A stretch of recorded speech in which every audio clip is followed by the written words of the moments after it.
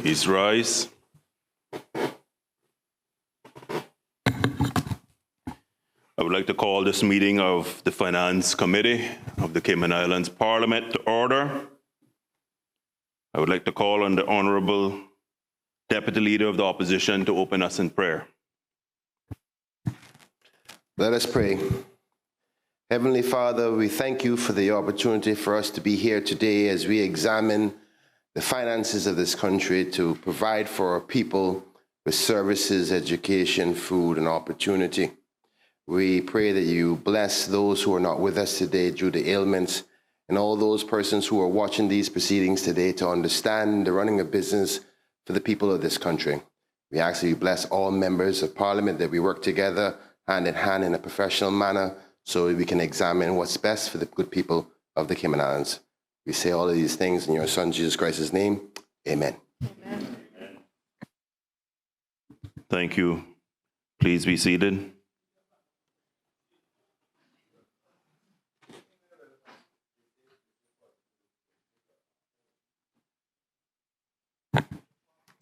Let me thank the Deputy Leader of the Opposition for that prayer. And I hope the prayer is indicative of things to come. Good morning, honorable members of the committee. We have a quorum, so the committee can commence our meeting. Quorum of Finance Committee is 10 members, excluding myself, the chairman of the committee. 10 members is simply a majority of the 19 total members of Parliament who all are automatically members of this standing committee.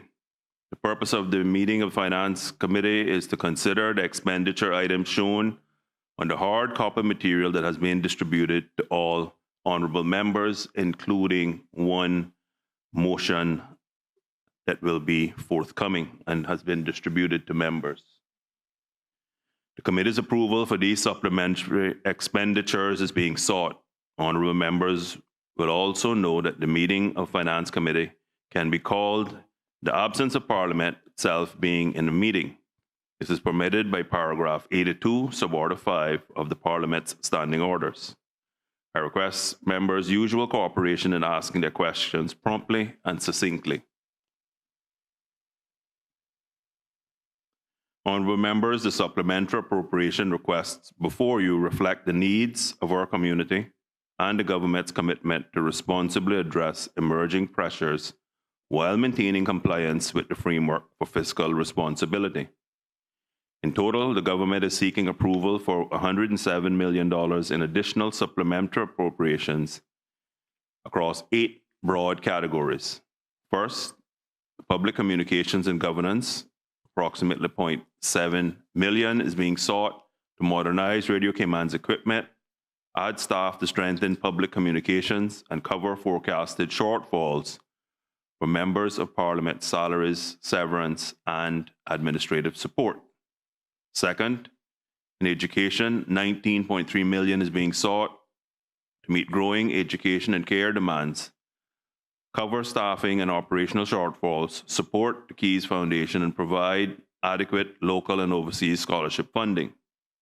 Third, in financial services and regulatory compliance, $4.1 million is being sought to strengthen Cayman's compliance framework ahead of the FATF 5th round evaluation, including legislative upgrades, additional compliance staff, IT system enhancements, new registry teams, and expanded regulatory capacity.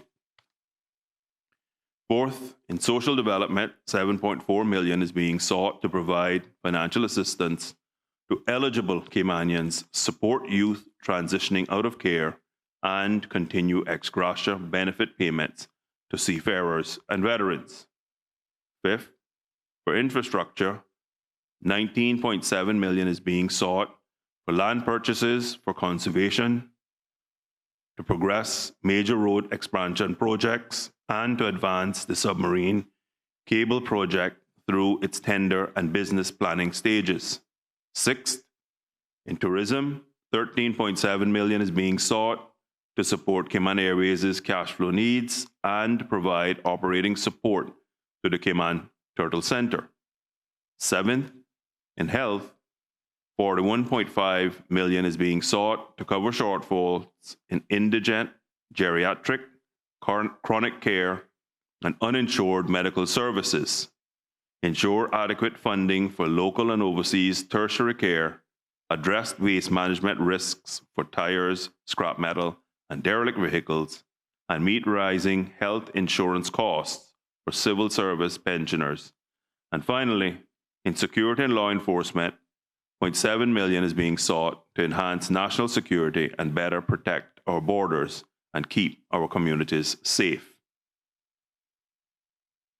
Honorable members, the unaudited financial results to August 31st, 2025 show that core government ended its first 8 months still in surplus at $144.2 million, a 45% reduction compared to $262.2 million surplus reported at the end of the first quarter in 2025. Honorable members, the decline in the surplus that was reported since the end of the first quarter of 2025 was expected. Historically, government's revenues earned between April and December do not fully cover monthly operating expenditures, resulting in monthly deficits from April to December.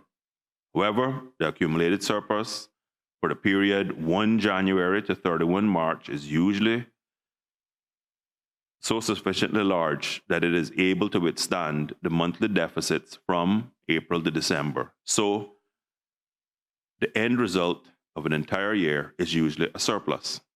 Honorable members of the committee will quite rightly ask, what are the financial impacts of these requests? Honorable members, the Section 12 supplementary expenditure requests before you today, which total $107 million, are projected to have the following impacts.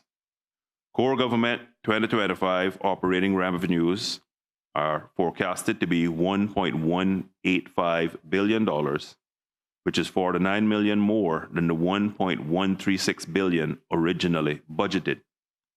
Core government's operating expenses are forecast to be $1.174 billion, which is $92 million more than the $1.082 billion originally budgeted. Core government's 2025 operating surplus is forecast to be $10.274 million, which is $42.883 million less than the $53.157 million originally budgeted. Core government is forecasted to borrow $150 million in 2025, and core government is forecast to maintain compliance with all 6 of the principles of responsible financial management as at 31st December 2025, with cash reserve days at 93.7 days. Honorable members, let us now look at the first item on the Finance Committee's agenda schedule. That is CBO 21, broadcast of financial information and programs for the amount of $253,200. Are there any questions on this Mr. Chairman, item? sorry, I was trying to get your attention. So Oh, sorry. before we begin, thank you for that update, Mr. Chairman. We were planning to actually request an update so that we would be able to properly scrutinize these appropriations and so that the country, not only just us, but the country knew what the true financial position of our government is in at the moment, because we've had contradicting information. Mr. Chairman, would it be too much to ask that we get a copy of the information that you gave us and 5 minutes to huddle on it before we begin?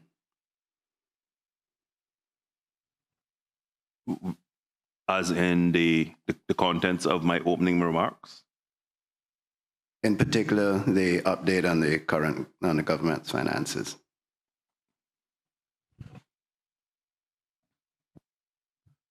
Honorable Leader of the Opposition, I have no issue with that whatsoever.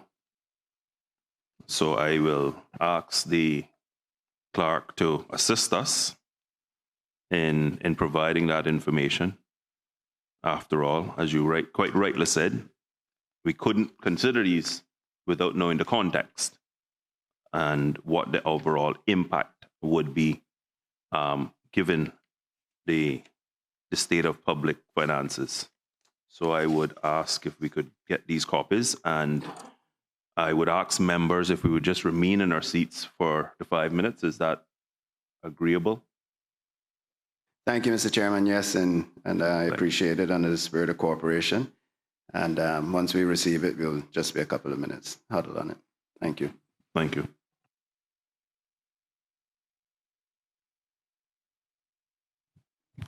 So we're officially suspended for 5 minutes.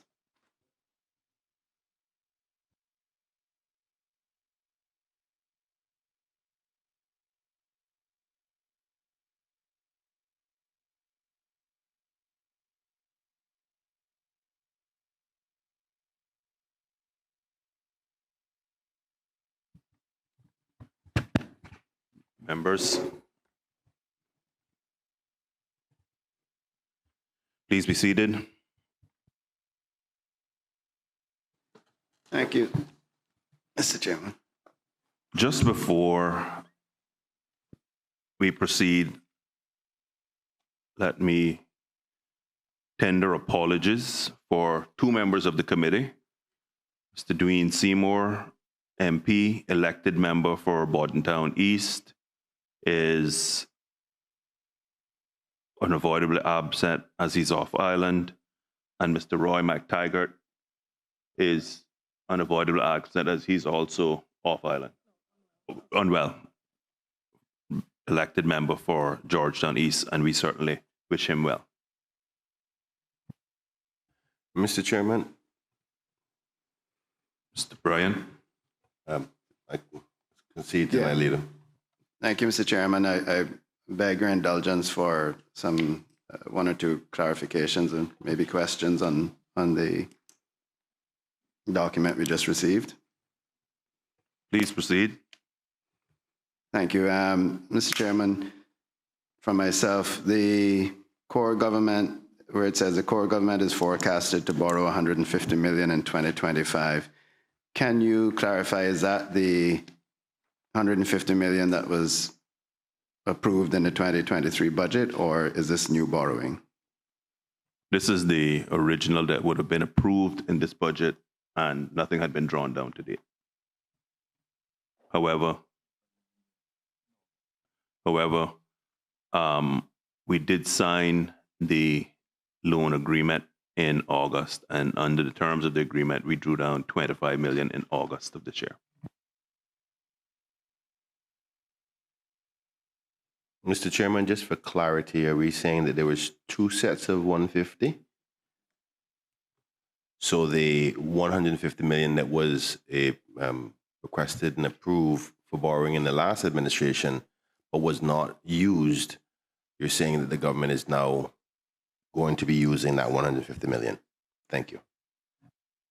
Mr. Chairman, before you proceed into the line items, I am always minded of our people that we represent and trying to be in the spirit of enlightening and educating. Would you ever be so graceful to explain, as we speak about Section 11.5 and Section 12, the basic meaning of what they are, so those who are listening can understand what we so adequately do in this Parliament on their behalf? Deputy Leader of the Opposition, I understand the request. So 11.5s are a provision under the Public Management and Finance Act that allow the government to spend up to 5% of revenues for urgent and emergency purposes. Those are done via cabinet, and then an appropriation bill is brought to Parliament to regularize those spendings. What we're doing today is Section 12s, where we seek approval in advance of the spending.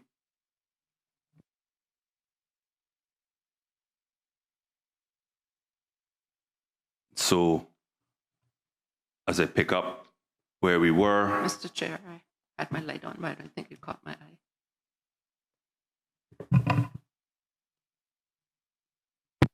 Please proceed. Thank you, Mr. Chairman. Just by way of elucidation, the government is seeking an approval of $107 million in additional supplementary appropriations, and you set out the 8 broad incomes, which I won't go in at this stage. Is this purely Section 12? And if so, would that mean that the allowable Section 5, which I believe is something like 5% of the aggregate budget, would be an additional figure? And if so, could you give that aggregate amount of extra over the budget that we would have been seeking for expenditure, please? Just for clarity, so this is in addition to all the 11.5s that have been approved. If the member would permit us to proceed, and I will get the aggregated 11.5s to date and provide that in a few minutes. Okay. If you All could right. just And that would just be for 2024.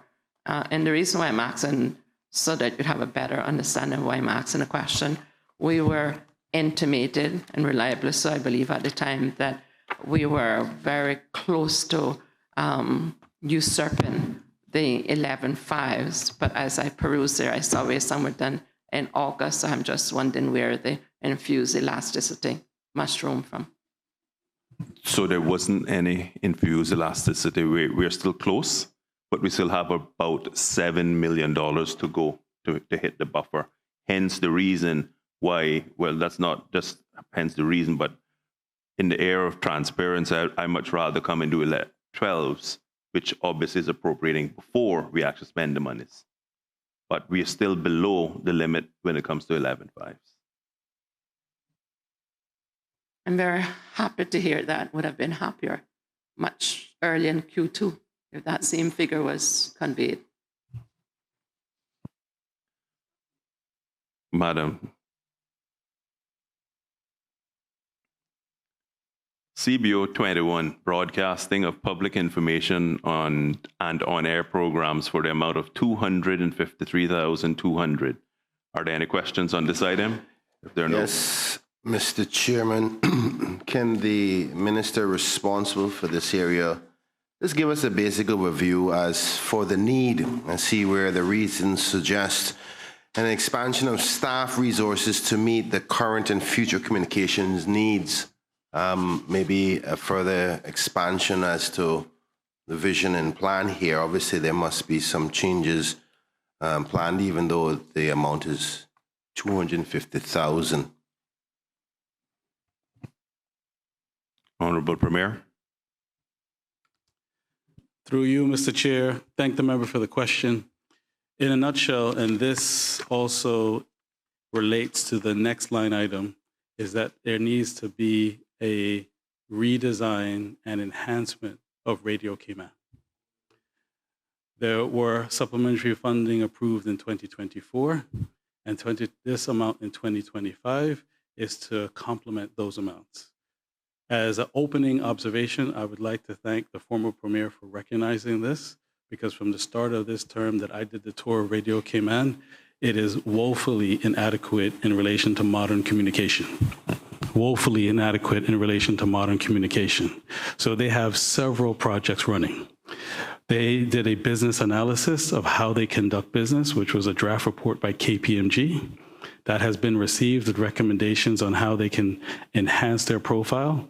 In addition to that, they did a social media and podcast service research, which was conducted by Tower Media, of how they can become more digital and impact more young people. In addition to that, the reception area, all of us who walk in there to go onto the radio, is completely inadequate. The business case for that is done, and the staff knows that it's incumbent upon us to finish that work before the end of this financial year. Also, as all of us who go on the radio can see, the studio is ripe for revamping. It needs to be more modern and fit for purpose. That work also had followed a tendering process. The money is there because it was appropriated. The tendering process is complete, and now it's upon the staff to complete the execution so that we have a more modern studio Radio Cayman.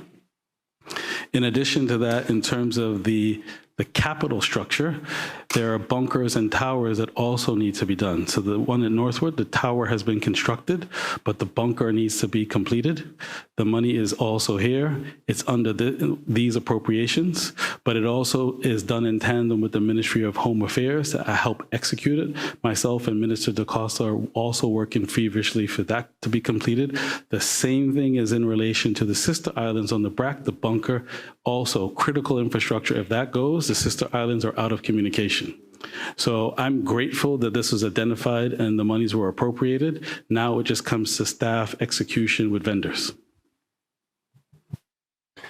Through you, Mr. Chair, I want to thank the Honorable Premier and Minister for Radio Cayman for that overview. As for the description for reason for appropriation, it says expansion of staff resourcing. We know recently there's been a call in the community for persons who ran for political office to not be blacklisted per se or not given opportunities. We had a very strong West Bay Caymanian who ran in the last election, who was a well-liked individual who hosted at Radio Cayman, who I know is now seeking job opportunities. And I am also aware that there is a gap currently at Radio Cayman where our good, well-known host OC has to double up on resources for certain shows.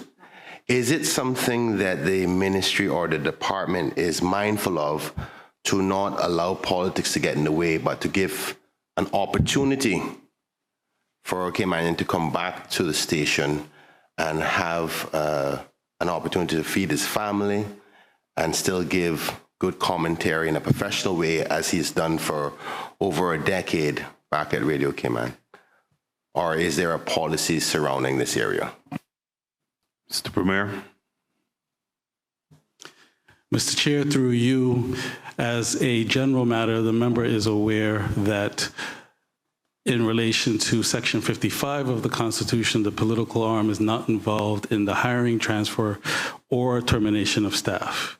And as far as I'm aware from the civil service, there is no policy that would prevent a political candidate to validly apply for a post that they may be qualified for and obtain it. But in relation to staffing as a general proposition, we had to slow staffing to be sure that we didn't end up in an operating deficit, which would apply across the board, no matter whether you ran or not. The posts that were critical that needed to be hired because it was technological assistance that the station needed, and was able to hire an assistant engineer, but also they did hire at least one other announcer. So the entity itself is not operating in a way that's harmful to itself. But to return to your direct question, I am not aware of any policy that would prohibit a member of the community who ran for applying for a valid post. Mr. Deputy Leader of the Opposition. Thank you, Mr. Chair, and thank the Premier again for that elaboration. Is the Premier willing to have the Director opine further on that then in respect to, because he's right, the Premier is right to say that it's not within his purview to speak to that constitutionally. Maybe the representatives for Radio Cayman can opine on if there's an appetite, considering the fact there should be no good reason why the person wouldn't be qualified for a post that is currently needs to be filled. Is there any? Mr. Chair, member, I understand the logic of your questioning. However, in this forum, I don't think it would be wise for us to ask civil servants to opine on an individual. An individual needs to apply in their own merits, and they then, as civil servants, decide who comes into the organization. Thank you, Mr. Chairman. I'll take your guidance in that respect. Member for Cayman Brac East. Mr. Chair, in an attempt to mediate, if I can be so bold, because it does say expand staff resourcing to meet the current and future needs from a high-level policy level. Perhaps it can be said whether or not this staff would be included to fill the vacancy that now exists at the departure of the staff, rather than asking about trying to put a particular staff in without it being advertised. At least I haven't seen no advertisements go on it. Mr. Premier. My understanding from the chief officer is the particular vacancy was filled once the individual left the organization to run, and that post is now occupied, and the station is running at a capacity that's adequate to deliver its services.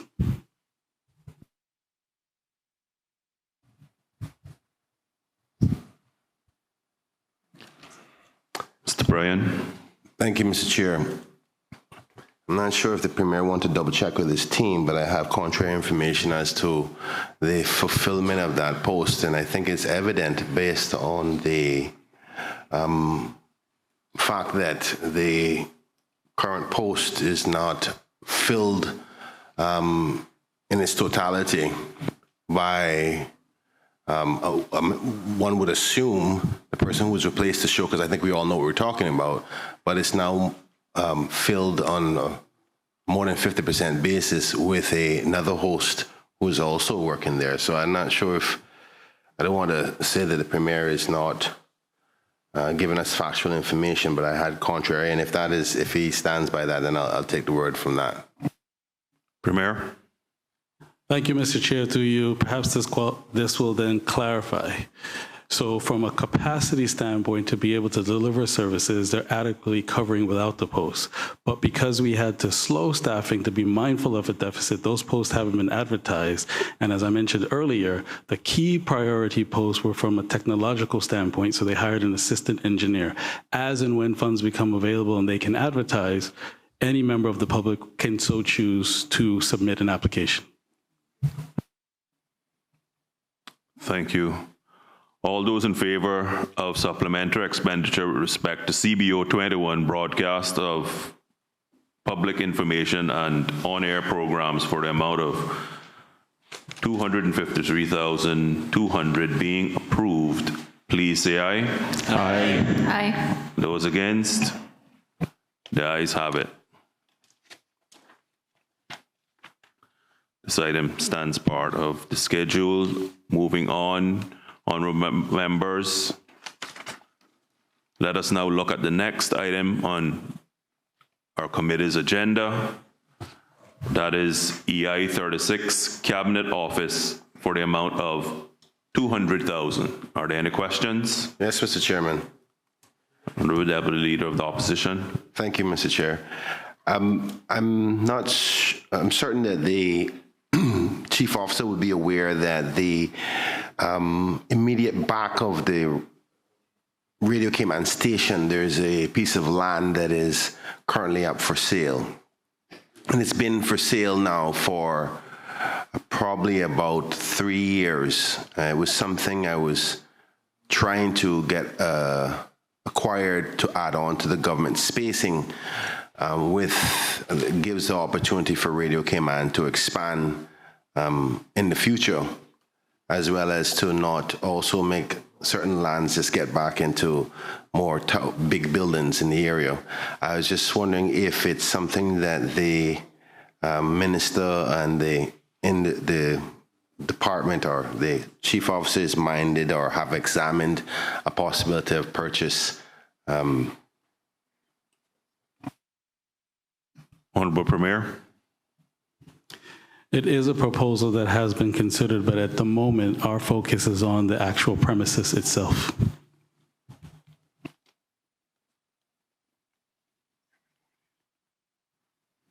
Honorable Member for Cayman East. Thank you, Mr. Chairman, to the Honorable Premier. Can the Premier indicate whether or not any of this $200,000 will go towards fully functioning bunker, the one that's next to Radio Cayman? Honorable Premier. So the radio Cayman bunker, thank you through you, Mr. Chair, and thank the member for the question. That has been completed by PWD, and it came in actually under than was estimated.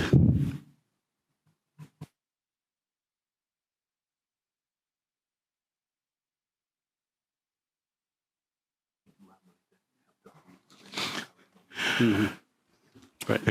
If there are no further questions on this item, all those in favor of supplementary expenditure with respect to EI 36 Cabinet Office for the amount of $200,000 being approved and standing part of the schedule, please say aye. Aye. Aye. Those against? The ayes have it.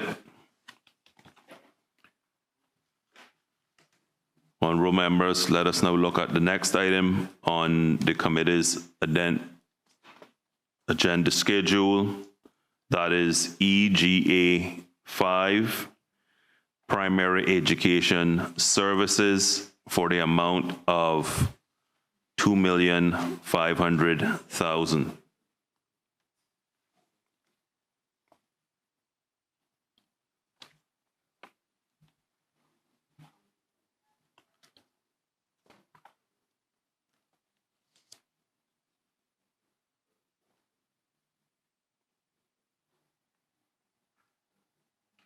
Are there any questions on this item?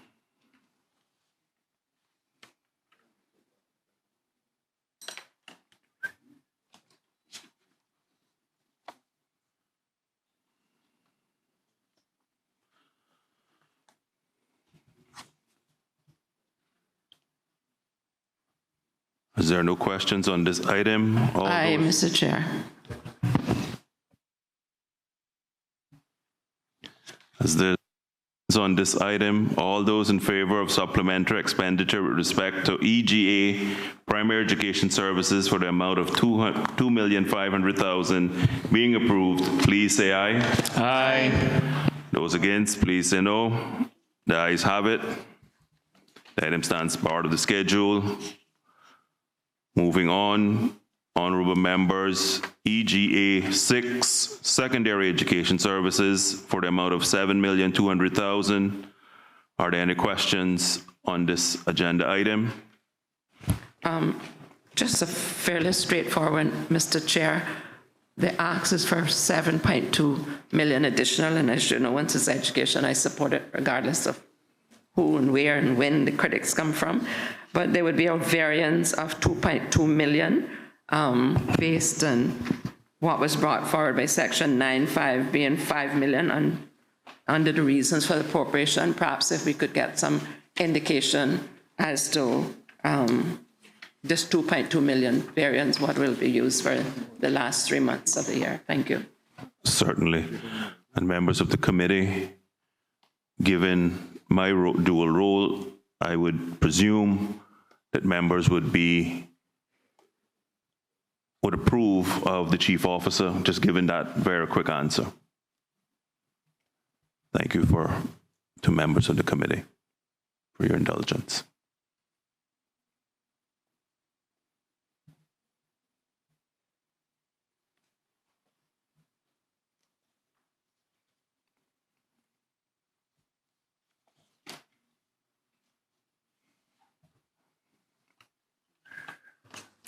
Good morning, Satanya Cacho, Chief Officer in the Ministry of Education and Training. Mr. Chair, through you, it's for underfunded depreciation in 2025. Thank you. Thank you very much, Chief Officer. And as members would know, there were a number of assets that were brought on board in latter 2024 and 25 that would have caused the additional depreciation. Any other questions? A follow-up, if you would permit, Mr. Chair.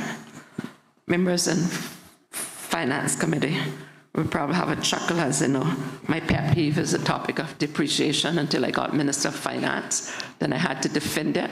But just to ask how much, and it might have been said, but I was in discourse, I didn't hear, how much of this is to fund depreciation And if you don't have the answer for the next part of the question, I'd be grateful to get it in writing. If we could get an indication before we go to budget, the total amount of depreciation that's reflected in the budget, whether it reflects cash or is it whether it's just a paper transfer. And if that's the case, when we can expect an amendment to the public finance law to reflect the realities of what happens in practice. Thank you very much. And so the amount that covers depreciation, I'd be happy to provide that total in writing. And you use the word paper transaction. I would rather use their journal entries and accounting transactions. And yes, those are accounting transactions that are required under our international public sector accounting standards.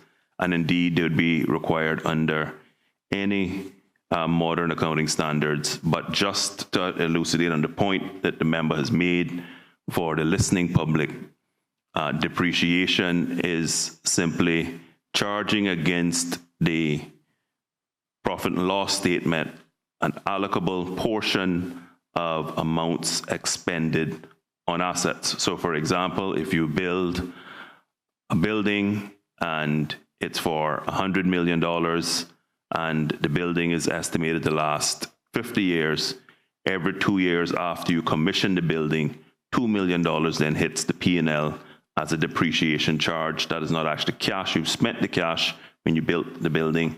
We're now just reflecting the charge of depreciation whilst the asset stays on the balance sheet. Is there no other questions? Yes, Mr. Chairman. I didn't have it until you just gave me that answer. Knowing the trusted person that you are, could I get an undertaking from you, Mr. Chair, to look at the various depreciations within the different votes? And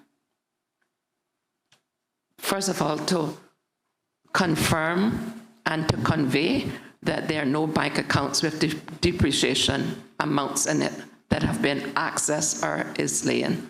And I said that out of great respect and interest for what you just said, to ensure that when you do check, you won't find any surprises. I so give that undertaking. Deputy Leader of the Opposition. Thank you, Mr. Chair.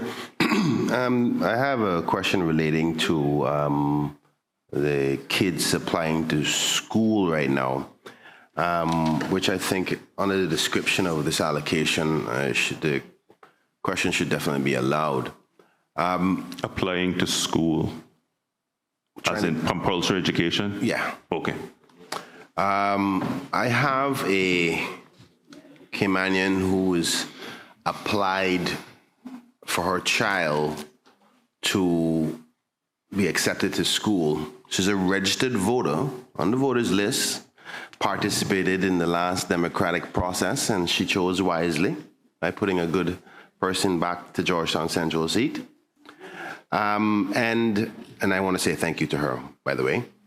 But she's just recently tried to put her child into school, and because she does not have the, what is it, an acknowledgement letter, or the, what's the acknowledgement letter, her child was not accepted and was told her child would not be in school, and as such, the child is now at home. She can't go to work because she has to watch the child. The child is not in school, not learning anything. I say that to say that as minister for this area, would it be smart or acceptable by the ministry to accept the elections office list as a confirmation of a person being Caymanian? Because a person can vote in an election, but their child can't go to school. And I think that the government should possibly take a position, because we know it goes a little bit further than that, whereby employers are now no longer willing to take the risk of being exposed to violations to the immigration law. So naturally, whether they want to use as an excuse not to hire a Caymanian or not, or genuinely just afraid of being in violation of the immigration law, forces any Caymanian to go and apply for the acknowledgement letter if they don't have it already, when it could be seen as a way to encourage persons to get registered to vote, because the person in charge of immigration is also the same chief officer that's also in charge of the elections process. And we all know that the elections process for determining a person's right to vote is very, very stringent and detailed.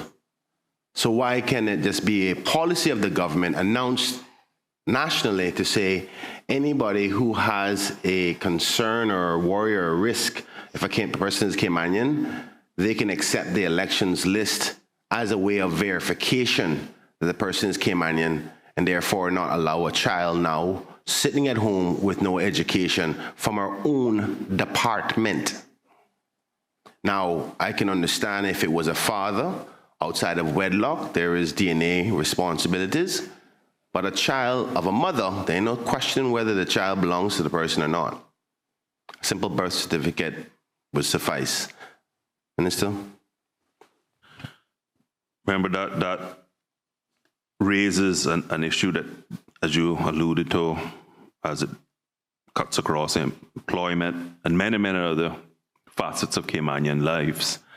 What I can give an undertaking is that the government is looking very closely at how we can streamline this process to ensure that this vexing issue is handled much more expeditiously for Caymanians, because it goes way beyond what you're talking about. It goes when people are applying for scholarships and otherwise, that the same request is made. And you quite rightly said, when it comes to a mother, the issue is very, very different, because when it comes to a father or a wedlock, a DNA test would obviously be required. But I do give that undertaking that we will look very closely at this and also be much more sensitive around the issue of getting our children into schools. If you would be so kind at the next break, if you could give me the name of the child so that we can ensure that we get this child into school, because we don't want children at home when they should be in school. And so I agree with you 110% on that. And you did reach out to me on another case as well. And so we got that one resolved. So it seems like this is an area that we need to really, really hone in and get some further work done and ensure we're really meeting the needs of our children. But I can give you that undertaking that we will. I will then consult and see if there are other ways in which we can do this legally and ensure we don't get ourselves in an issue. I'm sure you would appreciate the last thing we want to do something, and then at the next finance committee, you come and report to me that we've let someone in schools that shouldn't be in schools. So we know this goes both ways, so we will do everything we can to alleviate the stress that and the distress that you've reported to the committee.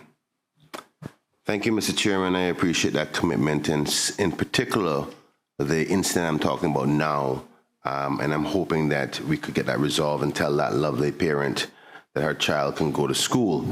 Interestingly enough, I try to not always call on the minister, because I know he's very busy trying to get the country's monies together, and try to talk to somebody at the head of the department, explaining exactly what I just explained to this committee, and without any return phone call whatsoever about the matter, because it should be very easy, particularly when a person is a registered voter, to verify.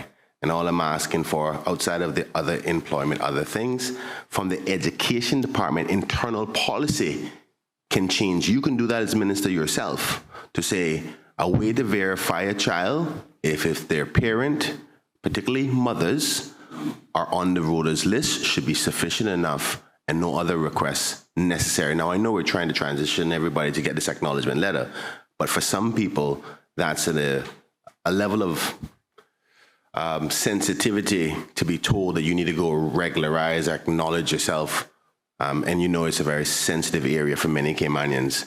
So at the very least, we shouldn't be preventing our children. So, but I'll take your commitment to that and we'll talk off the air.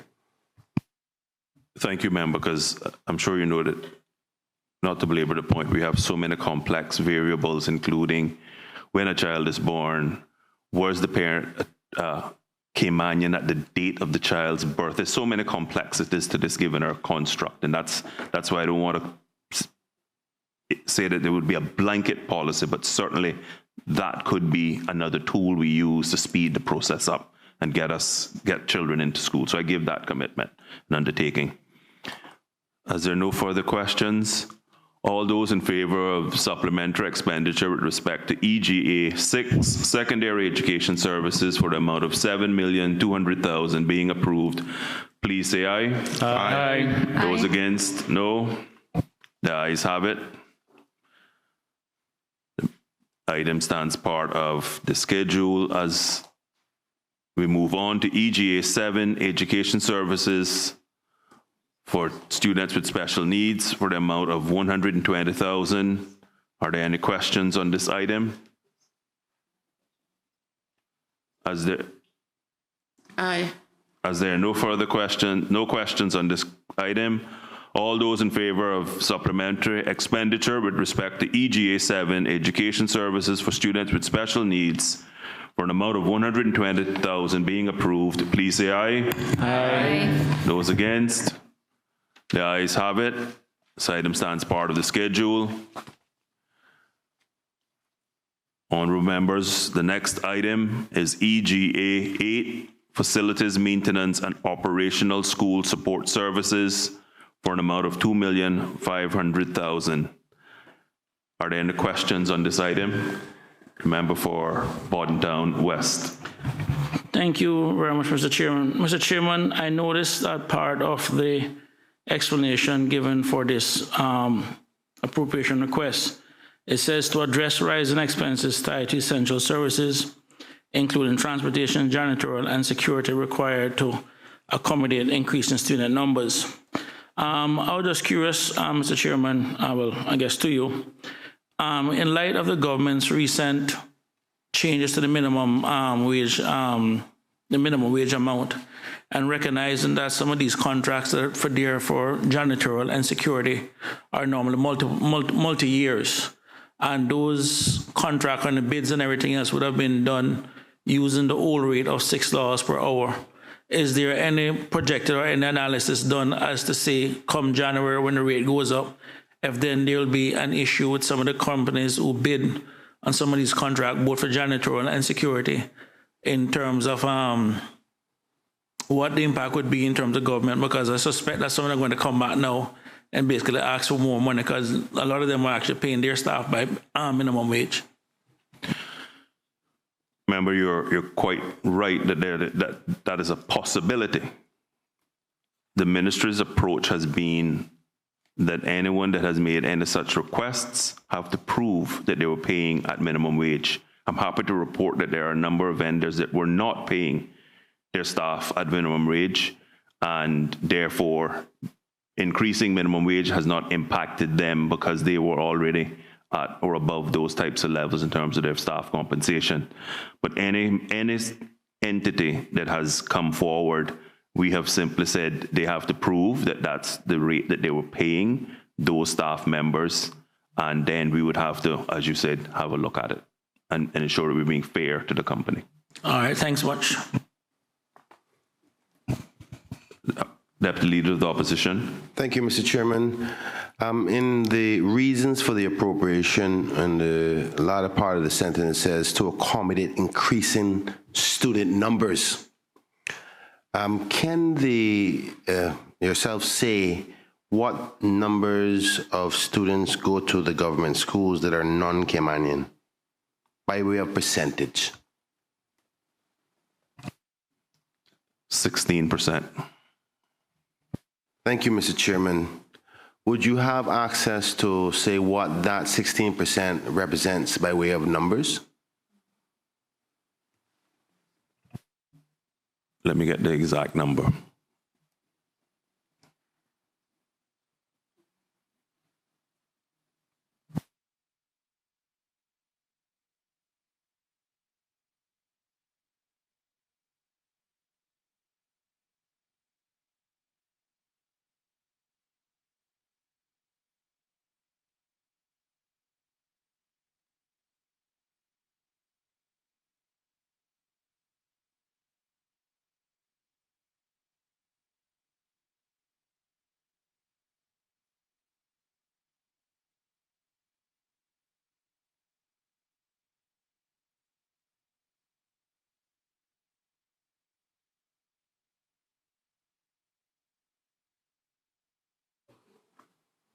Chief Officer Cacho.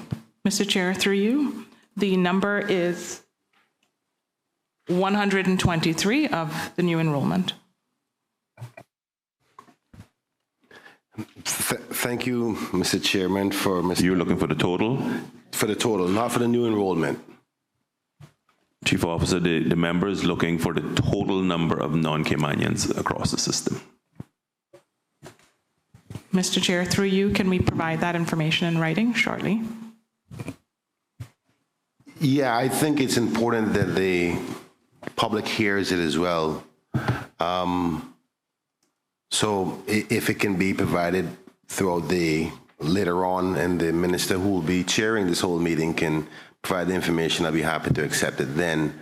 But while we wait on that exact figure, can I confirm saying that there's 160, how much was it she said? 123. 123. So there's another 123 persons added to our school system that are non-Caymanian. Minister, can you say what provisions would they be allowed to go to school? I know that we have, and I'm not being facetious here, I know we do have some allocations for civil servants who are non-Caymanian and their children, which highlights the need for the policy before about when we hire civil servants who are non-Caymanian, the added cost that comes with it. Because to house, light, educate 123 children may seem like a small number, but when we get the bigger figure and see how much that 16% is of all the schools across the Cayman Islands, then the numbers start to get a little bit bigger. So I'm just trying to find out, is there, of the numbers that we have, the two that seems to be acceptable in the community as far as one, civil servants who provide services, and obviously Caymanian children. Are there any other categories outside of those two? So this item has been one that all members know have been talked about for a long, long time in these chambers. The first category of priority are teachers and the children of teachers. The next category of priority would be those civil servants, but in particular those who had a contractual commitment. And I'm sure members will know and recall in the past there were certain departments and even SAGCs who wrote in their contracts a commitment that persons who were coming from overseas would get a place in government schools. One of the things that has happened in the last few months is we've tried to ensure that no such commitments going forward are made to persons who are being hired into the civil service as a guarantee of a spot for their child in a public school. Because as we know, when in public school, they get access to all services at present that all children receive: free lunches, one-to-one laptop or iPad/device policies, transportation, etc. But I do give an undertaking to get the precise net new number of non-Caymanians that are in the system. Let me also just say to the member that as we speak, we are actually undertaking a piece of work at the department, because I requested this information about the breakdown. So let me preempt your question. If you're going to ask for a breakdown, I myself as minister is awaiting the actual breakdown of non-Caymanians between children of teachers, children of core government workers, children of SAGCs, and then others. Thank you, Mr. Chairman, and I accept your commitment to provide that to all the members of the opposition. I think you just announced a policy decision. Did I hear that correctly? That the policy, and if you're going to make an official statement on this or not, but what I heard is that moving forward, there will be no guarantees to civil servants or teachers of a guaranteed spot in the school by way of their contract. Is that a policy decision within your ministry that we can? It's not a policy position. What had been happening for a long time is there were agencies that created their own policy and simply wrote it into contracts, and the education system didn't even know that these things were happening. Thank you, sir, and I look forward to hearing the, before the end of finance, the overall number. Thank you.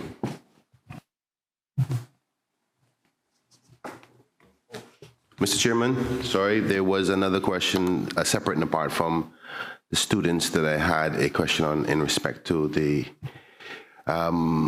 school services. The ministry would be aware that last year I met with some of the staff about Georgetown Primary, and very happy that the good Lord has blessed us this year so far with no hurricanes or major storms, so we haven't had much flooding. But Georgetown Primary has been dealing with some major flooding for quite some time, and I was given a commitment by the ministry after meeting with the technical team and the principal and in facilities and so forth about having a drainage strategy implemented. Can the minister or anybody within the ministry say whether those aging facilities have been addressed for the flooding component?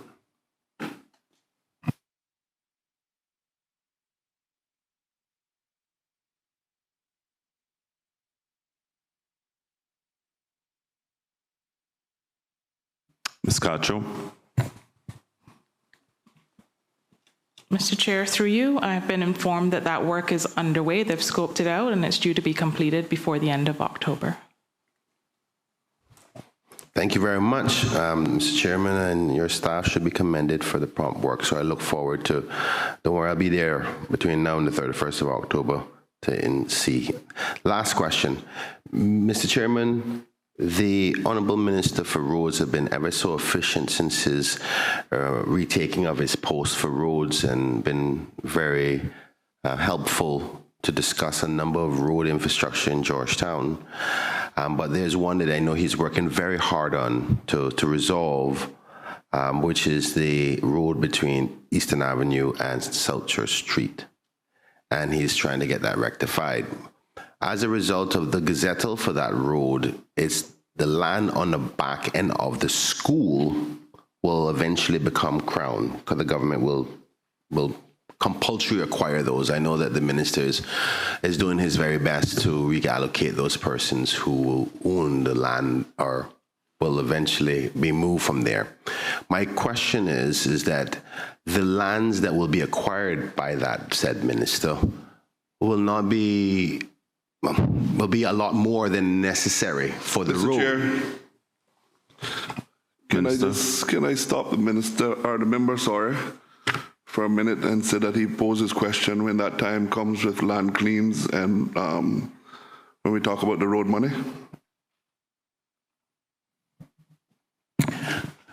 Certainly, since we have two items that are relevant, member, I'm sure you will. I understood where you were heading because you were relevant and you felt like the time would be right, but let's ask those of the minister when the time comes.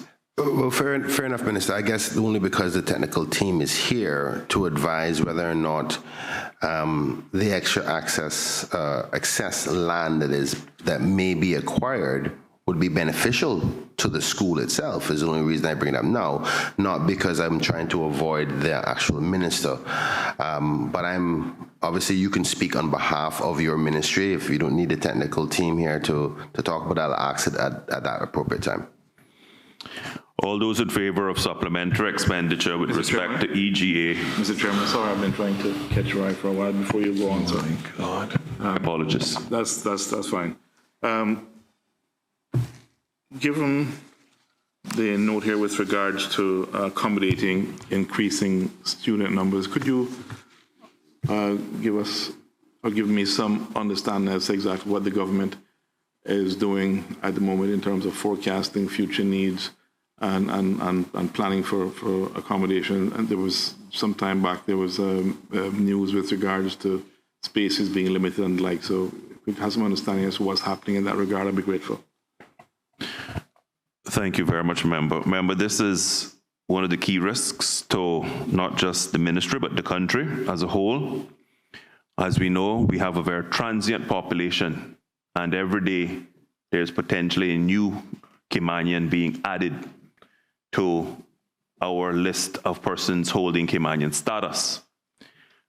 Along with that, oftentimes come children.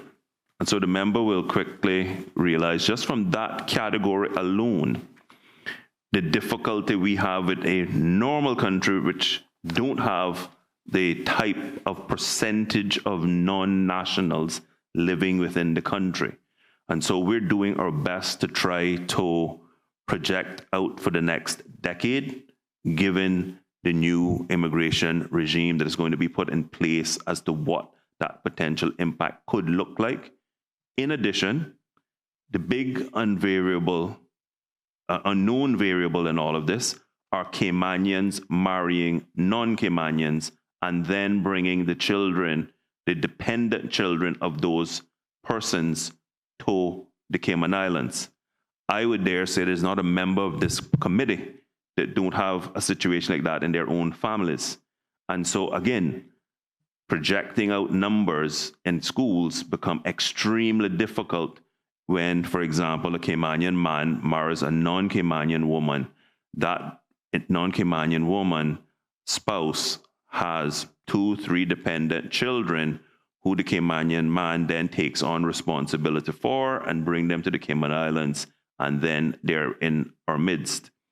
And so how we go about projecting is very unscientific. Let's be very, very frank about it. We don't need to try to cover this up and sugarcoat this. There is no real scientific way, like normal countries who are simply having birth rates, death rates, and then you can project out. Our immigration impact is tremendous on the school system.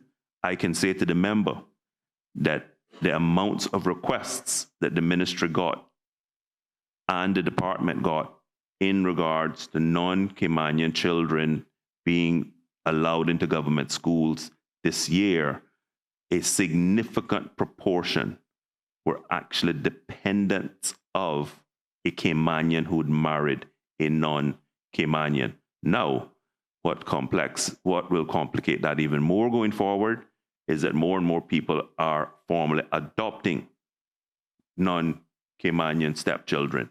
Of course, once adopted, that child then becomes a Caymanian child. So I hope that paints a picture, member, as it relates to the complexities around this, but we are looking to try to do a piece of work to see if we can actually come up with some projections. Mr. Chairman, I appreciate that.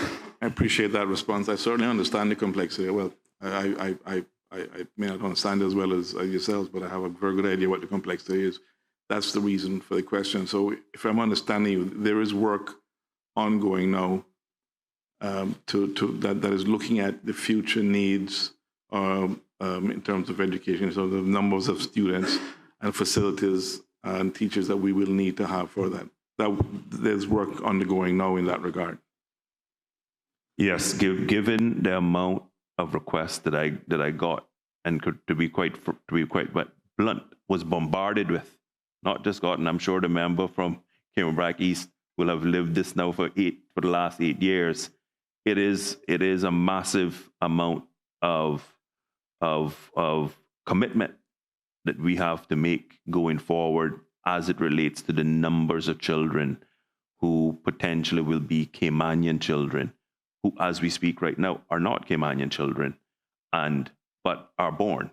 When we deal with birth rates, death rates, birth rates rather in this instance, that is much easier to project out. But yes, we are looking to see the best we can to see what that will look like. What's even more complicated is how this impacts individual catchment areas.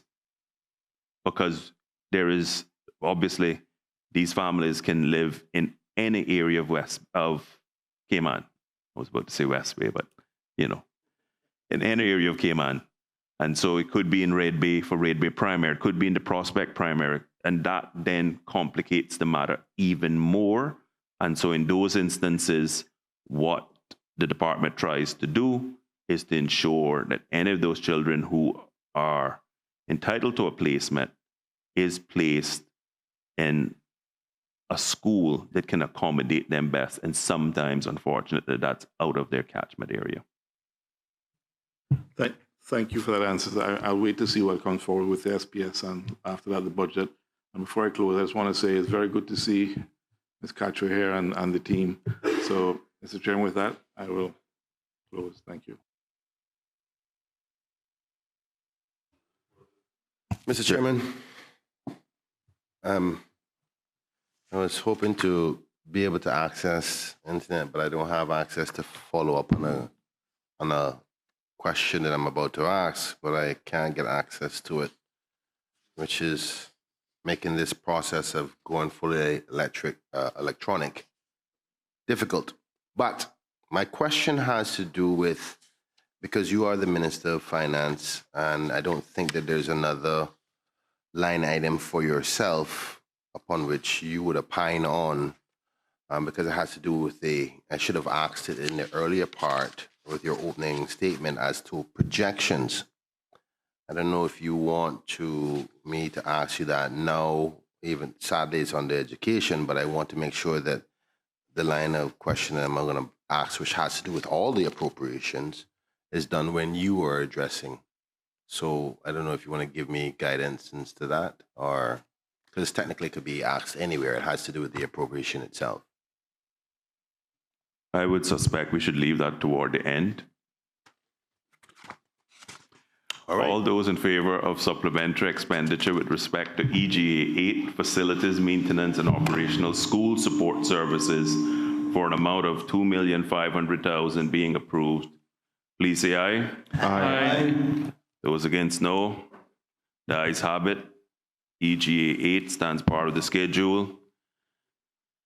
The next item is TP 30, local overseas scholarships and bursaries for an amount of $5,850,000. Are there any questions on this item? Member from Bordentown West. Mr. Chairman, just an observation to all members. I'm looking at an amount of $34.5 million. I think that's actually a record since I've been elected for the amount of money that we've been investing in our children's future in terms of education.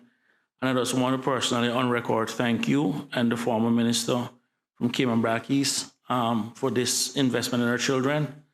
And I want also, for the record, Mr. Chairman, thank you and the member for Cayman Airways for exercising your discretion as ministers, because I had a couple of my constituents that did not meet the minimum requirement, and they basically had to apply to yourself and the member for Cayman Airways for the exercise of the minister's discretion to go off to school, because some of those families couldn't have afforded it. So I just want to publicly thank you on their behalf. And while I'm here, Mr. Chairman, I just want to also thank Mr. Brian from your team, Jerome, and also Mark Ray from your ministry. I've dealt with them individually, and they've always been professional, but I just want to also go on record to see that Mark Ray, while at first I wasn't too keen on his appointment at first, his performance have exceeded my expectations. And where is he? Well, I just want to go on record to just thank him publicly for the quick response and the professionalism he has always displayed whenever I reach out to him on behalf of my constituents.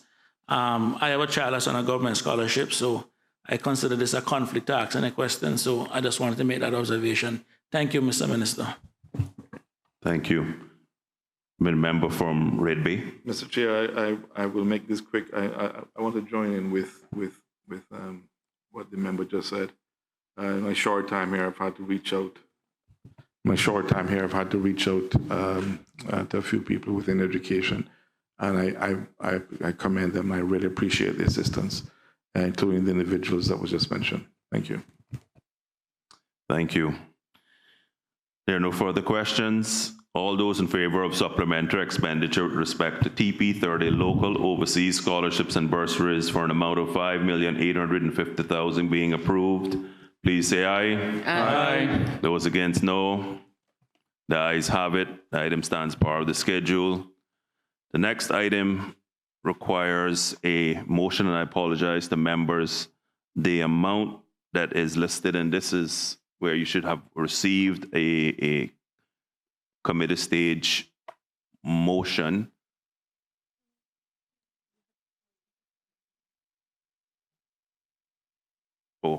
My apologies. My apologies. My apologies.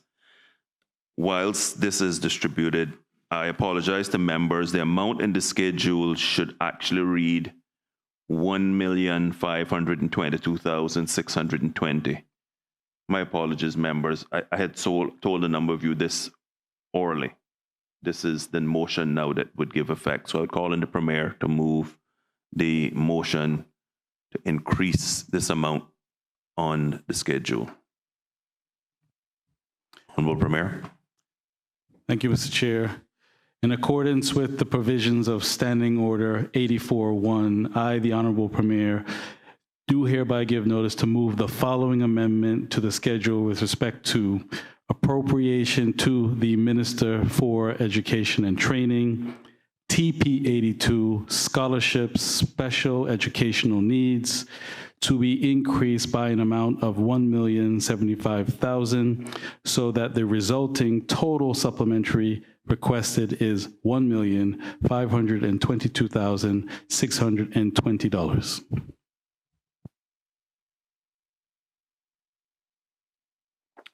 Thank you. The motion has been moved. I would ask if any member has any questions on TP 82 scholarships, special education needs for an amount of $1,522,620. Member from Bordentown West. Thank you, Mr. Chairman. Well, I guess to you also again. One of the things that keeps popping up each year is the children in this program when they basically age out in terms of what happens to them at that point. I know we have some organizations on Ireland that try their best like to find placements and so forth for them, but has there been any change or an update in terms of policy or any initiatives to basically deal, especially with adult children that requires special needs adult children? Remember, in regards to how we transition persons who then go from Lighthouse School, which is compulsory, which is what we're dealing with. Your question is more on Sunrise Adult Training Center. And I think Inclusion and Cayman also have done some good work in that regard. Absolutely. So, yes, there is a number of ongoing efforts in this regard. And in fact, the member will be very pleased to know coming up in the SPS, we will be talking about some additional provisioning to try and assist Sunrise Adult Training Center more. However, at this stage, I don't have a specific answer for that question, but that is a focus group that between myself and the minister responsible for Caymanian employment is really honing in on, because you're quite right. We have left that population basically underrepresented in the employment market, I think is the best way to put it, and not put enough levers in place to ensure that the good employers, such as the Hurleys and the Dart Group at the cinema, who actually bring and incorporate persons with special needs systematically on board, isn't carried out more generally in the economy. And that is certainly an area that we're looking at very carefully and closely to ensure that we put some incentives in place companies that actually do that. Thank you much, Mr. Minister, and I'm very happy to hear that. Just one note, I guess, as you're preparing your SPS, just to consider, because I've actually met with I do have some constituents where the parents are now quite elderly. They have been looking after their children, and they're worried now about what's going to happen to the children after they have passed. So I know a lot of people are basically worried about that. So it'd be good. I'm happy to hear that you guys are looking into it.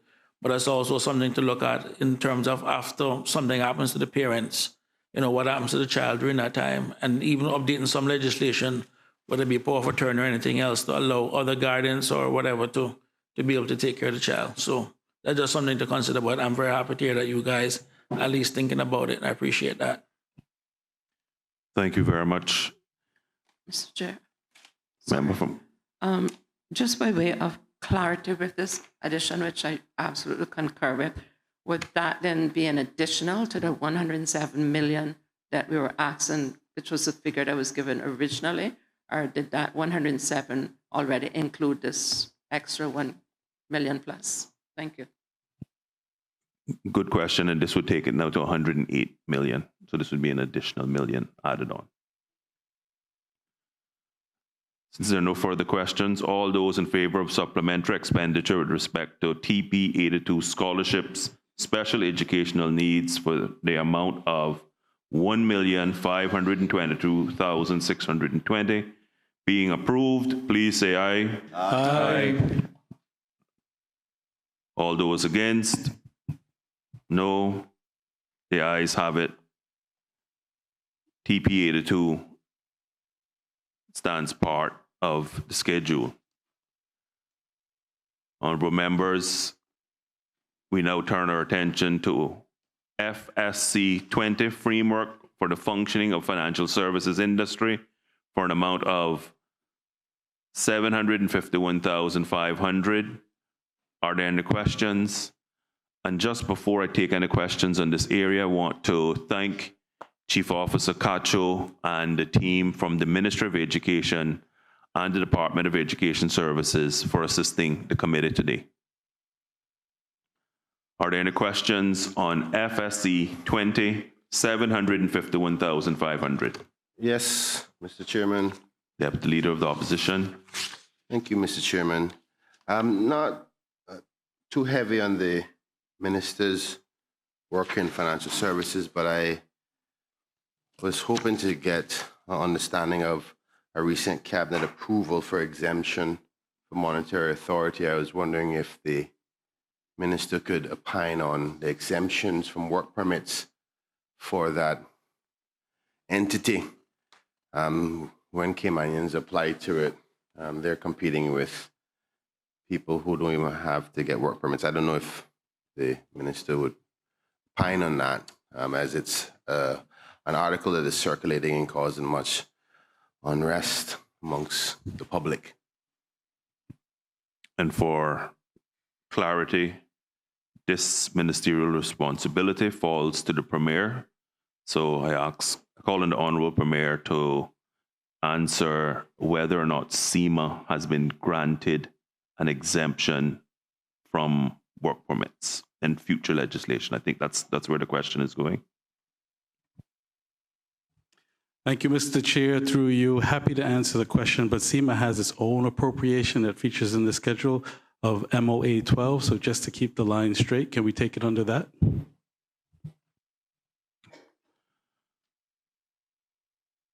Since there are no further questions, all those in favor of supplementary expenditure with respect to FSC 20 framework for the functioning of financial services industry for an amount of 751,500 being approved, please say aye. Aye. Those against, no. The ayes have it. FSC 20, 751,500 stands part of the schedule. Members, we turn our attention to FSC 22, Register of Corporate Intellectual Property and Vital Information for an amount of 964,000. Are there any questions on this item? Member from Bordentown West. Thank you, Mr. Saunders. Chairman. Through you to the Honourable Premier. Well, everyone knows where I stand in this whole beneficial ownership issue, but I noticed that taxpolicy.org back in March 2025 did an analysis of UK companies that had entities or inadequate reporting of beneficial ownership of UK entities. They listed roughly 50,000 UK companies that basically did not comply with their own UK beneficial ownership registration. Now, when I think of that 50,000 and recognize that 10% is 5,000, 1% is 500, and recognizing that same report that 216, which is less than 0.5% of the 50,000 UK companies were actually located in Cayman, and that the bulk of the culprits of that 50,000 that did not show the beneficial ownership were actually in the United States and other parts of Europe, which everyone already know what the US position is on beneficial ownership, and everyone already know where the European courts already ruled with regards to beneficial ownership. I am just curious in terms of recognizing that is only 216 of 50,000 is actually in the Cayman Islands. And again, this does not to say, the article did say it doesn't mean that they're being illegal. It is saying that they did not disclose who the beneficial owners were. I'm just curious in terms of the ACE or the post-ACE in which we're basically pushing beneficial ownership in Cayman, if this is something that at least we're recognizing that we are ahead of the curve, I think as the Premier said already, in that regard, and that the Cayman is pretty much not the place where this activity is taking, where this activity is actually taking place. So, I mean, with that said, I mean, the question is, how much further are we looking to go now with beneficial ownership in light of these stats? Honorable Premier. Through you, Mr. Chair, excellent question. Thank you, member. As some of you may have seen in the press, the minister responsible for the overseas territories visited Cayman for the first time this week. And we set out very clearly to the minister our position as it relates to beneficial ownership. We are aware that there are emerging global standards, particularly in the EU, where they're moving towards a legitimate interest. We have had constitutional advice, which has been brought up in the past before, that is the closest that we can come within our constitutional framework and are not able to go any further. There are some small system changes in terms of technologies and fees that we'll bring later, but we very clearly set out to the minister that our position is that, as you say, we are ahead of the curve in many respects, particularly this one, but we still have to respect that we have a constitution, people have the right to privacy and data protection. So as we continue to see the emerging trend of legitimate interest, we have decided to define it in our own right to fit within our constitutional obligations and framework. Thank you, Honorable Premier. Honorable Leader of the Opposition. Mr. Chairman, through you, I just ask Honorable Premier, the member, if he could just walk us through this, as we see that there was an original appropriation of just over $7 million, and then a Section 11.5 in August, so the reduction of $300,000. Is that correct? And then now a Section 12 for $964,000. And I just, in going through this, Mr. Chairman, if I could ask the member, perhaps he could opine a bit on what the increases are for, if there's been changes, and provide some elucidation on the $300,000. Honorable Premier. Thank you, Mr. Chair, through you. So to give the comprehensive overview, in 2024, as we anticipated enhancing the registry services, we had approval for, I think, 4 new posts, or 4 to 5 new posts. So we always knew that when it hit in 2025, we were going to have a corresponding amount to continue to fund those posts in 2025. As a result, we have completed a greater enforcement and compliance team within the registry. And then in addition to that, created assistant general registry post. Honorable Premier, Honorable Leader of the Opposition. I thank you for that. Thank the member for that response. And the $300,000 from the 11.5 in August of 2025. Honorable Premier. Through you, thank the member for the question. So that amount and the appropriation that was voted on that had reductions, there was a need by the Commissioner of Police to have to fund additional posts. So by virtue of 11.5, because we had deemed those urgent, we shifted money from, both ministries fall under me, found those identified savings from financial services. It didn't come from staff. It came from overseas official travel that we did not think would be spent before the end of the year, in relation to professional fees that we didn't think would be spent before the end of the year, in order to assist the Commissioner of Police. Honorable Leader of the Through Opposition. you, Mr. Chairman, I thank the member for that. Mr. Chairman, I beg your indulgence for perhaps the member, the Honorable Premier, may wish to take this opportunity, since he brought it up, to talk about funding for the police, because we certainly anticipated seeing something in this Finance Committee meeting based on what we're hearing from the police, that their levels of staffing are way below where there should be. We are all aware, I'm sure, that we have lost our community beat officers. Certainly most of us on this side, if not all of us on this side, have lost our community beat officers who are now been recruited back into the front line.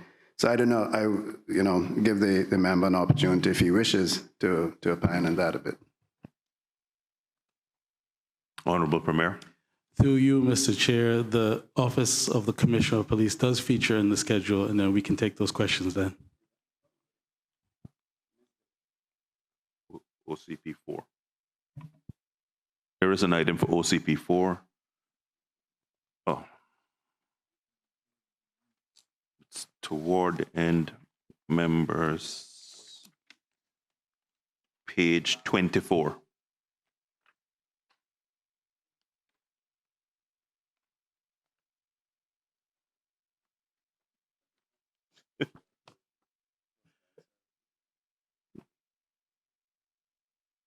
OCP stands for Office of the Commissioner of Police, Coast Guards. Budget falls under the police, so yes. There are no further questions. Mr. Chairman, I'll ask on the next line item. There are no further questions. All those in favor of supplementary expenditure with respect to FSC 22, registers of corporate intellectual property and vital information for an amount of $964,000 being approved, please say aye. Aye. Aye. And those against, no. The ayes have it. FSC 22, $964,000 stands part of the schedule. Colleagues, the next item is FSC 23, International Cooperation in Tax Matters for an amount of $319,000. Are there any questions on this item? Member from Bordentown West. Thank you, Mr. Chairman. Mr. Chairman, through you to the Honourable Premier. Of these positions that are being recruited, how much of them do we expect to be Caymanians, and where will they be based? Thank you. Honourable Premier. Thank you, member, for the question. Through you, Mr. Chair, they will be based in the Cayman Islands, and we strive as much as possible to hire all Caymanians. But we do recognize that there are overseas expertise because this relates to international tax cooperation. So we do, from time to time, have to incorporate overseas talent. Deputy Leader of the Opposition. Thank you, Mr. Chairman. Can the minister say if the Ministry of Finance has been exempted from the recent memo for hiring freeze, or am I missing something? Financial services. My apologies. Just before the Premier answers that, just so that we're clear, that memo, there wasn't a for hiring freeze. There was a soft freeze where we said any necessary and critical posts had to be advocated for, not that there was an absolute hard freeze. Just so that that's clear. I think that answers my question. Okay. Thank you. All those in favor of supplementary expenditure with respect to FSC 23 International Cooperation and Tax Matters for an amount of $319,000 being approved, please say aye. Aye. Those against, no. The ayes have it. FSC 23, $319,000 has been approved. FSC 36, Trade and Commerce Licensing and Supervision for an amount of $766,500. Are there any questions on this item? Mr. Chairman. Deputy Leader of the Opposition. This is just a question for clarity. Which something been bothering me for a while as I look at the organizational chart where the Honorable Deputy Premier is the Minister for Tourism and Trade Development. And this line item has to do with trade and commerce licensing supervision. And I've been trying to find entities that fall under his remit that deals with trade development. And then I naturally see this and I think, wouldn't trade and commerce licensing come under the Minister for Trade and Development? considering the fact there's not much I see under his remit that deals with trade and development. Maybe the thinking behind the allocation or the structure could be opined, right? Because I thought this would naturally fall under the Minister for Trade and Development. Just to say before the Premier speaks, the trade you're talking about, referring to, that falls under the Deputy Premier, is to do with international trade and developing international trade and international trade relations and routes and that sorts of thing. Premier? Through you, Mr. Chair, you've answered the question, and this relates to the Department of Commerce in terms of local trade with local vendors and their compliance, therefore, therewith. Thank you, Mr. Chair, and thank the Premier for answering that. Maybe the post should be then tourism and international trade development. They could, because I mean, the question has come to me by various people to say, well, if he's responsible for trade, what trade stuff, when the organizational chart doesn't show any areas of responsibility to deal with trade or international trade for that fact. But I'll leave it there. Sorry, just my clarification. This vote, the votes that we're doing is still based on the 2025 structure. Because like FSC 36 that we're looking at will still be based on the current structure until the new budget is approved. Am I missing something, or? Like in this situation, because if we look at the original FSC 36, when this budget, because we're still in the 2025 financial year. So it will only, when we move over to the 26th financial year, with the new budget and new votes, then I think we'll see the changing of the description and the codes. We would see some change, but I wanted to clarify in the whole question around trade, because that might avoid future questions. But Premier? I think the member, through you, Mr. Chair, the member for Bodden Town West has described it accurately. Budget time's a different story now. All those in favor of supplementary expenditure with respect to FSC 36, Trade and Commerce Licensing and Supervision for an amount of $766,500 being approved, please say aye. Aye. Those against, no. The ayes have it. FSC 36, Trade and Commerce Licensing and Supervision, $766,500 has been approved. Moving on to MOA 12, Regulation of Financial Services Industry for an amount of $1,150,000. Are there any questions on those items?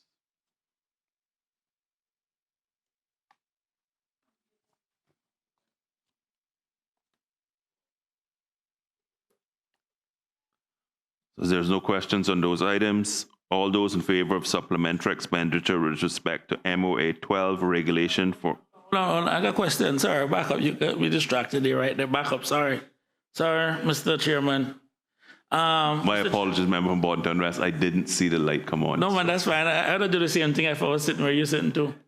Mr. Chairman, I looking at the description of MOA 12, which it goes through to basically list all the legislation from the Bank and Trust Companies Act, the Companies Management Act, the Insurance Act, the Money Services Act, the Mutual Funds Act, the Private Funds Act, the Securities and Investment Business Act, Development Banking Act, Building Societies Act, Cooperative Societies Act, and also the Virtual Asset Service Providers Act. Now, one of the things, Mr. Chairman, is that in the actual Monetary Authority law or Monetary Authority Act, on page 13 that deals under section 6 that deals with the principal functions of the authority. In subsection 3 and in particular 3A and 3C, the law speaks about consumer protection. But then there's nowhere else inside the law that actually deals anywhere with consumer protection. And just curious, Mr. Chairman, through you to the Honorable Premier, is there any intention to bring any form of consumer protection with regards to financial services? And I ask that question in the background where I see that both the US and the UK government have taken a very hardline position on the junk fees and all of these different fees that are being charged by the banks that for some strange reason we're still allowing them to get away with here. So I'm just curious as to see if there's anything now in terms of consumer protection that is in the pipeline that the Law Reform Commission or anyone is looking at with regards to these banks ripping people off.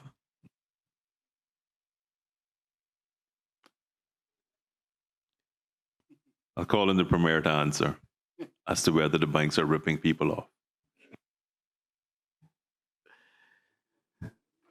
I don't know whether to thank you or not, Mr. Chair.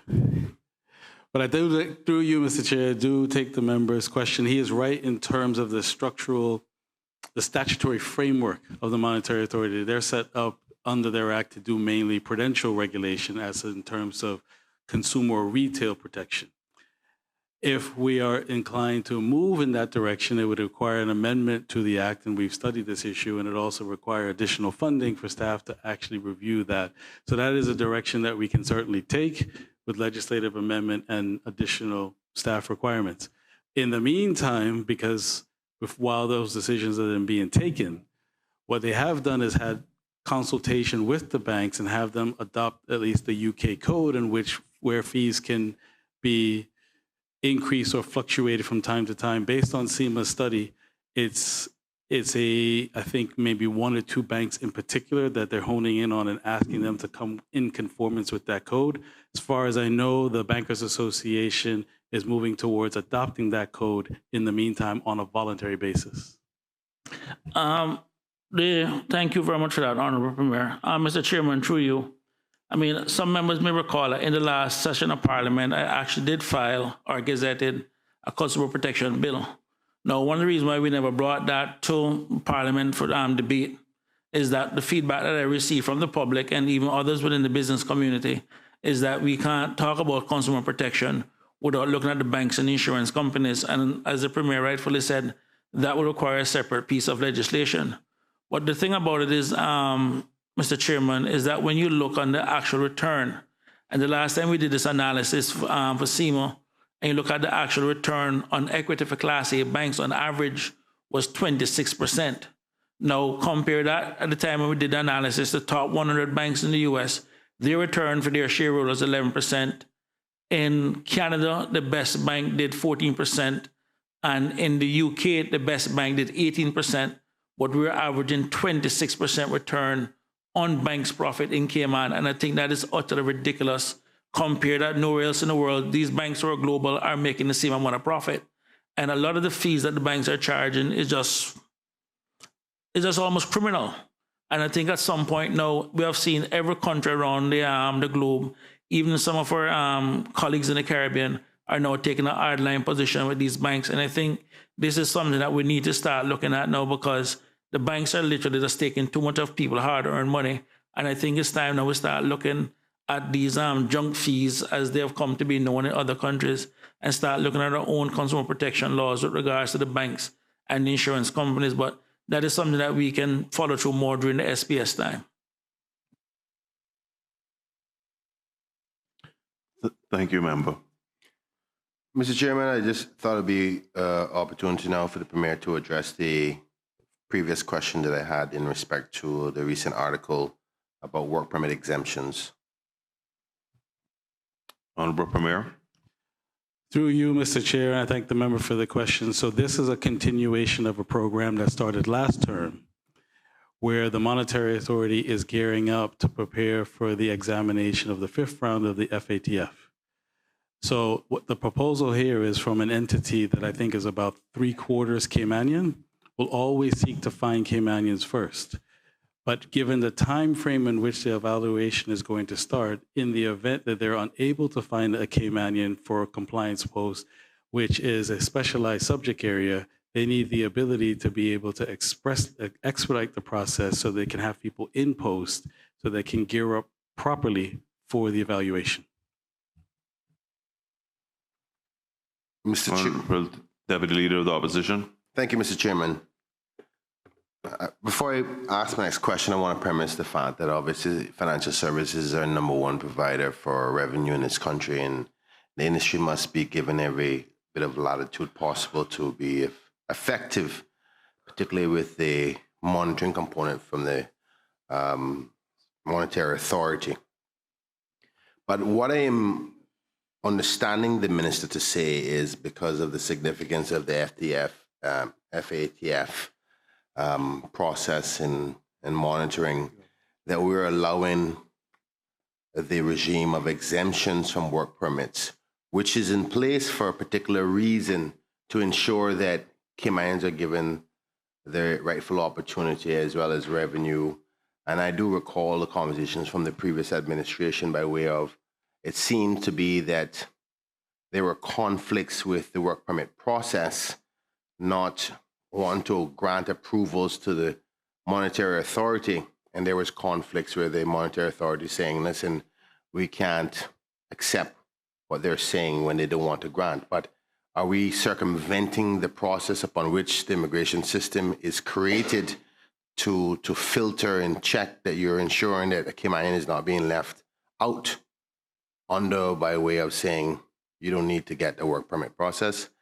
Because if we open this door and we create that culture, what would stop any other ministry or any other entity to say, listen, this is vital, this is important. Granted, I accept the financial services and the monitoring of it is essential. It's our top money earner in the country.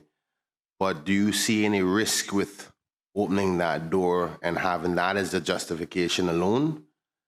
Because I think that there is that sentiment that is being portrayed that, hold on, monetary authority gets to do the exemption, and that's what the spirit of the article that I was referring to you earlier, that has caused some anxiety and concern in the community with the exemptions from work permit process for the monetary authority specifically.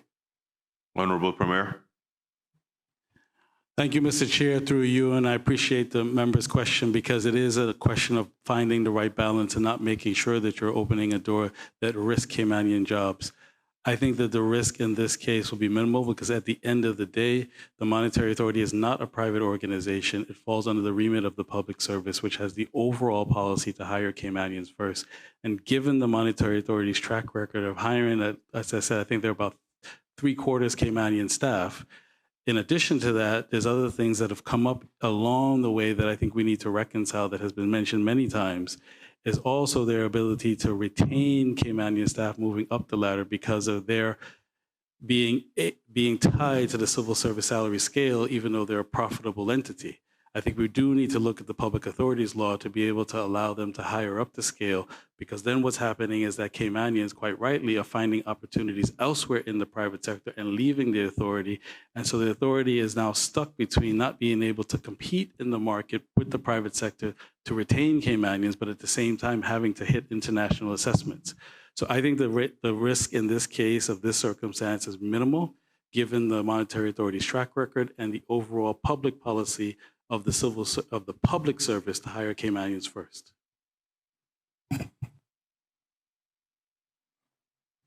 Member for Bordentown West. Thank you very much, Mr. Chairman. I'm actually glad to hear what the Premier said a while ago. I can say, for the record, I guess in a previous life, I can speak to the Managing Director for the Monetary Authority, Ms. Cindy Scotland, that she's very pro-Caymanian in terms of getting Caymanians hired. So I'm not worried about that. But what I am worried about, Mr. Chairman, and through you to the Honorable Premier, is with regards to being able to retain Caymanians. Let us be honest for what it is. The financial services industry is an industry that pays very well in the Cayman Islands. And in order for us to attract and retain good Caymanian talent, we'll have to pay top dollar in some situations to compete with the law firms, accounting firms, and everything else. And I am worried for the longevity of good Caymanian talent that we'll keep losing them to the private sector. We have trained them up and they've basically gone up with seam on their resume and become very marketable, that we're losing them. And not only that, we're also losing the knowledge that they have of carrying that to the private sector. So the question in order that to you, through you, Mr. Chairman, to the Honorable Premier, is can we now expect some changes to the Public Authorities Act, because it is not a one-size-fits-all. It is not working in some cases, and this is one entity or one example where it has become a detriment to for us moving forward in regards to many things. So that is really the question. Can we now expect some changes to it? Premier. Thank you, Mr. Chair, through you, and I thank the member for the question. That completely warms my heart to hear that there'd be support across the aisle, because it is overdue that we have to look at that legislation and be able to put it in its modern context. And for the Caymanians who may be listening who've left the private sector, I don't want them to feel away, because if you have an economic opportunity and you're going to be able to attract a greater salary, some of them want to remain in public service to help the country. But in this economic climate, and if they're getting economic advancement, we can't blame them for that. The fix is what you said, is to be able to give the authority the ability to compete for those jobs so the Caymanian can pause and say, wait a second, if I can see that there's economic opportunity up the ladder in the authority, I will stay. But right now, the authority doesn't have that, is facing an assessment, and if Caymanians are being cycled through to the private sector, they're in a really tough position. So we are coming up with this mechanism, but the preferred option would be for some modification to the Public Authorities Act, particularly for profitable entities that can provide Caymanians upskill employment.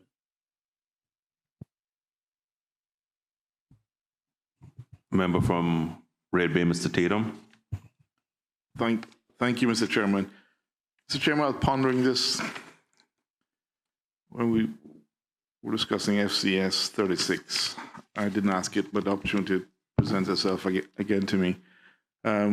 This says work to take place ahead of the 5th round mutual evaluation on the Financial Action Task Force. I'd be grateful if I could understand what this work is exactly, because there's 3 months left in this financial year. 3 months, yeah. And this is 1,150,000. There's another almost 1 million, or sorry, 766,000 in the previous item. So I'd be grateful to understand what this work is and how we're going to spend that 1.2 million almost with the remainder of this year, given the short time we have. Honorable Premier. Thank you, Mr. Chair, and I appreciate the question. The work has several components. One is in relation to matters that we know that the FATF are going to focus on in the 5th round, because every round gets more and more strict. For example, in the case of where you wanted to raise the question under DCI's appropriation of FSC 36, they now have in the 5th round of assessment a whole new standard that didn't exist in the 4th round. Previously, DCI was assessed with the Monetary Authority. This isn't unique to Cayman. All over the world, the commerce departments are now being broken out to have their own assessment of how they enforce compliance. So with that, they're going to need additional staff. Because the FATF has also enhanced the rules, previously used to be able to staff up, pass legislation just before the assessors land, which in this case would be December 2027. Now the cutoff is 6 months before that. So everything now is in advance. And when you sit at the table as part of the assessment, you have to be able to prove the steps you have taken between the 4th round and the 5th round. So it's not acceptable for us, we'll put ourselves at risk if we only start a year before the assessment happens and aren't able to build up the legislation and the statistics to show the effectiveness of the system. So it has to start now. Mr. Chairman, I really appreciate it. Thank you very much for that response. I'm still puzzled, though, as to exactly what is the work.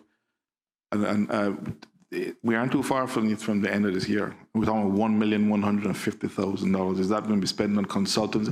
What is that being spent on? Rather than just, this is rather vague, cover the costs associated with work to take place. But how are we spending $1.15 million? Premier.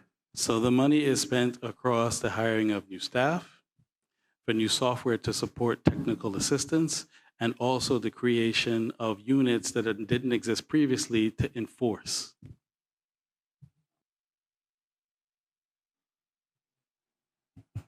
Member from Red Bay. It's a bit clearer. I'm not sure I fully grasp it, but that's fine. I'll leave it there. Other members may decide to ask further. Member from Bordentown. Thank you, Saunders. Mr. Chairman. Through you to the Honorable Premier. I noticed one of the reasons given for the increase is to provide greater support for the reinsurance sector.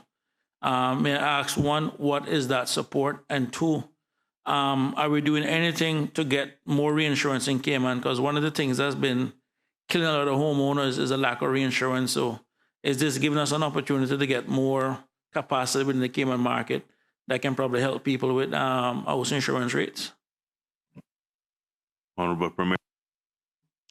Through you, Mr. Chair, and thank you for the member for the question. So yes, the appropriation would assist with having more insurance specialists within the insurance division, because the reinsurance entities that are attracted to Cayman want to know that the division is appropriately staffed, because this is a new type of business that typically did not come to Cayman. It's continuing to come. I think by the end of the year, there are going to be even more. B3 is the category that's happening now, and Ds that have existed in 2024 and also over 2023. So the business is continuing. In fact, next week, I travel with the Reinsurance Association and the Monetary Authority to New York to make a pitch again for even more reinsurance companies that are coming here. To the second part of your question, I've also challenged the ones who are already here. How can you assist us, since this business is coming here and you're now being able to utilize the advantages that you see in the Cayman Islands? How can you assist us with a local issue, which is the cost of home insurance? So right now, they're undertaking a piece of work to study how they can bring that down. Thank you very much, Mr. Premier, for that answer. And I'm actually quite happy to hear that. And the reason being is that when we were doing an analysis once on government's own insurance rate, we realized that retail customers in Bermuda, where there's a lot of reinsurance business, was actually getting a better per unit rate than the Cayman Islands government was buying in bulk. So I'm hoping that with more reinsurance companies coming here, we can probably start getting some of them Bermuda house insurance rates that they're getting. They're granted that Bermuda is in a different geographic location and there are other factors, but I could not help but notice the cheap house insurance rate that Bermudans were getting because of the reinsurance business. So I look forward to hopefully those some of those benefits start accruing to our consumers here. Honorable Premier. Through you, Mr. Chair, that's that's one of the benefits. In addition to why we're feel quite strongly and assertive to try to attract this business, is that it's also bringing jobs. We now have Caymanians who have studied and become actuaries. So if this type of business isn't also incorporated into our overall framework, we're going to miss opportunities for Caymanians that didn't even exist. So it's an exciting time to incorporate this new line of business within our financial services framework.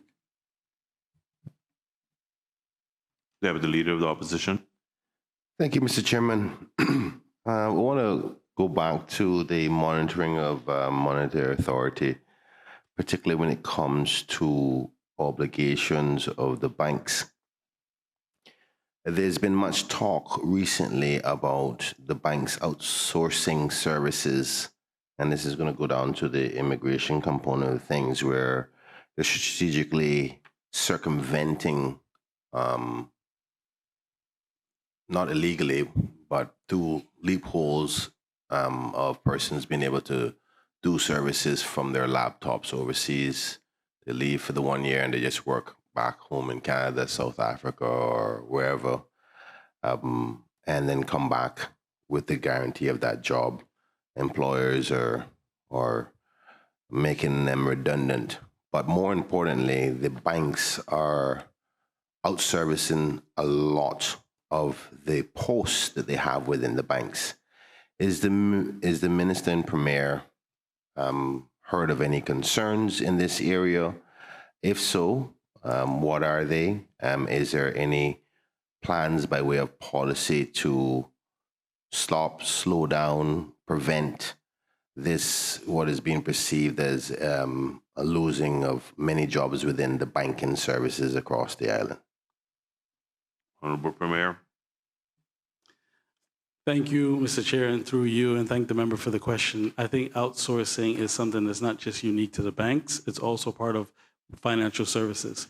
So this is why I think in relation to immigration reform, whilst we do have to have reforms to make sure there isn't abuse for Caymanians, we also have to be able to ensure where there is necessary labor, we're able to transition and have that come smoothly to the country. Otherwise, in the digital age, companies can now, particularly after COVID, outsource jobs, and that's very, very difficult to police. So it'd be better to incentivize businesses to be able to bring those jobs here and have Caymanians who are coming home, who are studying these skills, be able to graduate into those jobs. Mr. Chairman. We have the Leader of the Opposition. Thank you, Mr. Chairman.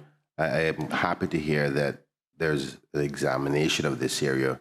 Is there anything that the Premier can enlighten the country, enlighten this committee today as to things that will be done to circumvent, stop, prevent, hinder, slow down what is rapidly happening already that you can announce today? Honorable Premier. As I alluded, thank you, Mr. Chair, and through you, and thank the member for the question. As I alluded to, I think that's going to have to come out through our immigration reform. Because to be able to police someone who's working from home, you don't know whether it could happen in Cayman. You don't know whether they're actually working or not. So the tool that we're going to have to use is to be able to have a balanced immigration policy to be ensure that you incentivize businesses to bring the jobs here. Since there are no member from Bordentown West. Thank you, Mr. Chairman. True to the Honourable Premier, and I'll probably get in trouble for what I'm about to say. But in my previous life, where I was working in a bank, at that time my bank was 70% Caymanian, and I remember saying to the then Premier, the former member from West Bay West at the time, is that he should have charged my bank an extra $300,000 and take $300,000 off of CNB at the time, who was 90-something% Caymanian, because it's really unfair. If you have a bank that's 90-something% Caymanian staff versus a bank that's 70% Caymanian staff, that you're basically charging the same $1 million. And I think this is the time now when we start looking at fees in the sense of really kind of giving a kind of carrot to the banks who are actually doing well for Caymanians, or companies that are doing well to Caymanians, but to charge the same fees to companies in the same industry, where one is doing well for Caymanians and one is doing that, is almost madness. We don't have a tax system in here where we have credits for doing all of this kind of stuff, but we do have the power of fees. All of these entities that we're talking about are audited. Their staff cost is audited, and we can look to see of the staff costs that they're incurring, what percentages earned by Caymanian, people in the Cayman Islands versus what percentage being earned by people outside of the Cayman Islands, because they all include their financial statements, whether at a local level or a consolidated level, and then start looking at the fee structure in that regard. But we need some carrots and some stick, because these are good paying jobs that are leaving our shores. And one bank in particular who makes a ton load of profit in Cayman, but yet for whatever reason, do not want to hire Caymanians. And whenever there's any amount of shutdown or any of the things, Caymanians are the first. And the worst part about it is, in other jurisdictions that they operate, they can't do it. This is like the only place that they can do it. So it's time now for us to start using some carrots and some sticks for some of these entities. If you don't want to hire Caymanians, leave. It's as simple as that. I take that as a statement, not a question. Members, we do have a long agenda. There is a question in the sense of incentive in terms of the fees. Sorry, there is a question like, can we look at the fee structure? Because if we want to go out and look to raise revenues, I mean, at the same time, I recognize that when the sun shines on the righteous, it's shining on the righteous too. But we can't be going around giving the same unrighteous behaviors the same amount of stuff that we give to people who are righteous. So that is the question. Premier. Thank you, Mr. Chair. I do think it's a question. And I was going to comment either way, even if it was a statement, that it goes back to the member for Georgetown Central's the exchange that we just had. At some point, it can't all be about enforcement. There has to be incentives. So if you see a set of good, quote unquote, the terms good corporate citizen, should then be able to get a set of incentives that can prove how well they have staffed Caymanians, and not just staff at the lower level, have shown pathways to what they call the C-suite, the top jobs.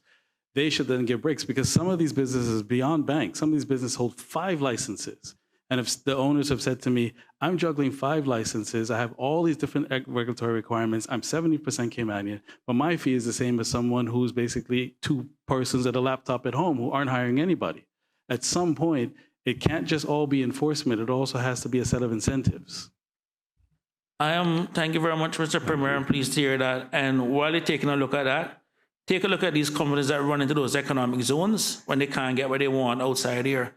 There's a next bit of abuse that's going on there too. So while you guys are taking a look at it, I just implore you to take a look at that also. Honorable Premier. It was a statement, but I'm happy to take it because You would have reformulated the question. Are you looking into the special economic zones and other arrangement? Yes, we are. Thank you very much. As there are no further questions, all those in favor of supplementary expenditure with respect to MOA 12, Regulation of Financial Services Industry, for an amount of $1,150,000 being approved, please say aye. Aye. Aye. Those against, no. The ayes have it. MOA 12, $1,150,000 stands part of the schedule.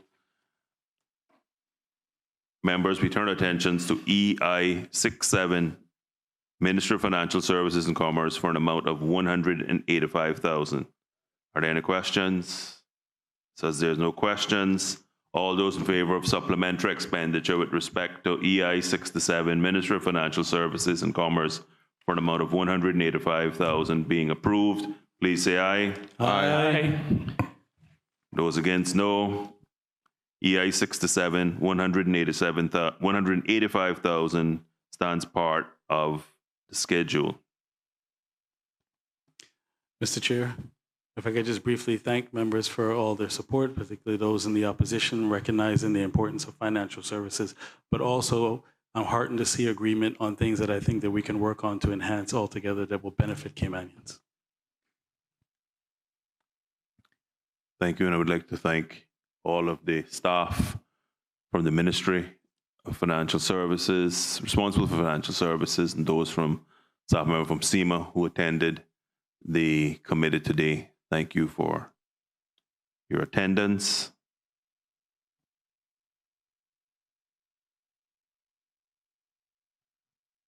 Members, this would be an appropriate time to take a 1-hour lunch break. We will resume promptly at 2 p.m.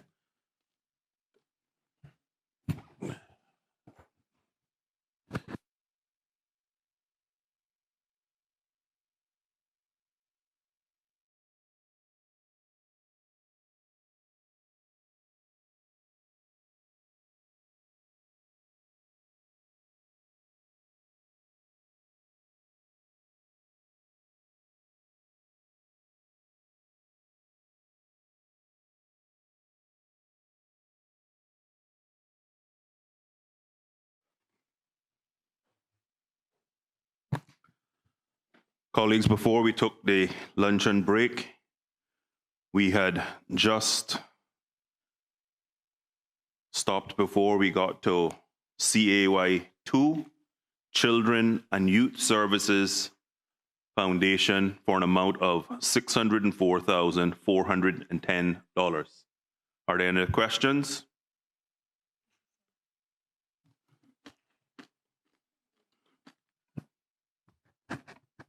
And we're on page 21 of the agenda, just so everyone. Page 11.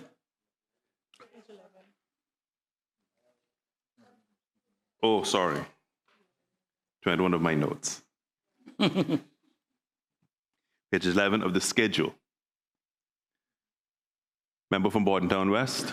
Thank you very much, Mr. Chairman. Mr. Chairman, through you to the Honorable Minister, can you tell us how many people are employed under this vote? I know there are several different locations. Honorable Minister.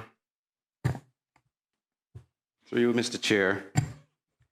The information I have currently is that there are 45 full-time staff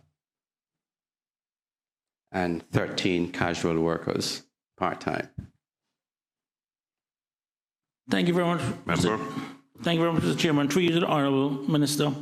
Can you tell me the breakdown in terms of nationality of those 45 full-time staff and the 13 casual staff? Through you, Mr. Chair, of the 45 full-time staff, we have 19 Caymanians. There are 22 work permit holders. I don't have the nationality of those, and there are 4 permanent residents. Under 13 casual workers, we have 12 Caymanians and 1 RERC. Mr. Saunders. Thank you very much, Mr. Chairman. Mr. Chairman, through you, What's the difference between the full-time staff versus the casual staff? Minister. Through you, Mr. Chairman, the casual staff or part-time staff is the additional staff they needed to assist because of the workload. They didn't have enough full-time staff, so the casual staff are part-time to assist. So let me get this. Thank you, Mr. Chairman. Mr. Chairman, through you, just for my own understanding, and Minister, I do recognize that there's a lot of historical context, and you kind of inherited this along with, I guess, previous ministers. But what is stopping the 12 Caymanian casual staff workers from doing the job of the 23 work permit holders? Minister. Through you, Mr. Chair, I am not too sure of the context in which they were hired, but certainly, all efforts should be made to ensure that all Caymanians, all qualified Caymanians to work at the facility should be given that opportunity to work there. Yeah, Mr. Chairman, through you to the Honourable Minister, and this is where the crux of my concern comes now. I recognize that we're dealing with at-risk youth, and there are certain cultural sensitivities that needs to be undertaken that I don't believe is being undertaken properly. And there is a strong, I don't want to use the expat foreign type stuff, but recognizing the nature of what this is. We need people employed there that understand our people. Now, there are concerns I have with some of the activities I've heard, which for this forum and for the public forum, I will not raise with you. I've discussed that with you privately. But I just want to state for the record, I have serious concerns about the management and the governance structure that is in this foundation for our children. And I'm going to ask you, Minister, please, I'm begging you, please deal with it. I'm hearing some reports, it's not nice. Thanks. Thank you for that, Minister, Member for Bordentown West, and we will certainly take that on consideration. Deputy Leader of the Opposition. Thank you, Mr. Chairman. Can the minister say how many different nationalities are working in NAU and receiving services from NAU? You have a breakdown? Through you, Mr. Chair, this is not that vote yet. Okay, thank you. I'll transition my question to another one for the Ks and DCFS.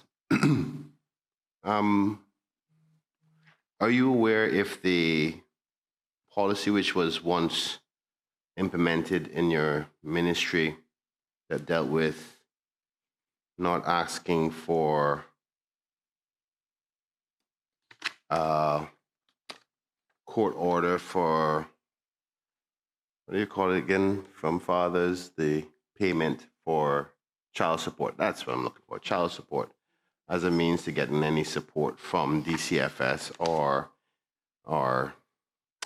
NAU, which is on the next line, but I think they're interlinked and you cover both of them. So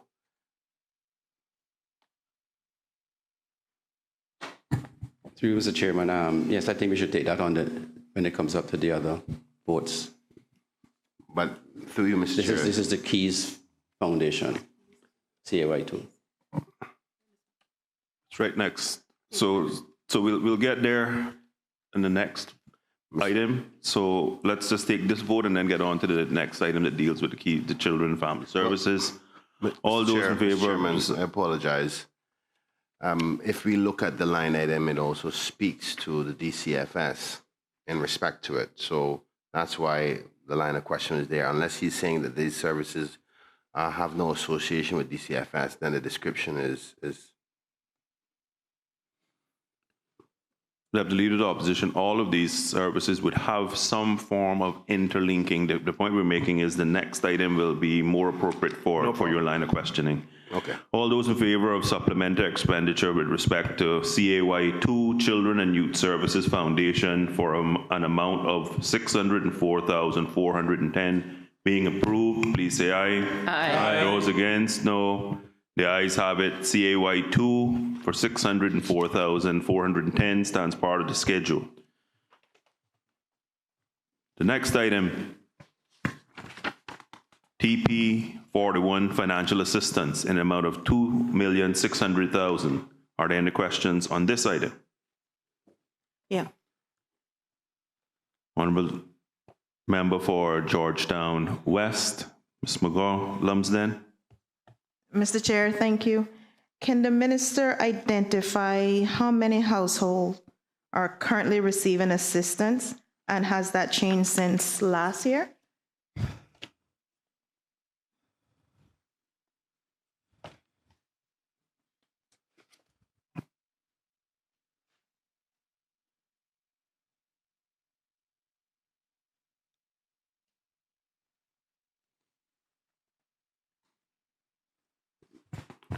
Through you, Mr. Chair, the number of households currently receiving financial assistance totals the amount of 1,765 persons, 65 households. 1,765 households. Ms. McGaw-Lumsden.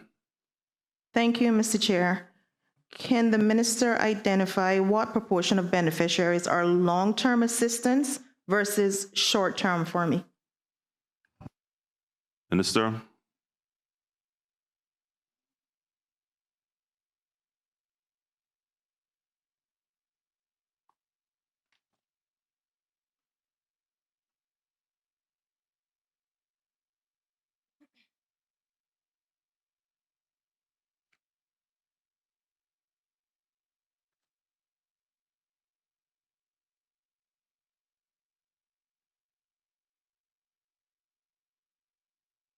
Through you, Mr. Chair, the total number of persons receiving long-term financial assistance at this time is 1,111 persons. 1 second, sir.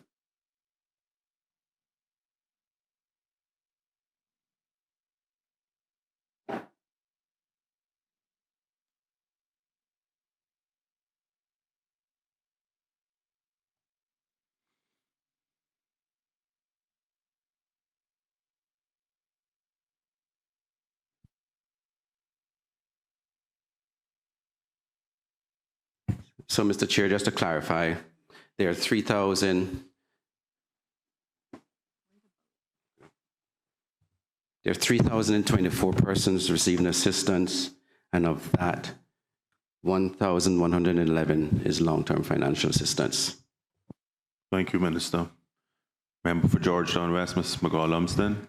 Mr. Chair, just to clarify, you said 1,765 initially. It jumped to 3,000. Was it 1,765? You asked how many households. That's different from persons, ma'am. Okay, sorry. Okay, follow on from that. With regards to, has that number increased since last year? The first question that I posed with regards to households. For you, Mr. Chair, so you asked a new question if that number, 1,765, was increased. Has it increased since last year? Yes. Okay, 1 sec. I'm sure it has, but 1 second.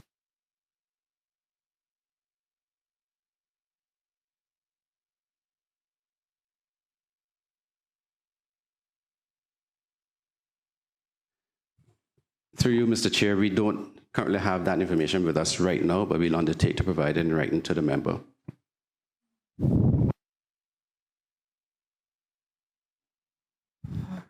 Member from Bordentown. Oh, McGaw-Lumsden. Mr. Chair, through you, to the minister, can you identify what collaborations are happening or exist between social development and labor to help able bodies recipients transition to employment? Minister. Sorry, could you repeat the question again?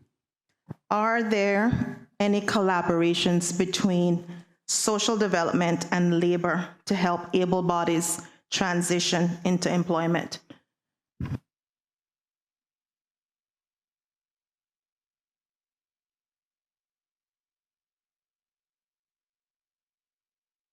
Through you, Mr. Chair, currently those that receive financial assistance and are able-bodied are required to register at work in order to seek jobs. Ms. McGaw-Lumsden.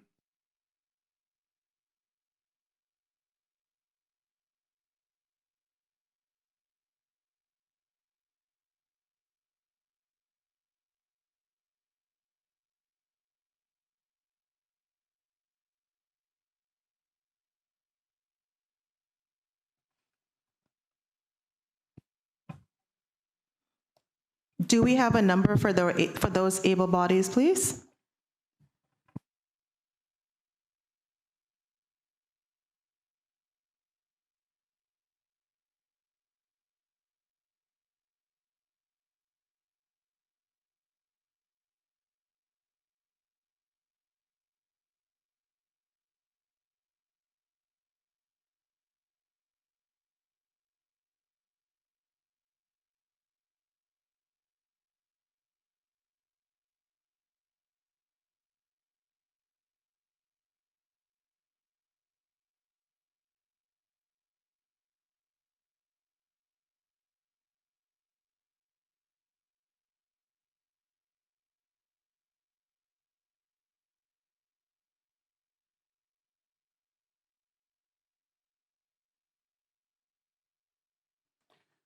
Through you, Mr. Chair, the total number of able bodies who are able to work are 824.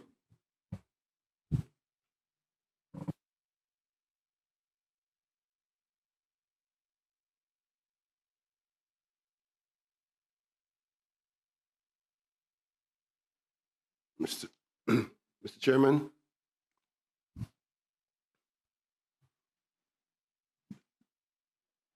Deputy Leader of the Opposition. Are you giving member for Barton Down West? Thank you very much, Mr. Chairman, and thank the Deputy Leader of the Opposition for giving away. What was the total spend for TP41 in 2024?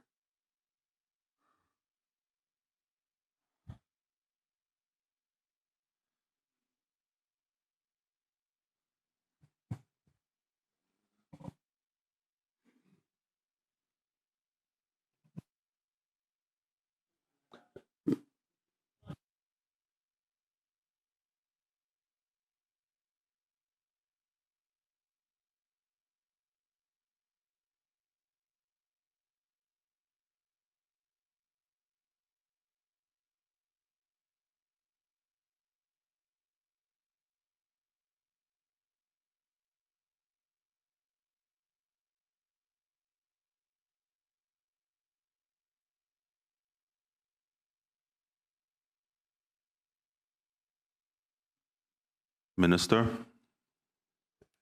Through you, Mr. Chair, I don't currently have that information at hand right now, sir. Could provide it in writing to the minister if the financial secretary doesn't have it.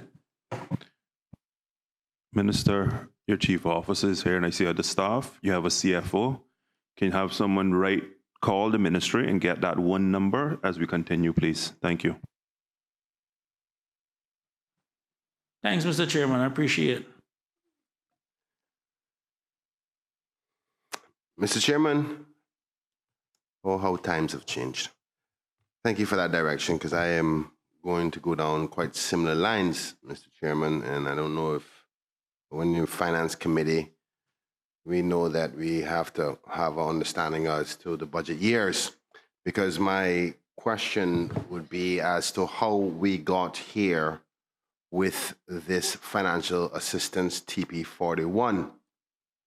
I see that the paper says the original appropriation for 2025 was 12 million.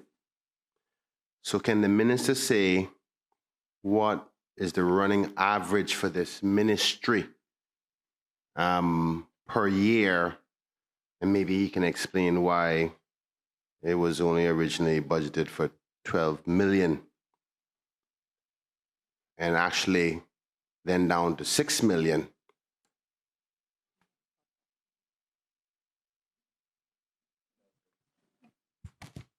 Through you, Mr. Chair, while the original appropriation for 25 was at 12 million, as the member rightly said, the revised appropriation that's listed here is that we currently on the road to spend 32 million, 358 and 250.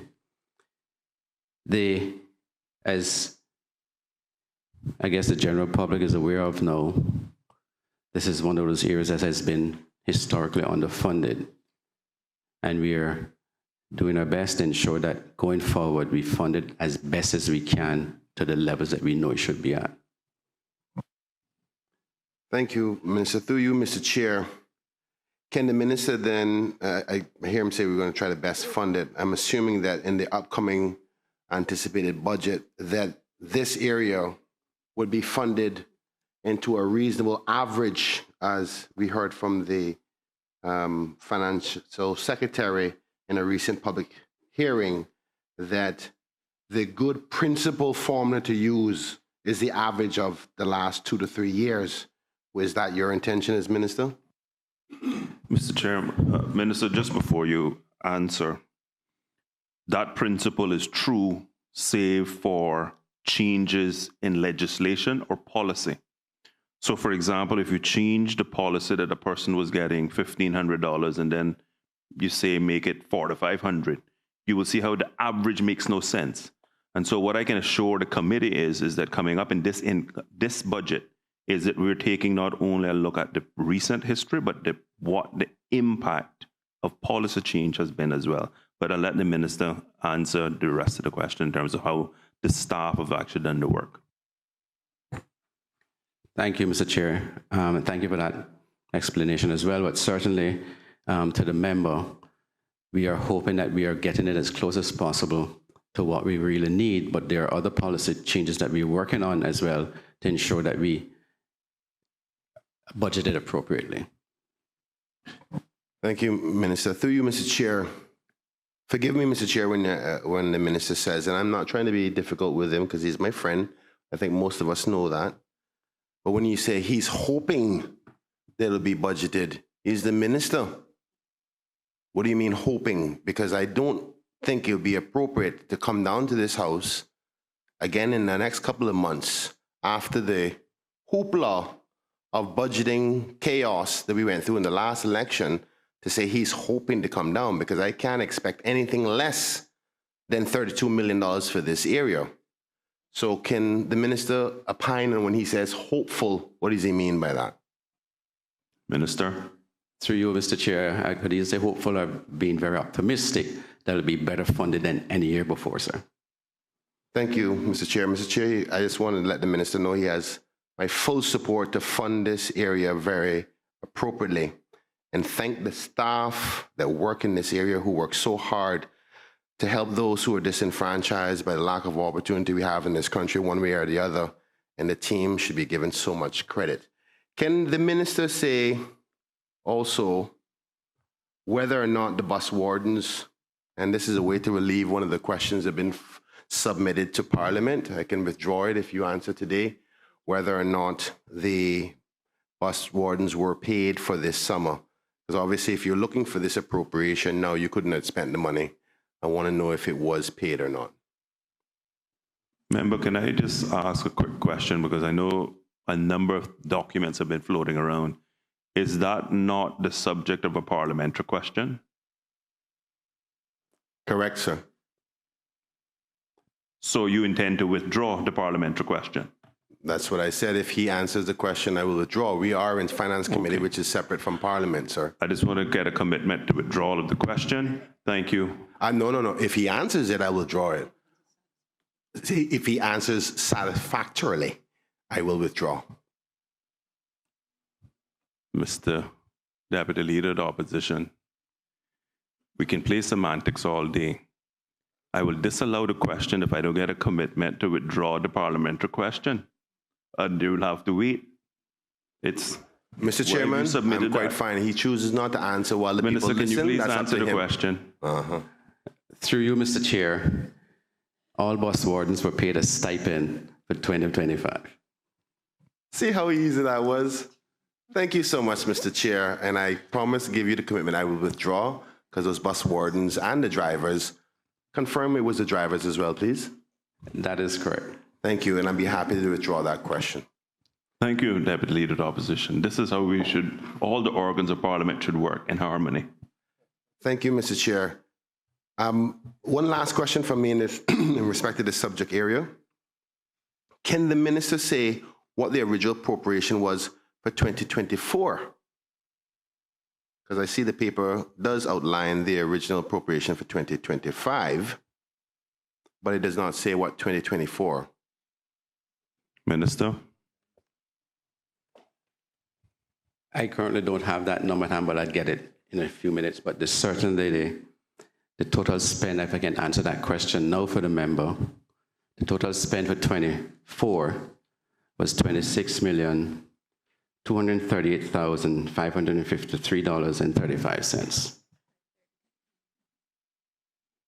So, Minister, through you, Mr. Chairman, would it be fair to say that at the current 2025, because we don't have the original for, appropriation amount for 2024, but we do have the original appropriation for 2025, and what the... Deputy Leader of Opposition, if I might just give you the information, it's 15.2 million.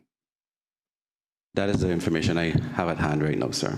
For 2024, the original appropriation.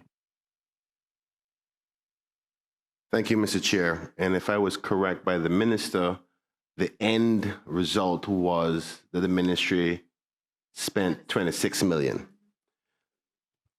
So 26.2 million. Thank you, Minister.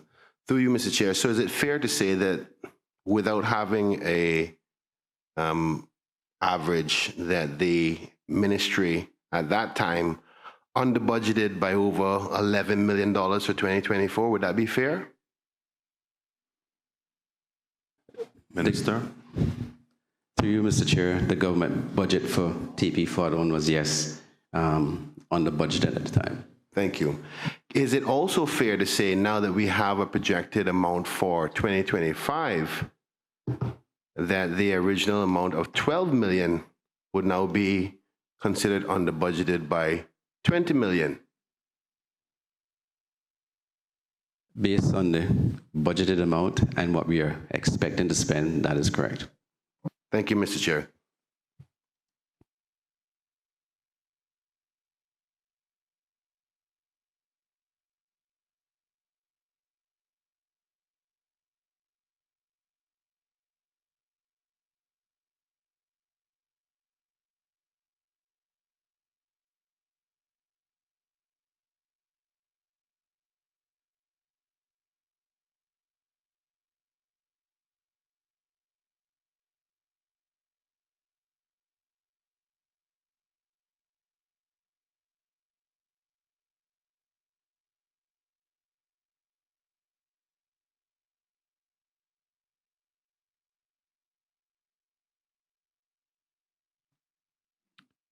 Member from Bordentown West. Mr. Chairman, I am concerned. The last time Finance Committee met, we looked at 3 votes. NGS 55, HEA 2, and TP 41. These 3 votes today for this year is going to be in excess of $100 million. This is a structural problem that every single member of this parliament needs to be concerned with.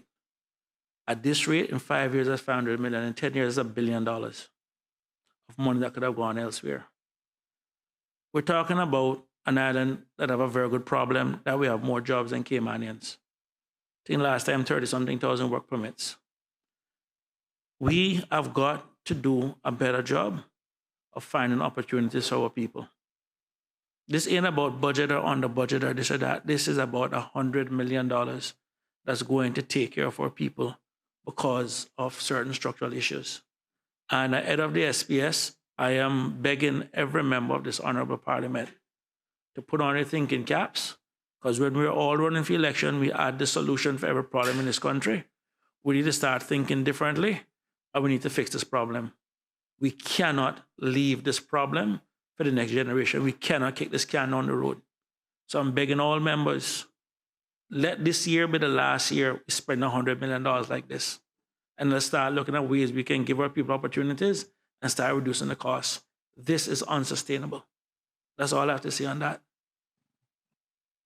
Mr. Chairman, I just recognize that the previous question from the earlier line item, we forwarded it to this one. So I'll ask it again now. Can the minister say if mothers are still mandated to take fathers of children to court for maintenance in order as a prerequisite to get assistance from the needs assessment unit. Minister.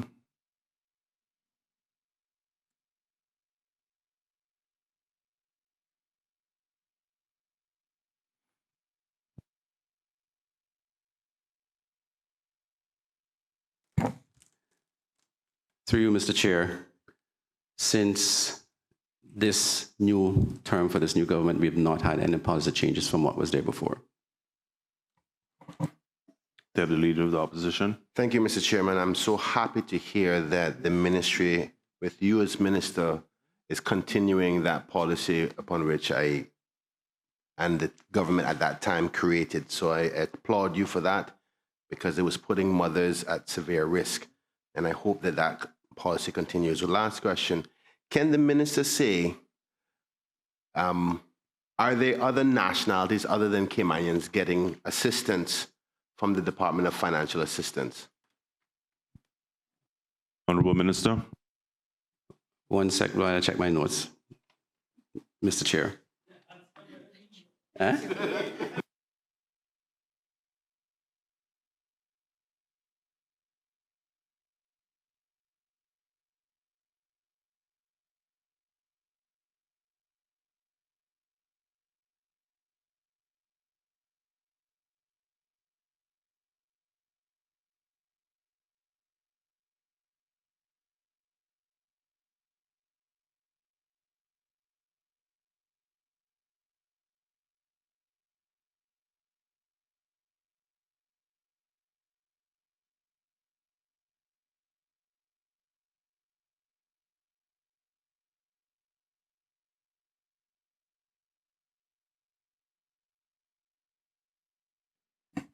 Through you, Mr. Chair, we have 7 persons who are not Caymanians, but they get assistance for their Caymanian child.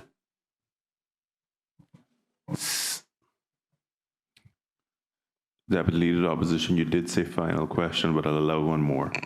Thank you, Mr. Chairman. I know you would hate to prevent the people from fully understanding how their tax money is being spent, so I appreciate the levity. Mr. Chairman, did the minister say 5 people? 7 people? Can the minister give a breakdown of what nationalities, if you have it by category? Because I'm almost certain that there's more than 7 people who are getting assistance from the Department of Financial Assistance. So I would encourage the minister to maybe double check with his team, because I would hate to do a FOI and then show that that information is incorrect. And for clarity, Deputy Leader of the Opposition, you just said more than 7 people getting assistance. You meant 7 non-Caymanians getting assistance.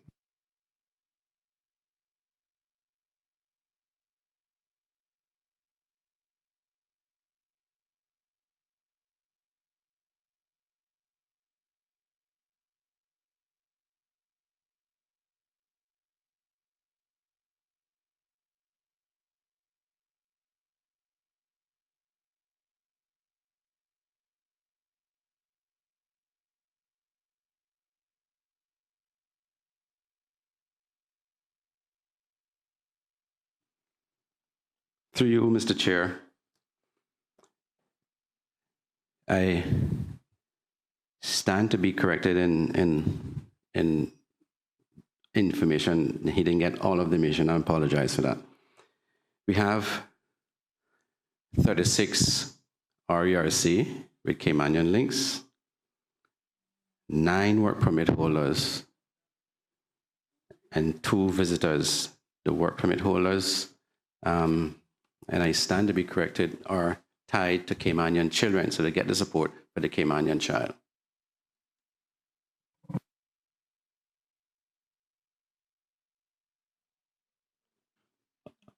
Just for clarity, RERC would be Residence and Employment Rights Certificate, i.e. persons married to Caymanians. And that is correct, sir. Thank you, Mr. Chairman. That does add clarity to it. Can we, because I don't want to leave the public with a perception of us spending money on foreigners as people would see it. I want to give the minister an opportunity to opine on that further, on why there would be a justification to give a work permit holder financial assistance, particularly when their children are involved, because and you also said 2 visitors, which is, I think we need better clarity of what do you mean by visitors? You're talking about people on vacation? What does that mean? While we wait, let's do add the flavor that, because this, let's not pretend like this has not been a long standing issue. I have not been a member of this parliament for 12 years, and when I was here prior, the policy position was if you married a Caymanian and if something happened during that marriage that caused you, the person married to Caymanian, to become destitute, you were able to apply. We had cases of abuse, domestic abuse, where a Caymanian was married to a non-Caymanian, and that person then had to be taken care of in safe homes, etc. And yes, they did get assistance. We also have had this policy from way before preceding any of us in this parliament, where if you then had if you were a non-Caymanian on a work permit who had a Caymanian child for a Caymanian, and that Caymanian was not supporting their child, that parent who was on a work permit could apply for assistance to support a Caymanian child. So I think all of us are very clear that that's been a long-standing public policy that we've had, and I don't think any of us in here would argue about that. But I know the minister was getting additional information in regards to the whole issue, but I wanted to make sure that as a committee we took a step back and painted the picture thoroughly.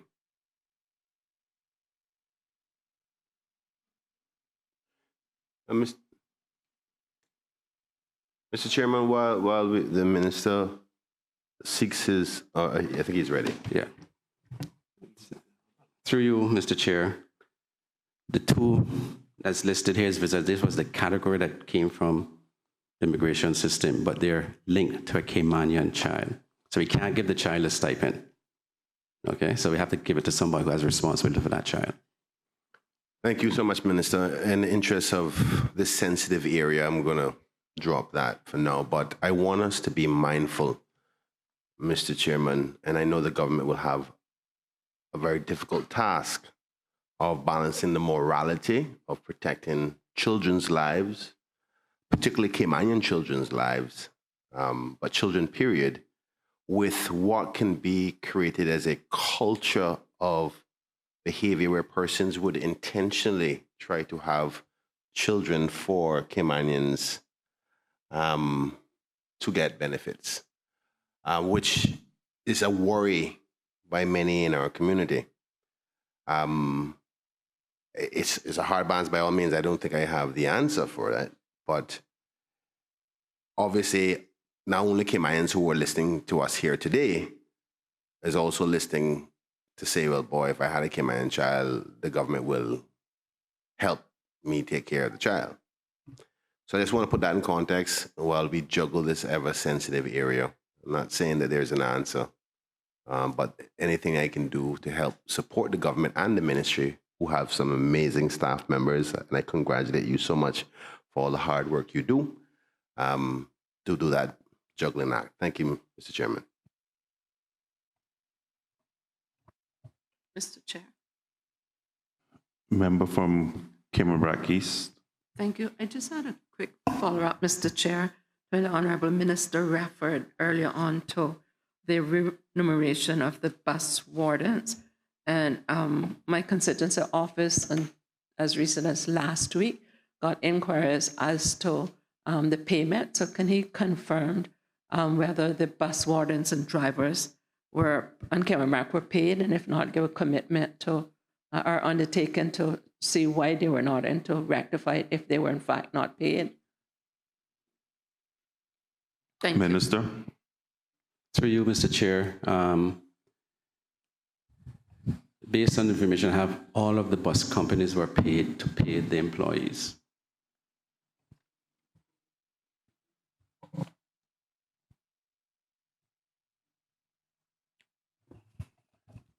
Member for Cayman East, Mr. Connor Connolly. I just want to confirm that the honorable minister, is diplomatic, saying that government paid the contracted persons, but they're not necessarily responsible to ensuring that the bus wardens or drivers were paid. That's not an allegation of blame, that's just a confirmation of what might have obtained on the BRAC, because they did come to my office last week and said they were not paid.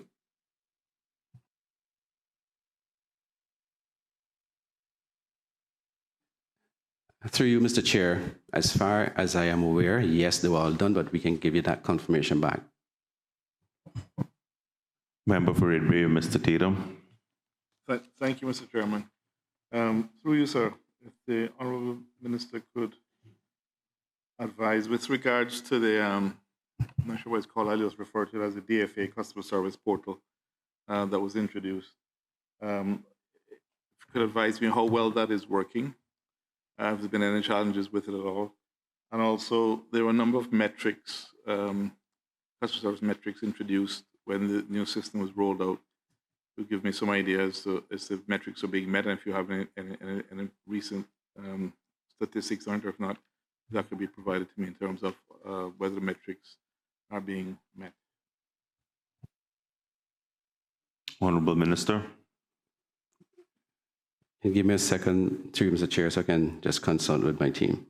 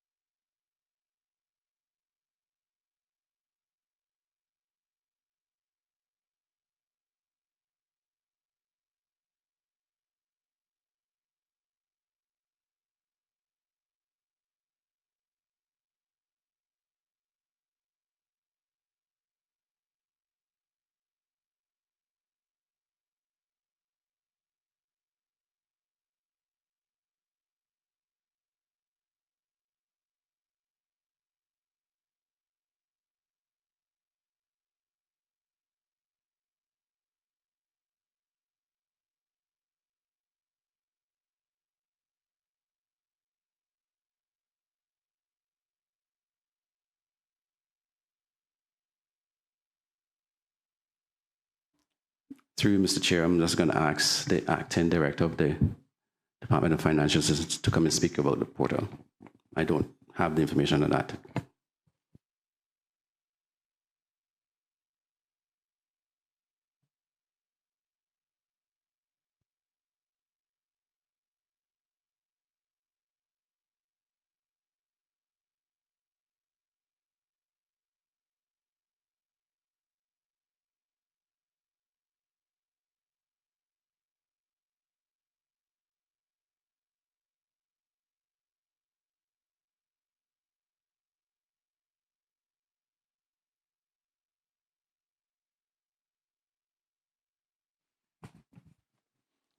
Good afternoon.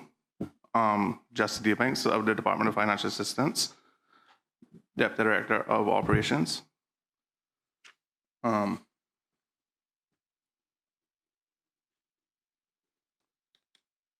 regards to the question of the member, we have received a significant number of obligations through the portal.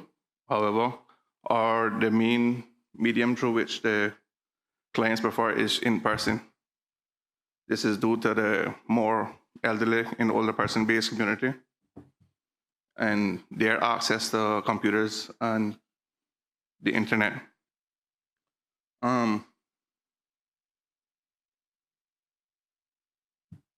We've also been receiving some through the district visits that we conduct, and also, but more than it's through the office and the email.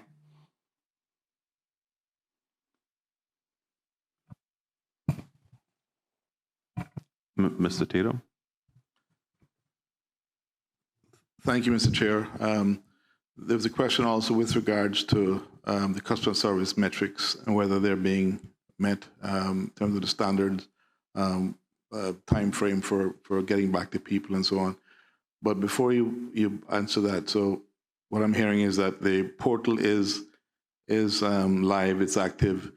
I haven't heard if there's been any challenges with this operation, so maybe if you could discuss or advise on that. But if you have any idea, or if not now, if I could be provided in writing afterward, but what percentage of the applicants are being handled through the portal rather than still handled in person? And so I'm glad that the in-person is still available, that people actually walk in and help. You're right, not all elderly will be happy using the computers, but if you could give some idea, if you know how many people are using the portal versus still coming in to the office. Steve Banks. Through you, Mr. Chair.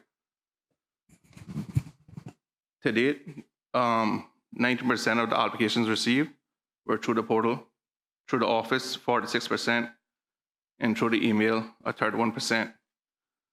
In the beginning, we did have some issues in regards to the system. However, through the other departments within the Cayman Airways government, we have been able to resolve them. To date, there haven't been any known issues, but if they do occur, the public is sure to let us know, and we do our best to resolve it. Just make sure I capture that correctly. So it's 31% by email, 46% in person through the offices, and then the difference was 9%. Okay. 19%. 19%. Okay. Yeah. Thank you. And then we have a 2% through district visits and another 2% through our Cayman back office. Okay. Very good. Thank you. I appreciate that. Through you, Mr. Chair, I really appreciate that answer. And in terms of the response times on your customer service metrics, are those being met, and do you have any numbers that you could provide in terms of your response times?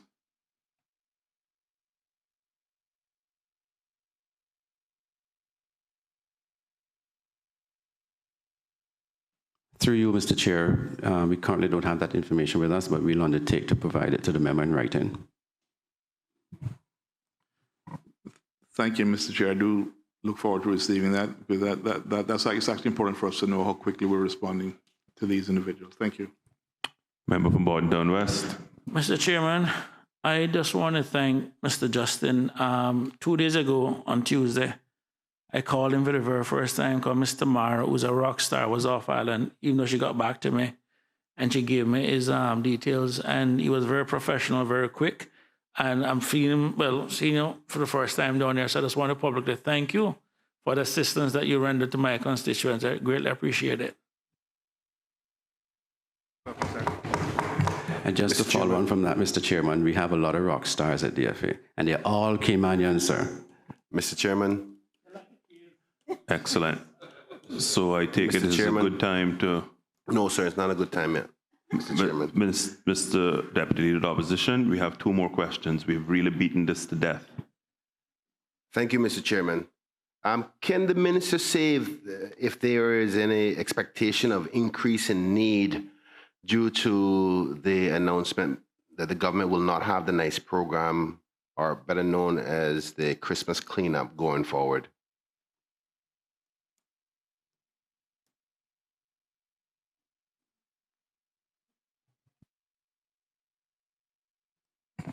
As far as I'm aware, I didn't think the minister made an announcement that there was not a NICE program, but certainly we can't estimate every single need that we may arise. And if a need arises, then we have to take it on as best as we can. I mean, the people who work in the NICE program, some of those have jobs, a lot of those don't.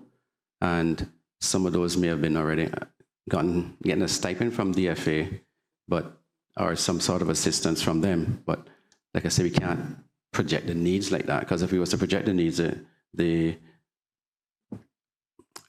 program, the NICE program is what, about 400 persons? I mean, I'm sure the department hasn't projected an increase of 400 persons on their books. Thank you. Through you, Mr. Chairman. Well, maybe I'm inferring it in the opposite, because we can see that there may be a dip during Christmas on NICE program for requests. So one could infer that if the NICE program isn't happening, there would be a dip in the opposite direction. But fine, if you guys don't have the analysis, I'll leave it there. And where I got the information about no NICE program going forward is from your colleague minister and his contribution in the past sitting of Parliament, where it was said that they will not be doing any NICE program moving forward. So that's where I got my information from. I think we were all there. The last question for me, can the minister say how they plan to address the transition, which I am support of, by the Minister of Finance, moving from outputs to outcomes? Because it's going to be a little bit different for this ministry to assess that. The moving from outputs to outcome-based budgeting. Do you understand what I mean, Minister?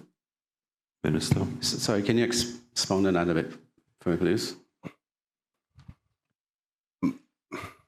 Well, if you could repeat the question again, sorry. The question is, do you foresee any challenges, any difficulties with the way you deliver services when they transition from outputs to outcome budgeting?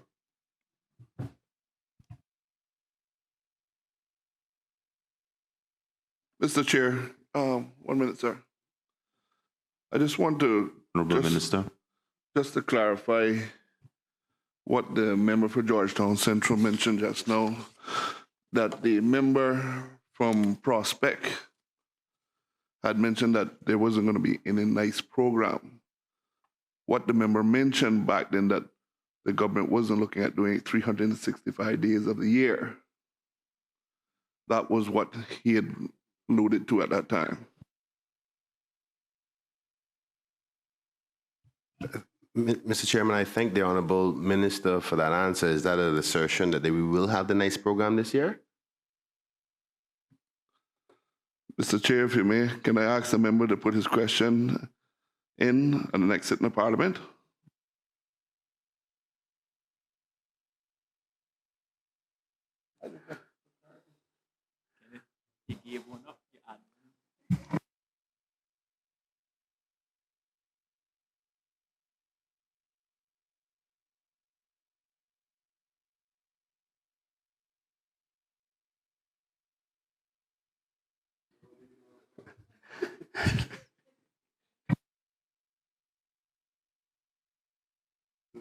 Through you, Mr. Chair, on the member's original question of output versus outcomes, we don't have any directive on that yet, but I'm sure that if it was to happen, there'd have to be adjustments made.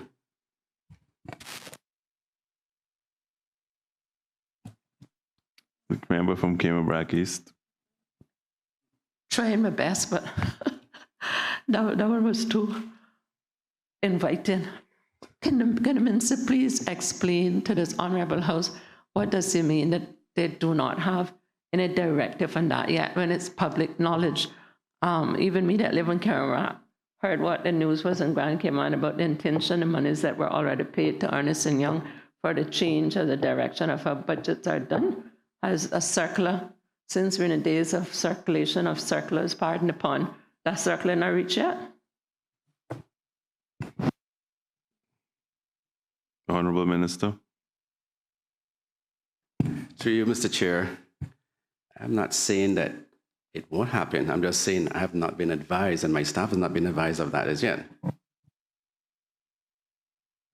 Member from Cayman East. The entire government will be moving to outcomes-based budgeting.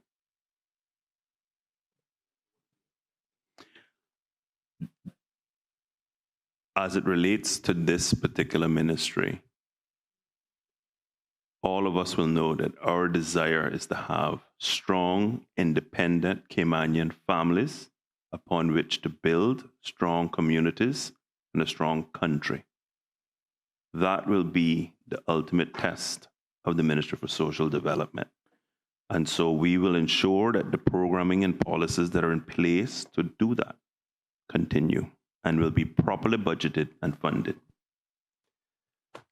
Mr. Chairman, I'm venturing on the ridge of drop-off now, so I'll leave it by just simply saying, I'm not trying to create a problem. I am suggesting that it's going to be rather difficult to go to outcome base with the services that they provide. That's all I'm asking. I was giving the minister and his team an opportunity to say that this is going to be challenging. It's not like another ministry where you can be more specific for outcomes, because you're talking about social welfare, deviance. So if they haven't analyzed it yet, then that's fine. We can talk about it another time, but we have to figure that out in order that that minister is not caught in a difficult place, budgeting for monies that that he may not project properly, because we're going to get into the whole thing about projections, because we're here today talking about projections, and the projections are off and on and off. But I don't want my colleague and friend, the good minister from East End, to find himself in a difficult spot. So I advise you as a friend, my brother, to assess how your ministry is going to go with outcomes on that kind of service that you deliver. It's going to be difficult. Just ask your staff. They'll tell you what I mean. Honourable Minister. Through you, Mr. Chair, I thank the member from Georgetown Central for his comments and his advice. All those in favour of supplementary expenditure with respect to TP41 financial assistance for an amount of $2,600,000 being approved, please say aye. Aye. Aye. And those against, no. The ayes have it. TP41 financial assistance in the amount of $2,600,000 stands part of the schedule. We move on to TP47, ex-gratia payments to seafarers and veterans for an amount of $3,300,000. Are there any questions? Yes. Member from Bordentown West, Mr. Saunders. Thank you very much, Mr. Chairman. Mr. Chairman, through you to the Honourable Minister. Just trying to understand the increase. What's driving the increase? Is it a matter of the amount being paid or the amount of people being enrolled? Honourable Minister. It's a bit of both, and also the increase that was given in terms of the stipend and stuff last year as well. Thank you very much. That, I remember, has been an issue from the very first time I got elected. I mean, do we have more seamen that's coming on the registers each year, and do we have more veterans coming on to the register each year?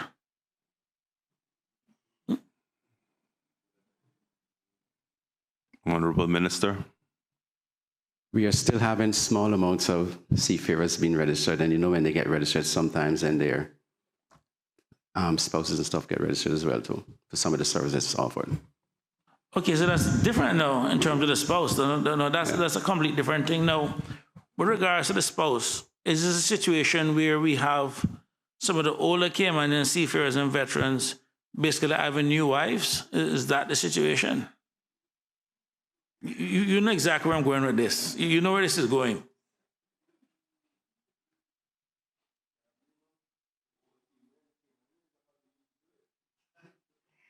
Honourable members will know that this has been an age-old story. But I will ask the Honourable Minister to answer this so we can wrap up this line of questioning. Through you, Mr. Chair. Yes, it's been an age-old problem, and it's something that we'll be taking a look at in the ministry. Okay, which then leads me to the real question I want to ask. What happened to the original Caymanian wives when they have lost? When basically the veteran or the seaman would take a new wife, what happened to the old Caymanian wife that has basically been with them? How are they treated? Before the minister asks the question, and noting body language and tenor, is the committee minded to perhaps pass a resolution that new wives who were not wives when seamen were seamen do not get benefits? Is that where we're heading? I'm asking the question. It's a question from the chair. This is a question. Perhaps it would be much more equitable from a female perspective if we made a resolution to ensure that the Caymanian women who stayed here in Van Mosquitoes, took care of the children, did everything else, that they don't have to go hand in hand to social services, but they have a more of an ex-gratia benefit, however you want to deal with that, because it's all of us are politicians, and they come to us. They were here when the men went to sea, and are not prohibiting going south of the border for the new wives or wherever they heart may deem to take them. But I really think it's grossly unfair, even though from a legal perspective it's legal, that once they remarry the Caymanian wives, don't get that benefit. And they were the ones who built on the little piece of the house, as the member would know. West Bay, it's evening as Cayman Rockers, they had bored their children, and sometimes had to wait 2 years before they saw them, and went through real hardship. And so perhaps it's time that maybe while we were doing this study and surveys, we can look at those Caymanian women and see how we can best bridge the dignity gap, would be my respectful submission as a woman. Mr. Chairman, just to expand on what the member for Cayman East, and to quote your language from last Sunday when you and I were at a function where you actually, in fairness to the minister, he did recognize the contribution of the wives of seamen who, and he did it very eloquently in the church, of the wives of seamen who basically stayed back and built the society when the men were away. So I believe it is time for us, rather than have this issue, to just basically just add, as the member from Cayman Brackie said, just start adding the Caymanian wives from now, and like I said, bridge the dignity gap in that regard. Well, Mr. Chair. One thing that I wanted to ensure that the committee understood was what was the genesis of the question, because we seem to have been leading up to something, and we might as well get to the bottom of the matter. No pun intended.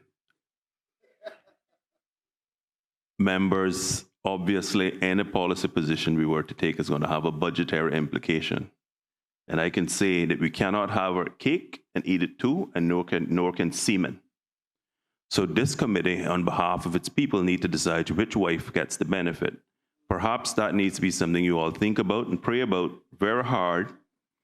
And in future, we come back in the formal setting as a parliament and make a decision. But I would certainly encourage the ministry to do some studies on this, because this is, as the member from Bordentown West has said, this encapsulates and is part of that growing area of giving, where this country thought we would wind up having a diminishing role of seamen, a number of persons. 25 years ago, I got elected. I think the member from Cayman West is now 30, how many? Cayman East? Too long to count.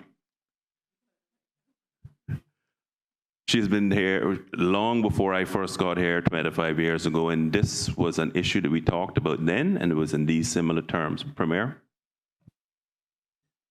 No need to belabor the point, Mr. Chair. You made the point I was about to make. All those in favor of the supplementary expenditure with respect to more questions on the seaman? Mm-hmm. Member from Georgetown West, Ms. McGaul-Lumsden. Mr. Chair, thank you for your indulgence. Can I ask the minister, are there any new applications that have been added in the past 12 months at all? And what is the process in time? Honorable Minister.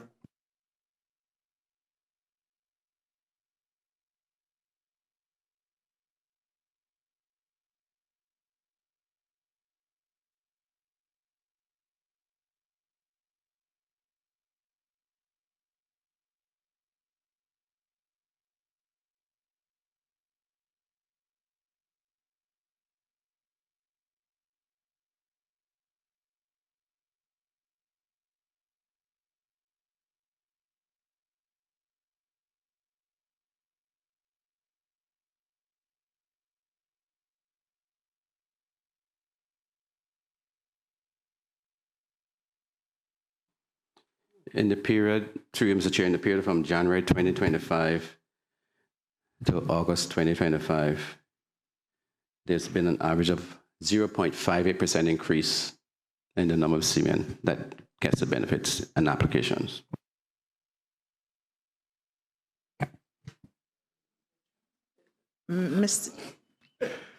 Minister, Honorable Minister. To further expound, let me give you some information I have here. Thank you. January, total 866. February, 864. March, 872. April 867, May 865, June 862, July 861, August 866. They're the total numbers.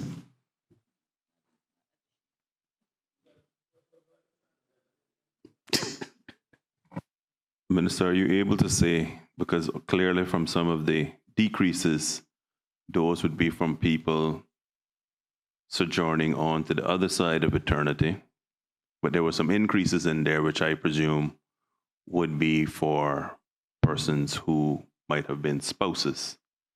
How many actual net new, not net, how many gross new, I think that's what the member was asking, was actual, how many new applications have we received? I don't have that information, but again, I can commit to giving that to the member in writing.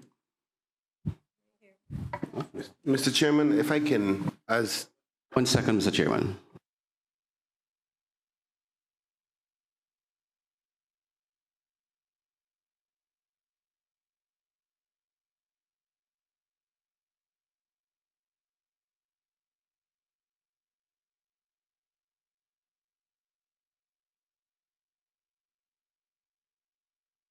Mr. Chairman, there's been 11 applications have been processed for 2025. Mr. Chairman, 11. Deputy Leader of the Opposition. Thank you. I think just being the former minister for this area for a very short period, I think it's also important. My father's a seaman, so blessings to all the seamen out there. But to say that it's not only new wives that are new applicants.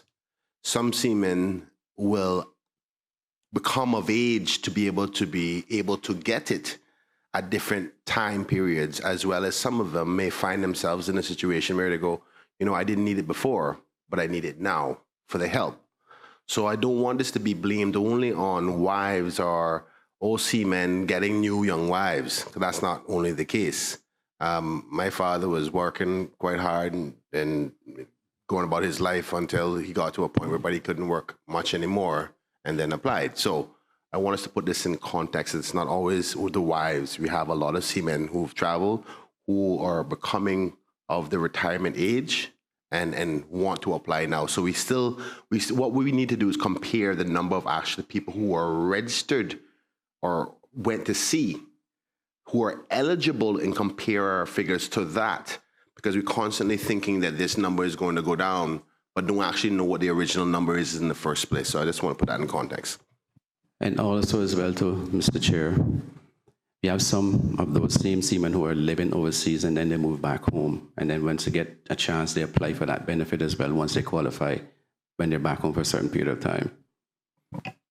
Ms. McGollumston. Mr. Chair, thank you. So the new applicants in the last 12 months was 11.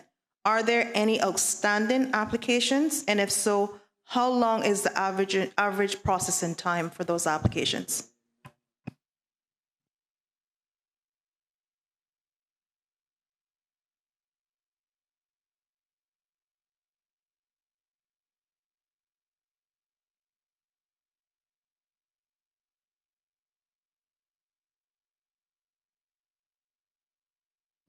There are currently 2 applications pending, and usually the processing time is approximately 1 week.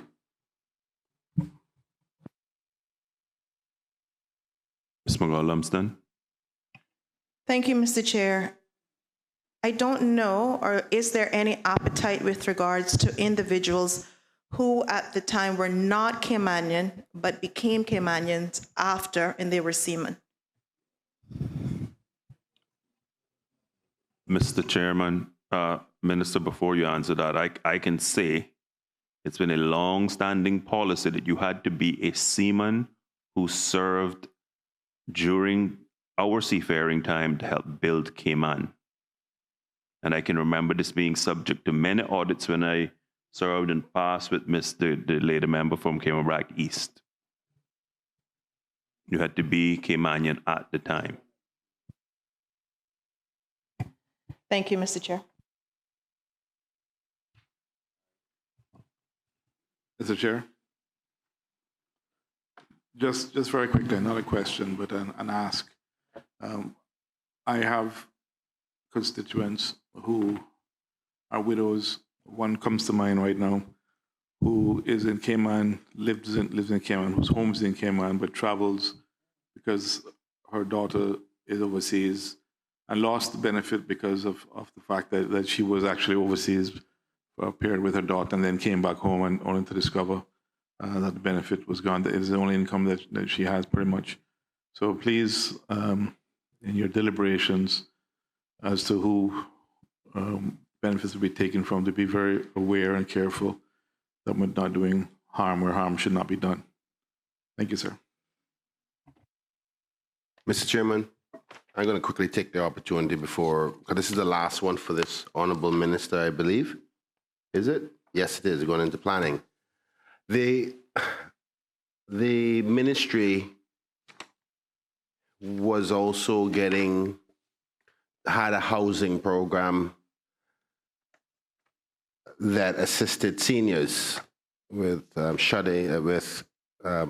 dry-ins, as I think they were called. Is that program going to stay with your ministry, or is it planned to move? Because one would think it'd be best suited under the Minister for Planning, where he does housing repairs already. So are we going to have two separate areas still? Honorable Minister. Through you, Mr. Chair, to the member, we've actually moved all housing repairs under one minister, the Minister for Planning. All those in favor of supplementary expenditures in respect of TP 47 ex-gratia benefit payments and seafarers and veterans for an amount of $3,300,000 being approved, please say aye. Aye. Those against say no. The ayes have it. TP 47 ex-gratia benefit payments to seafarers and veterans in an amount of $3,300,000 stands approved. TP 57 children and family services support for the amount of $50,000. All those in favor of the supplementary expenditure with respect of TP 57 children and family services. Mr. Chairman, I know that the ministry is assisting with financing for support for women in dire abuse situations. And before we left the government, the former minister did a very good job. I think the premier was the minister at the time when he started, or was it the Honorable Wayne Panton? I can't remember.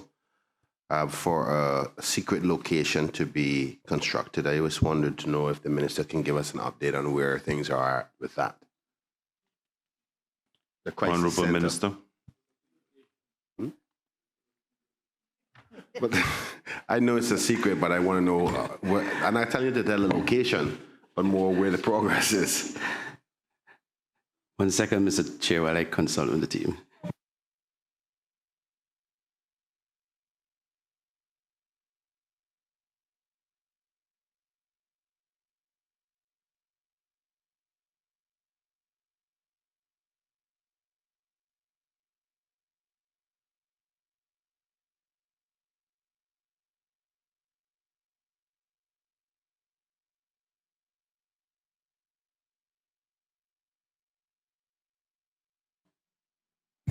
Through you, Mr. Chair, to the member that asked the question, are you talking about the crisis center?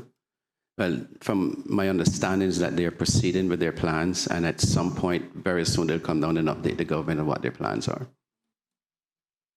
Thank you. Mr. Chairman, these opportunities are so important for public edification of what's happening. And due to the fact of the delay at the SPS, I really don't know what's going on. So hence the reason for so many questions, upon which I know that you would understand. Mr. Chairman, can the minister say if there's any plans to address assisted housing for seniors, or even an expansion of the Pines kind of thing? Because I think we all had within our manifestos somewhere about the recognition of there's going to be more need for aging population for assisted living. And we all know that the Pines is a very sought after location. I don't even know if there's any figures. I would suggest you try to get some figures of expectations for that, because I will be asking that in the budget coming up, of what the estimates are for senior needs for the future. But are you, as minister and your team, preparing for any kind of private sector partnerships or any government building infrastructure to address this growing need? Honorable Minister.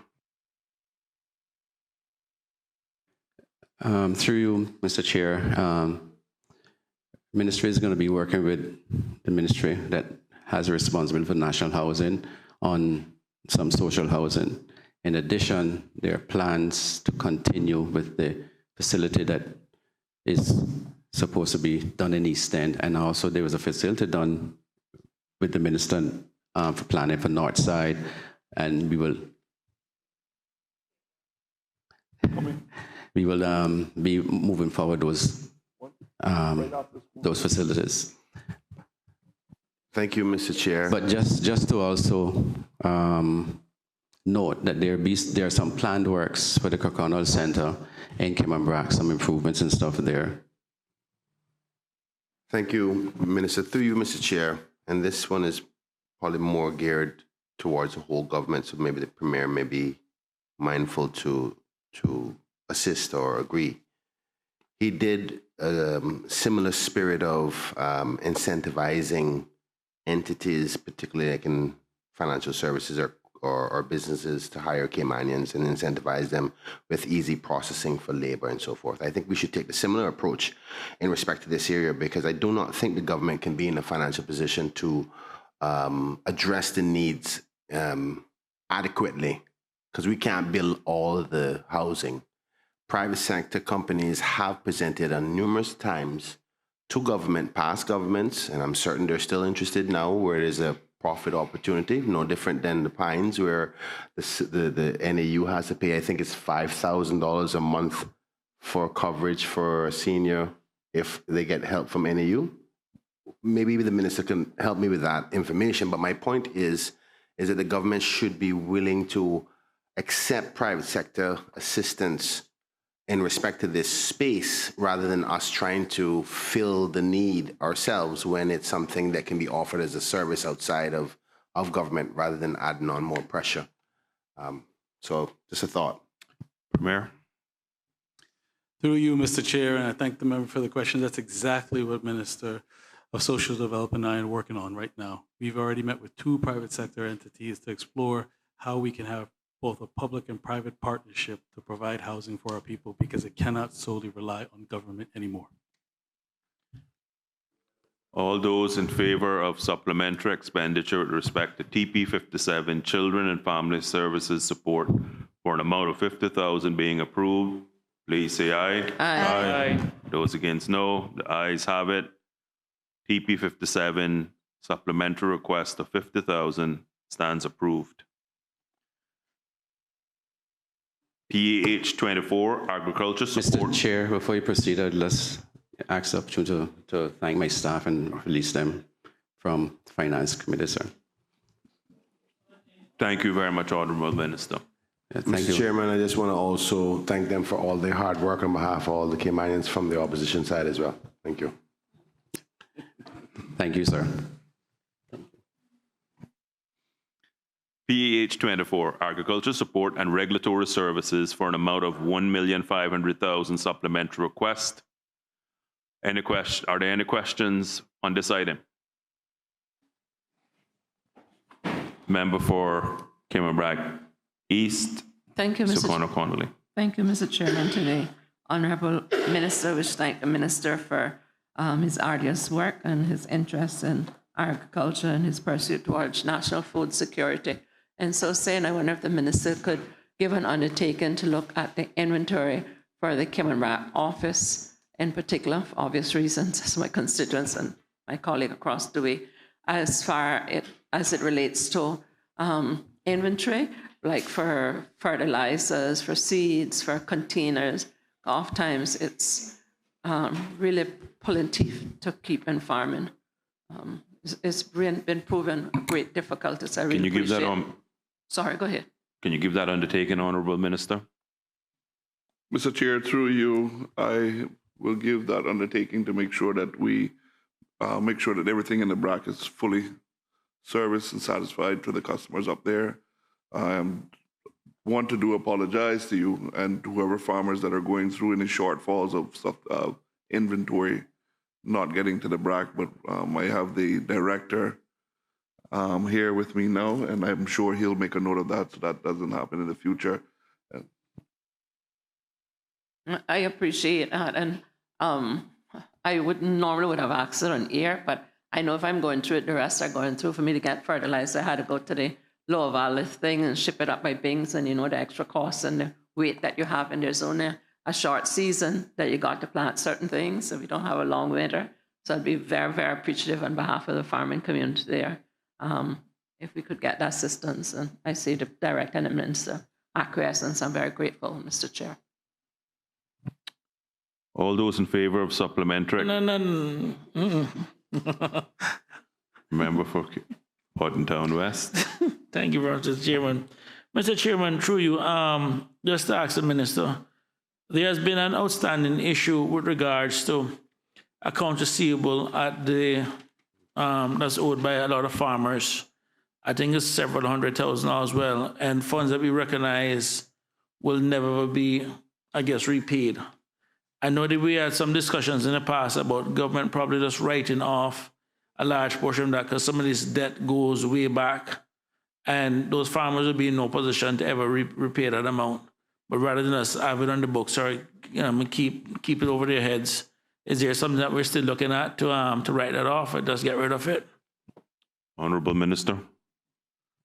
Mr. Chair, through you, want to thank the honorable member for bringing that back up. That is, as he knows, that's something that I've been working on for several years now, and I've brought it forward, and I anticipate to bringing it forward to the new government and seeing how we can actually work that out, because yes, it is something that needs to be done.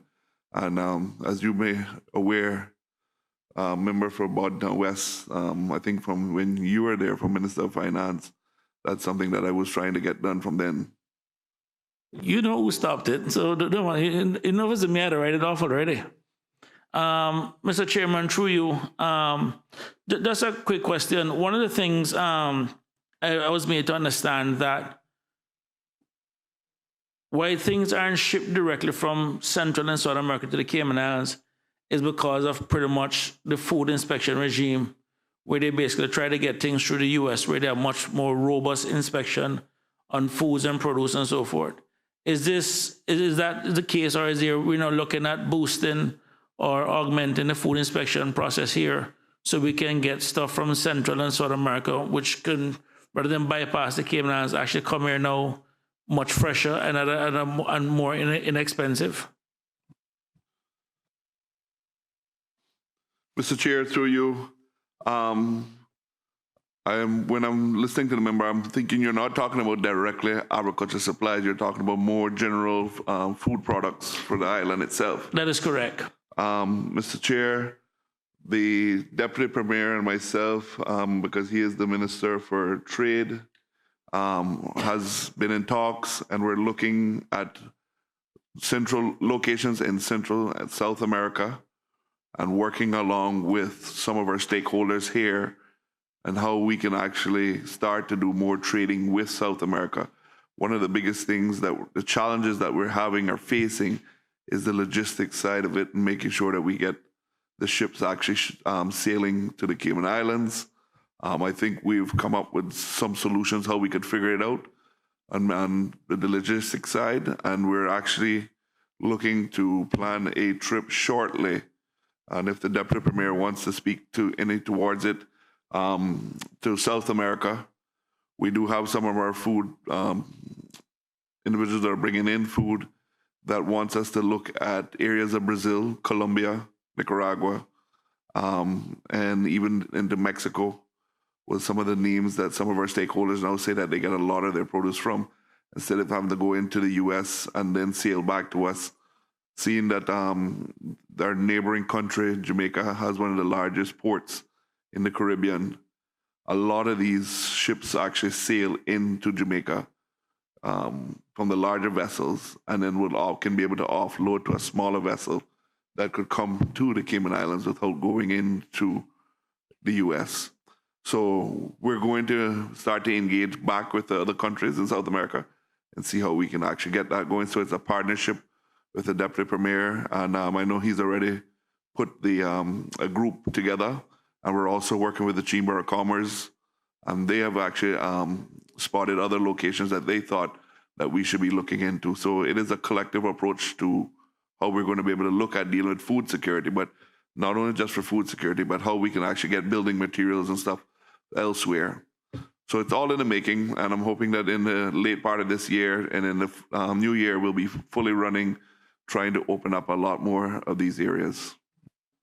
Mr. Chairman, truly, I just want to thank the Minister for that response, and just to kind of jog back the memory of honorable members of this Parliament.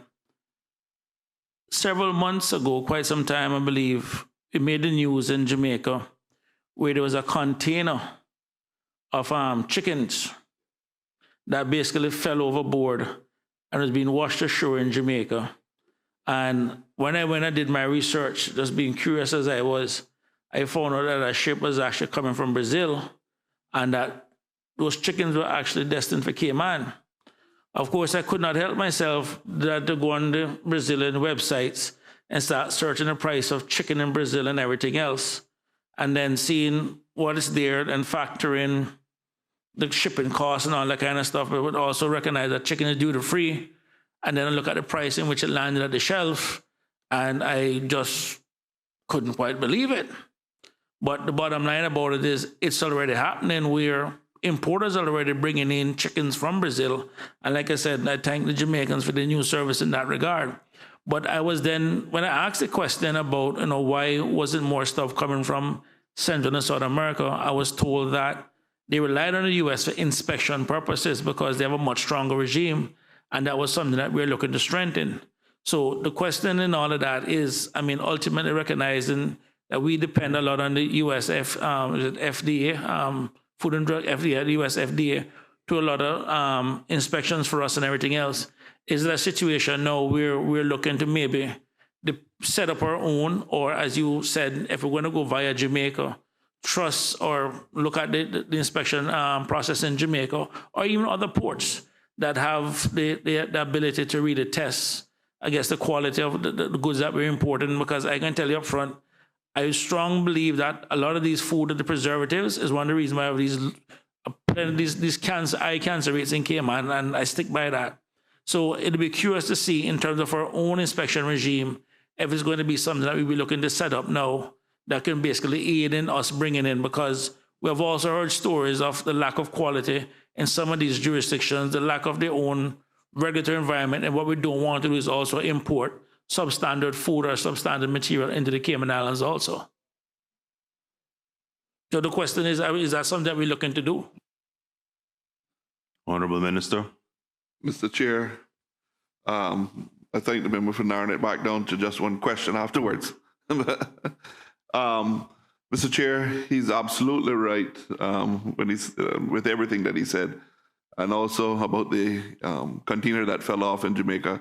It was coming from Brazil and was headed to the Cayman Islands. So we do import a lot of chicken from Brazil, and the numbers actually pan out a lot better coming from that direction. But there are concerns also too that we have, and why we continue to have a strict inspection regime is that certain areas of that Brazil actually has the bird flu now. So we got to be very careful what we bring out from those areas. But just to go back out there, yes, we are looking. I have a motivated director of agriculture there, and he's big on food security, and we want to continue to push.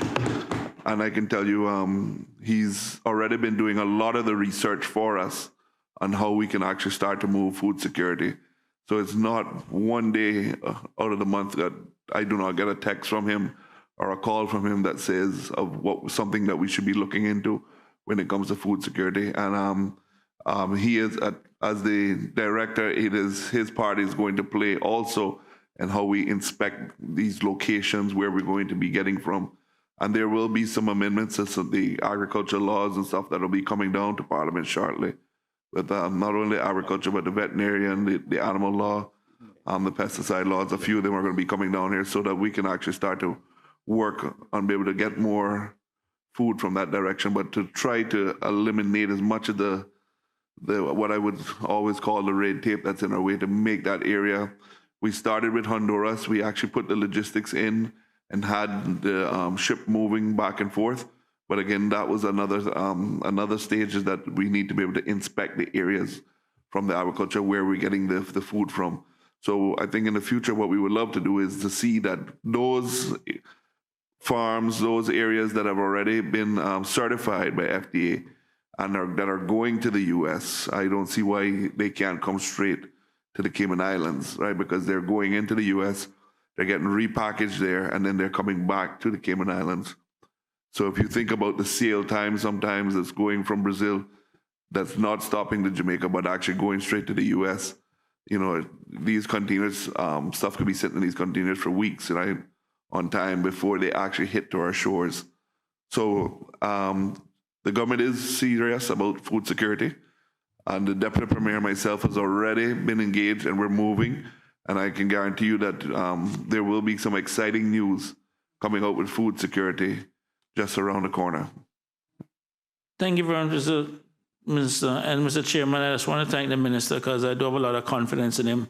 May I also ask him that while he's exploring these other opportunities to look at solar panels and also kind of hurricane shutters, especially for seniors, because every year when we're getting these scares, we spend a ton of money buying boards for people when we might as well just make the investment, especially for seniors, and just get the proper hurricane shutters on their windows so at least they can be protected. So thank you very much, Mr. Minister. I appreciate it.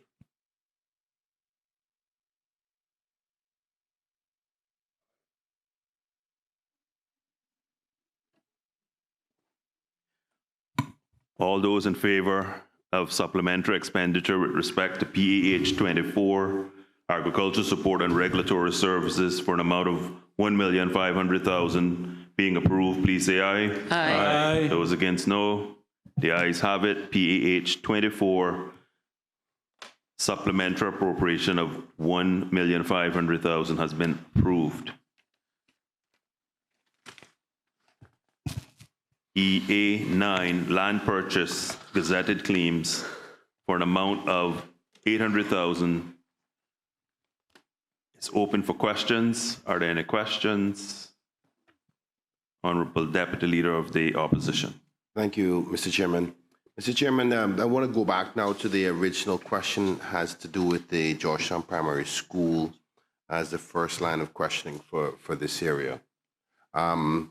The Honorable Minister, as I was highlighting earlier, has been very supportive, working with members on this side to ensure and let us know updates as to road work expansion, but this has to do with Gazette claims. And the road Gazette claims that I was speaking of are literally right behind the Georgetown Primary School. And from the previous plans, as I recall, the lands that are going to be acquired are larger than what necessarily would be needed. I don't know what ratio, but I am proposing that if the road size is small enough that allows for any leftover land to be added onto the Georgetown Primary School property, whether the government would be interested in transferring that onto that one major block. Because in my tour with the school that I was speaking about before with flooding, one of the main problems that we're having is the access to the Georgetown Primary School and the difficulties of where kids can be sitting around or waiting for school to start. And even if it was just an extra 10 feet onto the far back of the property, it could open up many opportunities for recreation for the children in a safer way than they are now. Because currently right now on their break times, they have to go outside on the artificial field which is very, very hot for the kids, but they have no other choice to do so. So I don't know if the minister can opine on the Gazette land in the back and where they're at with that. Honorable Minister. Mr. Chair, through you, I think the Chief Officer for Education answered the section earlier about the water issue problem or the drainage issues that you're having at the school. Mr. Chair, what I can say, I will be led by you as the Minister of Education to look back at the school to see if it's something that they feel is needed. And he can put in the request. I guess the principal will be able to speak to the chief officer and see if it's something that they think is necessary. I can tell you, I don't see where, from an roads aspect, where if we do have land left over on our side, why it could not be benefit for the school, for drainage, for water. But again, because it's under education, if the Minister of Education thinks that it is needed, then yes, it's something that I, from the NRA side, feel that we will be able to support and help facilitate in any way. Just to say that once all these works are done, we will be looking collaboratively to ensure that as we build new classroom blocks, similar in style to the newest classroom blocks, which I am confident that the Honorable Deputy Leader of the Opposition will agree was an excellent addition to the school, creating more space for those style buildings so that we phase and have a new school over a medium term. This would certainly be one way of alleviating the stress on the current campus by getting lands right next door. That would certainly be something we would have to look at favorably and work collectively with the NRA. Thank you, Mr. Chairman. If you just take a look at the map and where the road is, I think it would be obvious to you what needs to be done. Mr. Chairman, if I may. Mr. Chair, just quickly, that's why I say I have some of the best team members that are there. I've just been reliably informed by my team members that plans are to use that little section of land for drainage to help for the school. Thank you, Minister. Thank you so much, Mr. Chairman and the Minister, for that answer. Mr. Chairman, I just want to talk about something I think that the Minister and I would agree on, and I think other members of this committee. It has to do with the appropriation name itself, Gazette claims. I just want to know if the minister has any viewpoints on how Gazette claims are paid, because what we have is a number of properties that have been gazetted for road purposes, and the Gazette was, 10 years ago, 20 years ago, and when it's time to pay, they're using evaluations of the property when the Gazette happened, as opposed to when they're paying for it. So a piece of property's valuation 10 years ago, 20 years ago is going to be totally different than when the government actually pays out for it. Is the minister minded to say what the government's position is on this area of concern? Mr. Chair, through you, the member for Georgetown Central is right with what he just said. When we look at land claims, that when the Gazette was done versus when the road is actually being built and the land is actually taken, it is actually done at that time. But it is something that we know have been a pet peeve. I've seen it just going back, because I can tell you there are roads that I've been cleaning up and paying people back where have been almost 15 years that they haven't been waiting on their funds, where government has actually taken the gazetted roads on their land and weren't able to get paid. So I've been working very hard to try to clean up them. Mr. Chair, through you, I can tell you that a lot of the new roads that we have actually been doing, we have been trying to keep up with them as drastically as we can to make sure that we're paying individuals right at the time that we're gazetting these roads. But it's a section of the law that needs to be amended to do exactly what the member asked earlier, so that no matter what time, if we take the road now and we don't build the road to another 20 years, that person, if they own that property, should be able to get paid at that value price then 20 years, not from what the time when we took the road. Because he is right that there is a lot of times that we do gazette roads and individuals could have did something with that property when I go back and I look at the lady that we helped, that was 15 years back. 15 years she sat there knowing that a road was going to cross her house and couldn't do really nothing with her yard. But yet, no government took it up upon to actually pay, because it wasn't in the law to allow them to say that they had to pay her right away. So yes, Mr.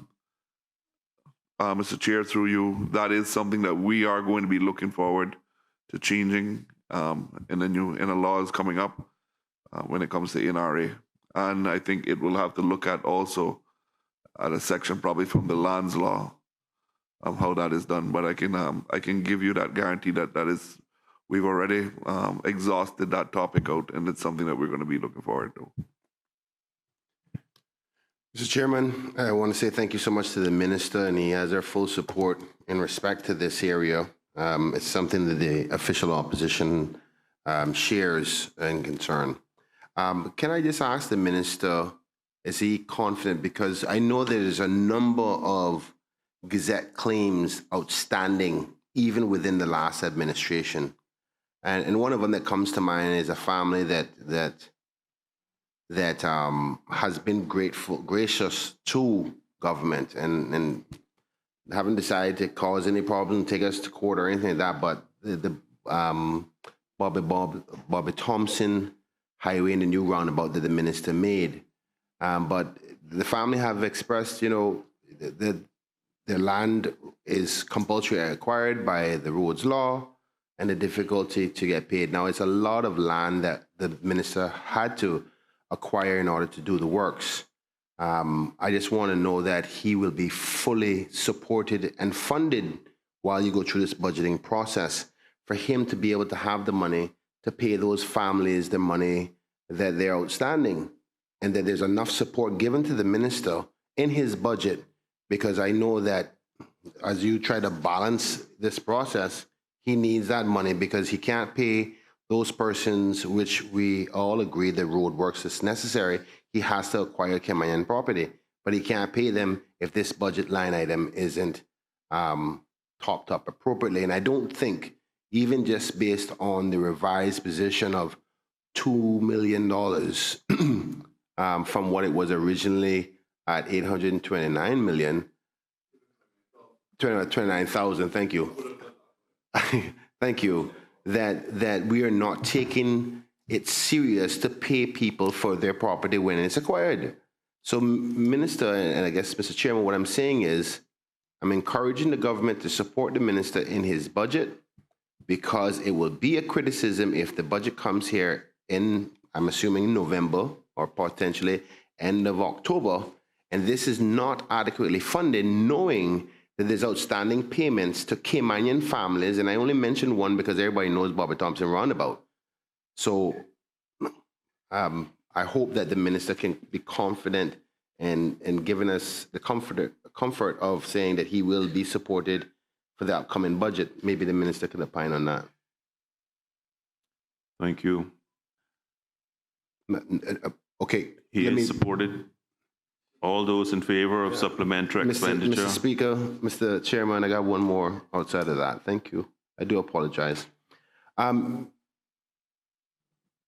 you, Mr. Chair, Minister, Crew Road is one that is I'll deal with that under EA 149, because it's actually major roadwork expansions. So I'll leave it till that question. Sorry.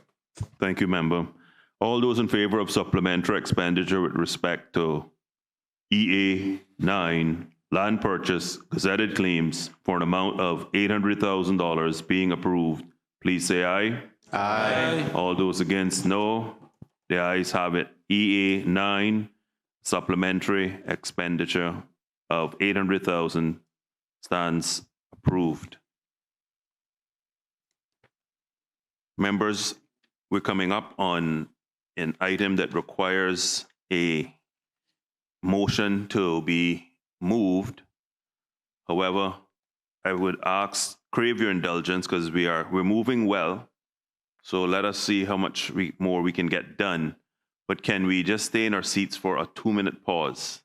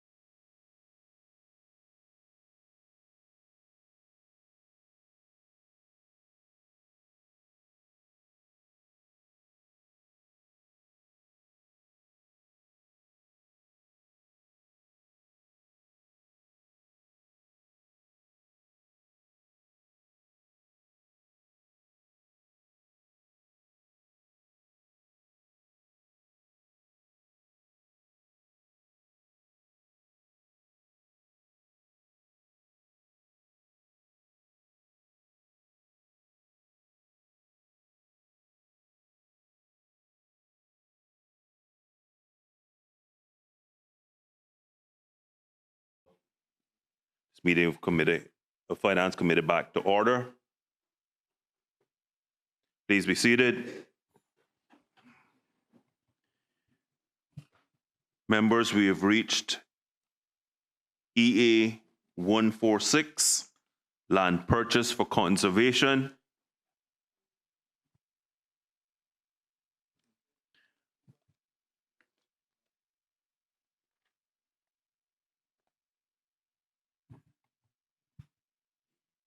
You read it.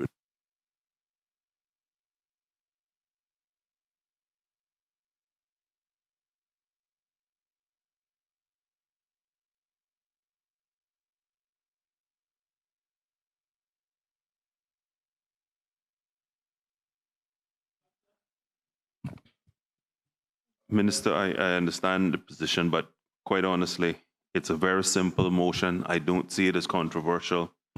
I don't believe there's going to be any major debate around this particular item. So I'd rather just take it now. And my proposal is the minister moves the motion, and any questions on the item, we take it and we proceed and vote on the item. So I call on the minister responsible for lands to move the motion that would authorize the Finance Committee to appropriate funds from the Environmental Protection Fund to expend funds for environmental purposes, to now proceed with the motion.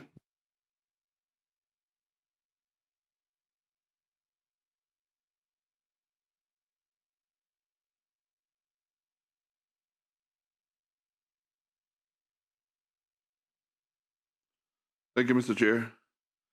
Disbursement from the Environmental Protection Fund.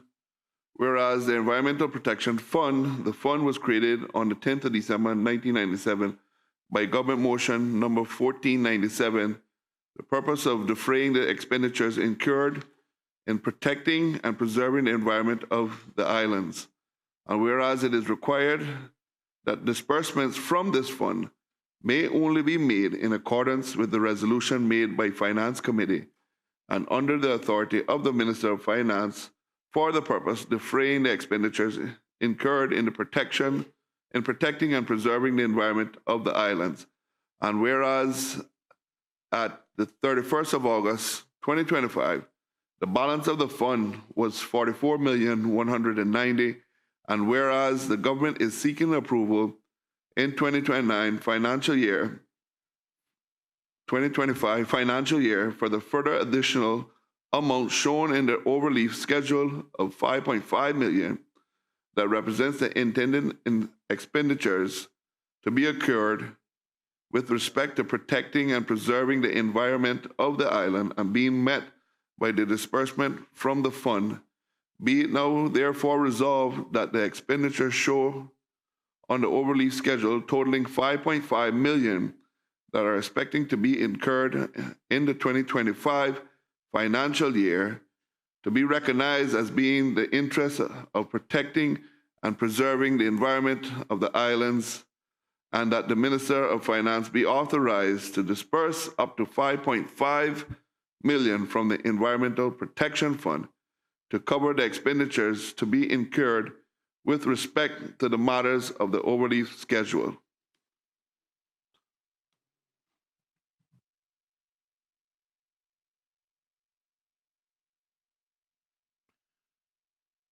Members of the committee, as you know, in committee, you don't need a seconder or motions. However, the motion has been moved, and the motion is in respect to expenditures of up to $5,500,000 to purchase lands at Block 111A, parcels 73 and 13 through 68, located on Cayman East.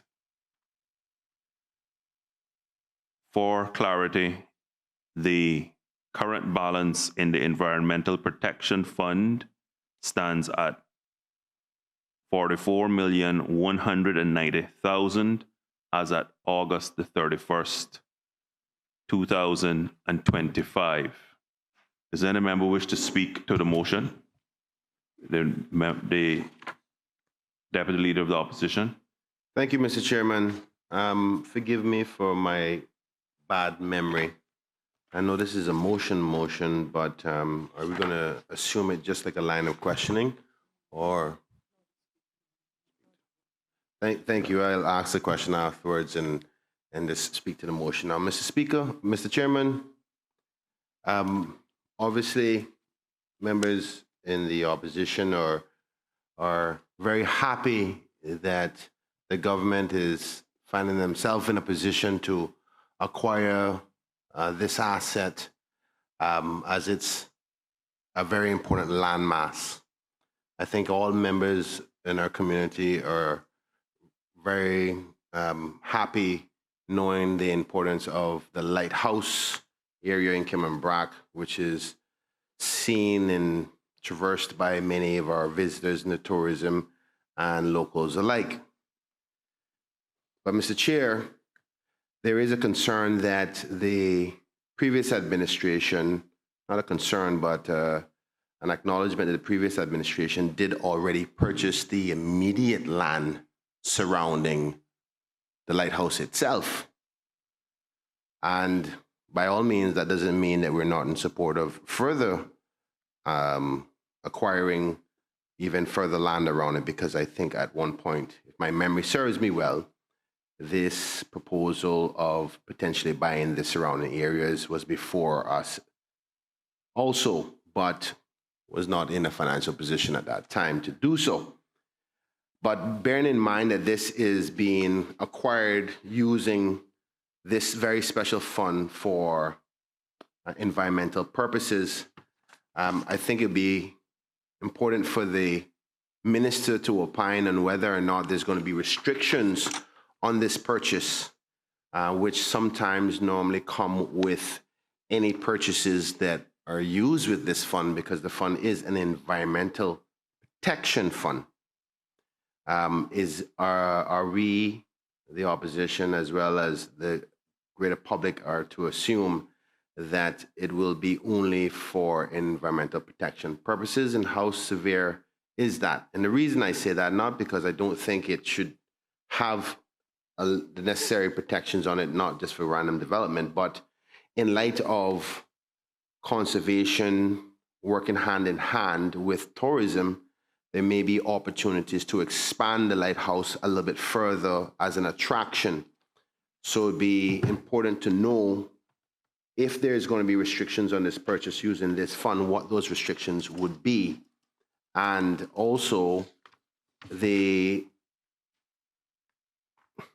clarity as to, has this purchase been done already? Because the information that was in the public domain is the land is already bought. And as we know, if that is correct or not, the house could be Mr. applied. Chair, just for clarity,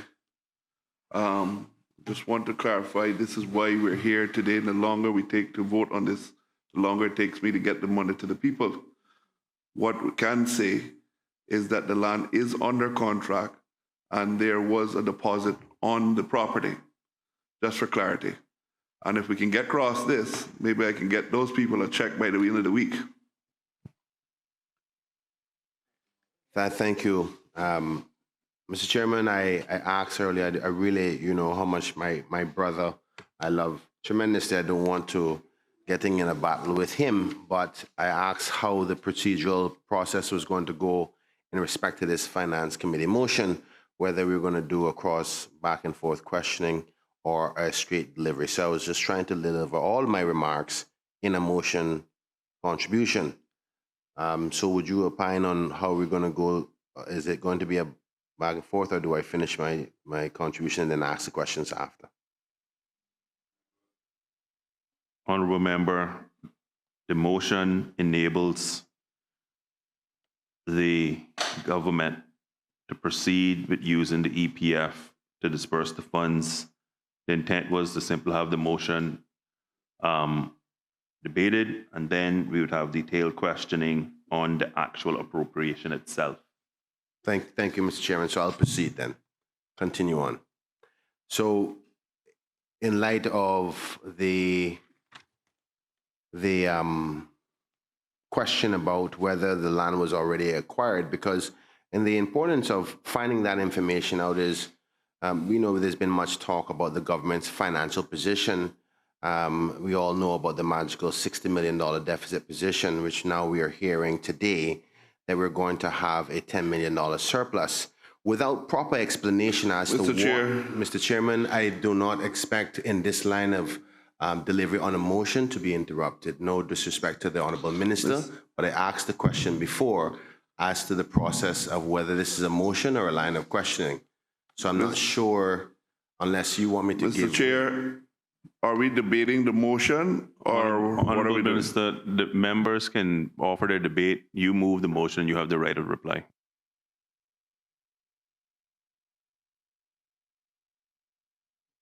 Can you proceed with the debate on the motion?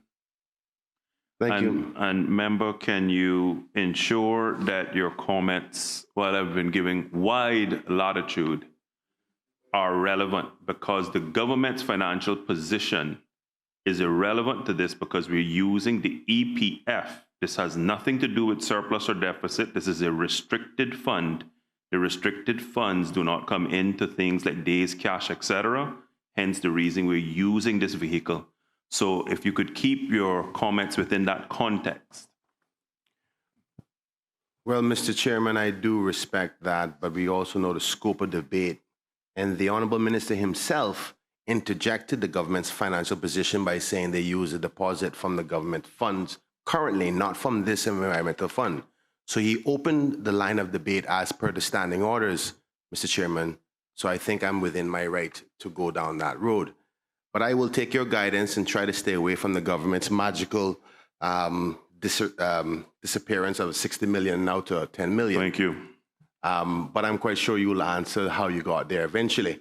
Mr. Chairman, I'm happy to hear that it was under contract because there was a level of confusion as to where the money came from that we now know. So we hope to find out exactly what those restrictions will be, as it says, to preserve natural habitat, wildlife, and ecological integrity, which of course we here in the opposition support.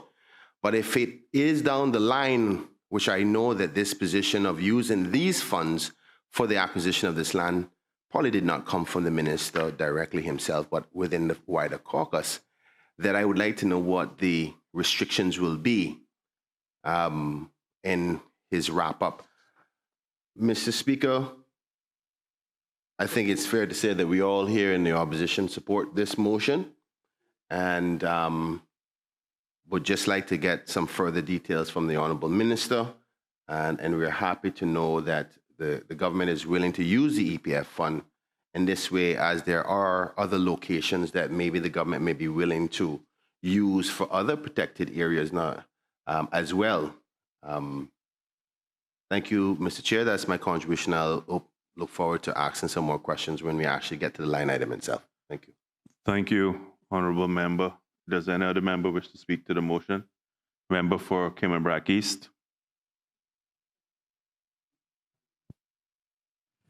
Thank you, Mr. Chair. Just quite briefly, on behalf of the people of Cayman Brac East in particular, and generally the Sister Islands, we wish to thank the government for pursuing this interest of acquisition of very important property, not just in Cayman Brac, but throughout the Cayman Islands, in this instance, Cayman Brac East. I must say that I'm grateful to Lands and Survey for the appropriate demarcation, which clearly identified that the immediate surrounding areas of the lighthouse was purchased by the previous government. And so there's no divergence of importance of acquiring properties for our people.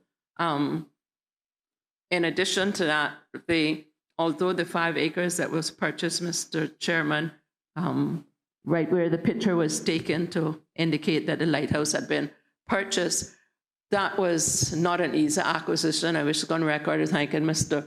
Wilbur and my team at Lands and Survey at the time, because we had to end up buying 55 acres off of Peters Road in order to get them to agree to sell us the 5 acres around the lighthouse. So it wasn't like for want of trying but you have to crawl before you walk. So I commend the government for continuing on. And I would like to just go on the record also to say that I would ask the government to consider in due time a similar utilization of the EPF fund if they're not successful in getting a barter arrangement as it relates to the Barkers area in West Bay, as that was very near and dear to my heart and the previous government, men of whom are now sitting across the other side. And Mr. Speaker, I believe that much more would be accomplished when we take this collaborated approach, regardless whether it's Cayman Brac or the Lighthouse in West Bay, because at the end of the day, it's for the benefit of our people. So I commend the government in this behalf, and it has my full support.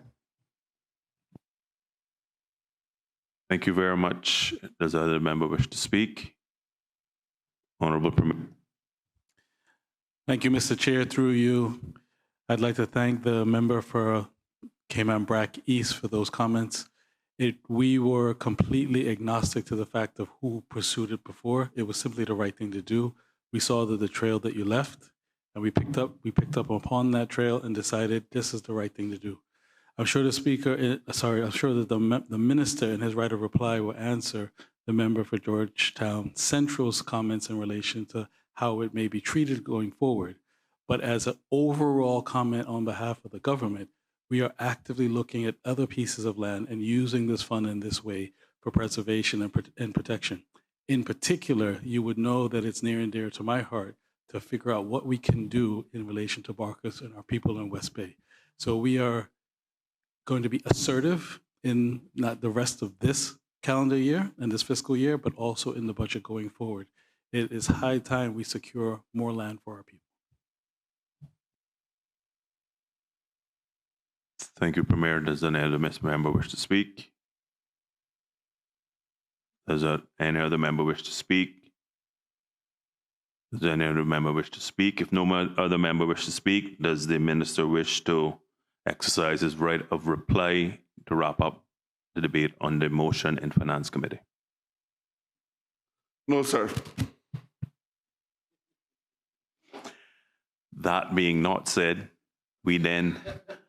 I put the question that we authorize the Ministry of Finance to utilize the Environmental Protection Fund in an amount up to $5,500,000 to secure the purchase of lands demarcated Block A, Block 111A, parcels 73 and 16 through 68 located on Cayman Brac East, 13 through 68 located on Cayman Brac East. All those in favor, please say aye. Aye. Those against, no. The ayes have it. The authority of the Finance Committee to utilize the Environmental Protection Fund to acquire the said property has been passed. We will now revert to the agenda, and given the motion that has just passed, I hope for members' questions to be in the context that this item will be secured by utilizing the Environmental Protection Fund. Are there any questions as it relates to EA 146, land purchase for conservation for the amount of $5,500,000? Mr. Chairman. Honorable Leader of the Opposition. Yeah, just briefly, as I was listening earlier, I want to just clarify. So I congratulate the government on this. 125 acres of undeveloped land, block 111A, parcels 73 and 13 through 68. So that, Mr. Speaker, Mr. Chairman, surrounds what I understand to be block 111A, parcel 72, which the lighthouse actually sits on, which was previously purchased by the government. Yes. Okay, so, all right, I just want to get it clear so I have that visual in my head and so the public can have the visual. Thank you. Thank you. Honorable Deputy Leader of the Opposition. Thank you, Mr. Chair. With that acknowledgement, is it fair to say that this administration did not buy the lighthouse itself? Honorable Minister. Simple yes or no?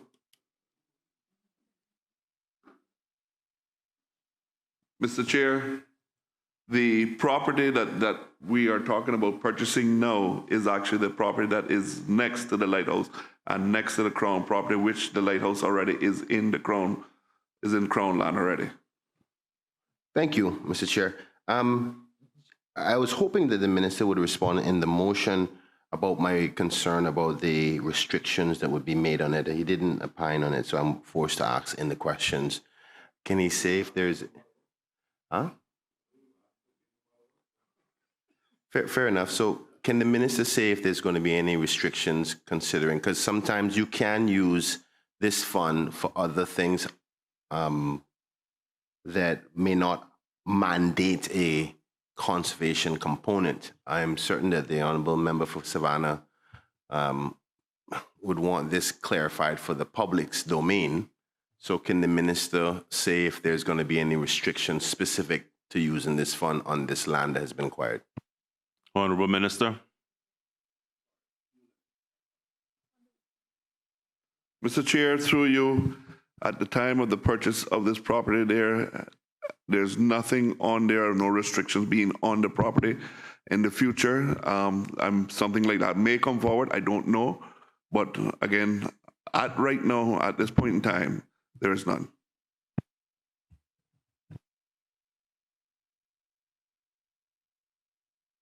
And just for the clarity, you meant the member for Newlands, not Savannah.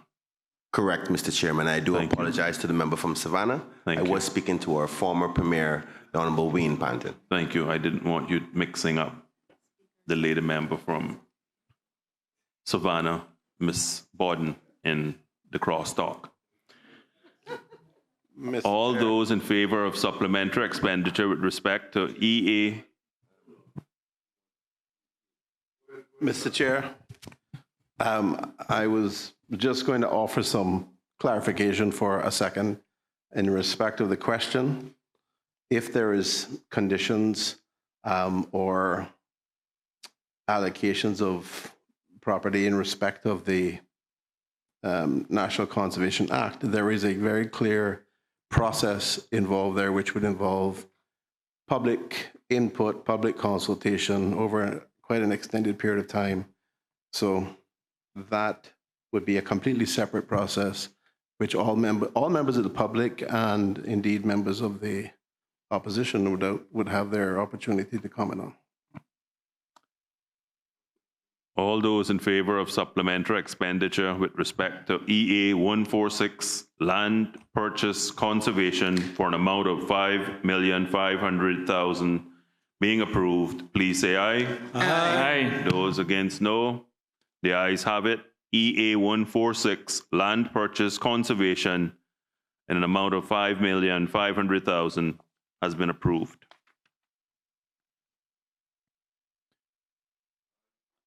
EA 148 major road works expansion projects for an amount of $8 million. It's being moved to be added as a supplementary appropriation. Are there any questions for this item? Member for Honorable Leader of the Opposition. Thank you, Mr. Chairman. Mr. Chairman, I just want to ask the Honorable Member, Minister responsible for the road works, would he be able to say if there are any plans to pave or repave or repair Borden Road and Eastern Avenue in particular from Kirk Home Center to the Godfrey Nixon intersection? These two roads have endured tremendous amount of use and stress and distress, if I can call it that, from the quarry trucks and the cargo trucks going from the port to the CDC.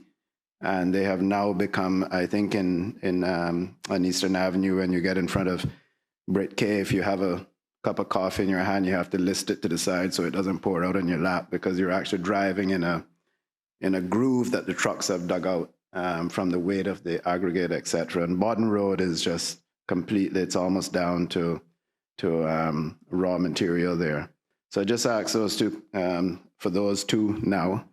Of course, when budget time comes, we have a list of other requests, but those two are in desperate need and are considered, in my consideration, not district roads, but major infrastructure roads supporting the port. Honorable Minister. Mr. Chair, through you, I perhaps thought that question would come up to me today. Just having conversations and meetings with the leader of opposition, and I can say that those two particular roads, Eastern Avenue and Bodden Road, is in the mix of doing this year within this money that we are allocating for.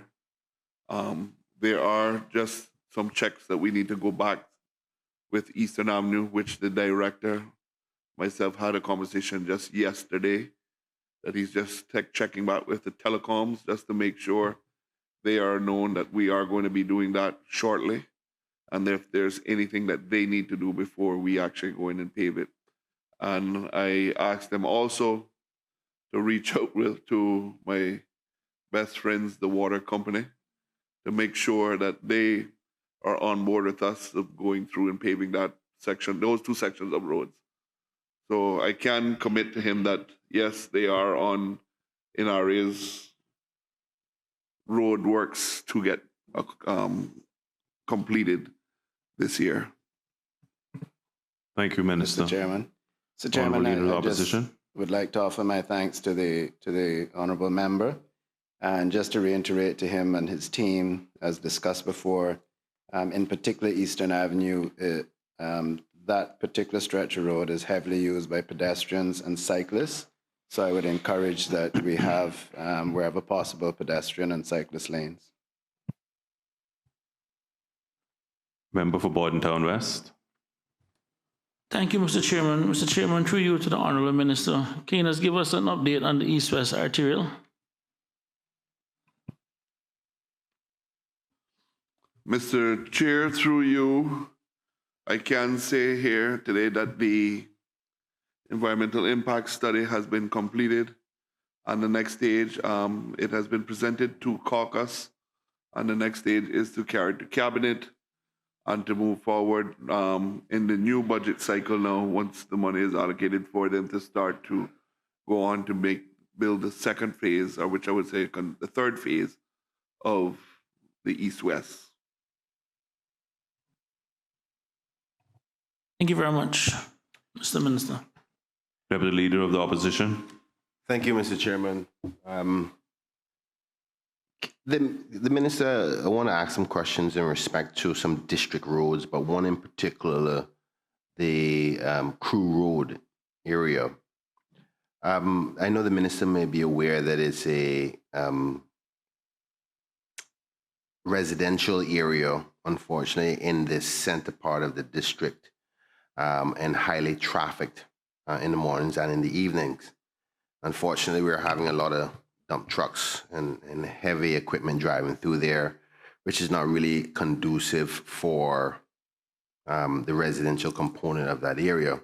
I'm not sure if there's anything the Minister plans to do in respect to restricting that road to be only for residential access, or limitation from commercial access unless delivering commercial aggregate or supplies in that area, because it becomes not only a noise pollution for the area, but also a safety hazard as the road is very narrow. Can the Minister opine any much on this area?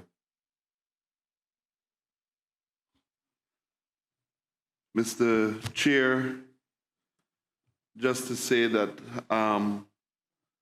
it would probably have to be something of a motion or a government policy to actually look at how we stop certain vehicles from going into certain areas.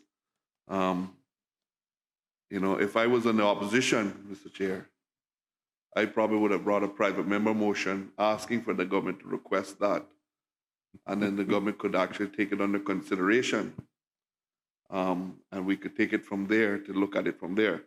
But if the member is asking for me to look in to doing that for him, I have no problem of actually, with my team, doing some research and seeing what it will take to do that. And if it is an amendment to the traffic law or the NRA law, or which law it is, we will be happy to look into it and see. But again, I just wanted to put that out there for the record that he can bring a private member's motion on that.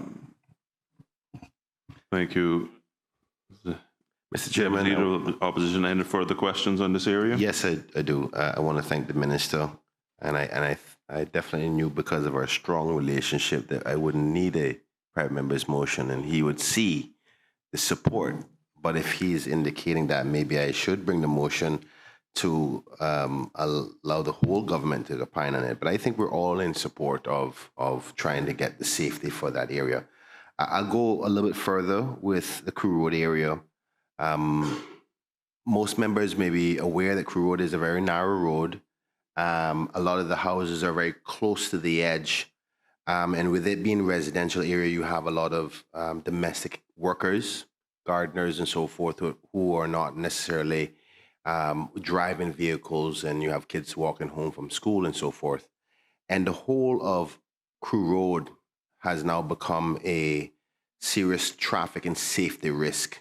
I've walked it. My team and I do cleanups on the Crew Road area once every 3 months on the main road, and sometimes we are scared to get knocked over by cars.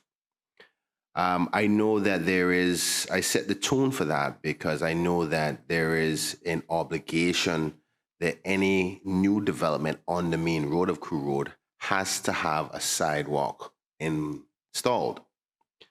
And I want to call it a motion, if you will, or maybe I should formally do a motion, ask the government to seek out all of the landowners on that stretch of Crew Road who may be willing to allow government to do the installation of the sidewalk, because after the sidewalk is installed, in order for that sidewalk to be Crown property, they would have to purchase it. And I think there's a lot more families who may be willing to work with the NRA and the minister so that to make Crew Road a lot more safer. I'm so happy that the minister worked closely with me the last time to help a family of about 7 elderly living in their yard on Crew Road who was on a sharp bend, who were very scared every day of their life going in and out of their property because it was so unsafe coming out into traffic. And he was able to resolve that by installing a sidewalk there, knowing that it's only a matter of time before it had to be done. And I'm asking him to take that approach on a holistic scale now with all of Crew Road so that the children and those pedestrians on that area can be safer. Sadly, this residential road is in a highly trafficked area every single day of the week. And if the minister wants me to introduce him to all the landowners, I'd be happy to do so. But I think there's more landowners there who would be willing to facilitate that if the government would incur the cost, which would eventually be theirs because the land would have to be transferred to them anyway, to put a sidewalk out in the front of the road so Crew Road can be safer. So if the minister is willing to accept that as a motion and give support to it, or if he wants to indicate that I have to formally do a motion, I'll do that too. But the safety of the people of Crew Road is at risk, and the children and all those people who work in that area as it's a residential zone. Minister?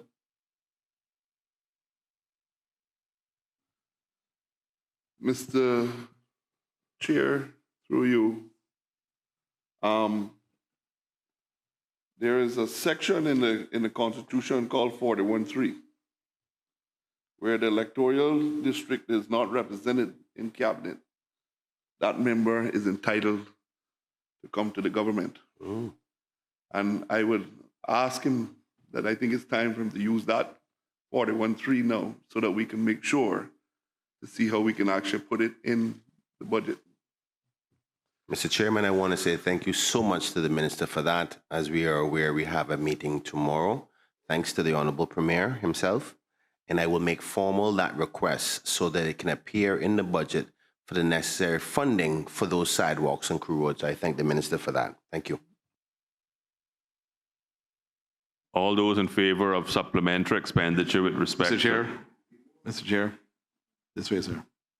Sorry, I've been, my light's been lit a few times, and I've been dancing. I apologize. That's fine, no need to apologize.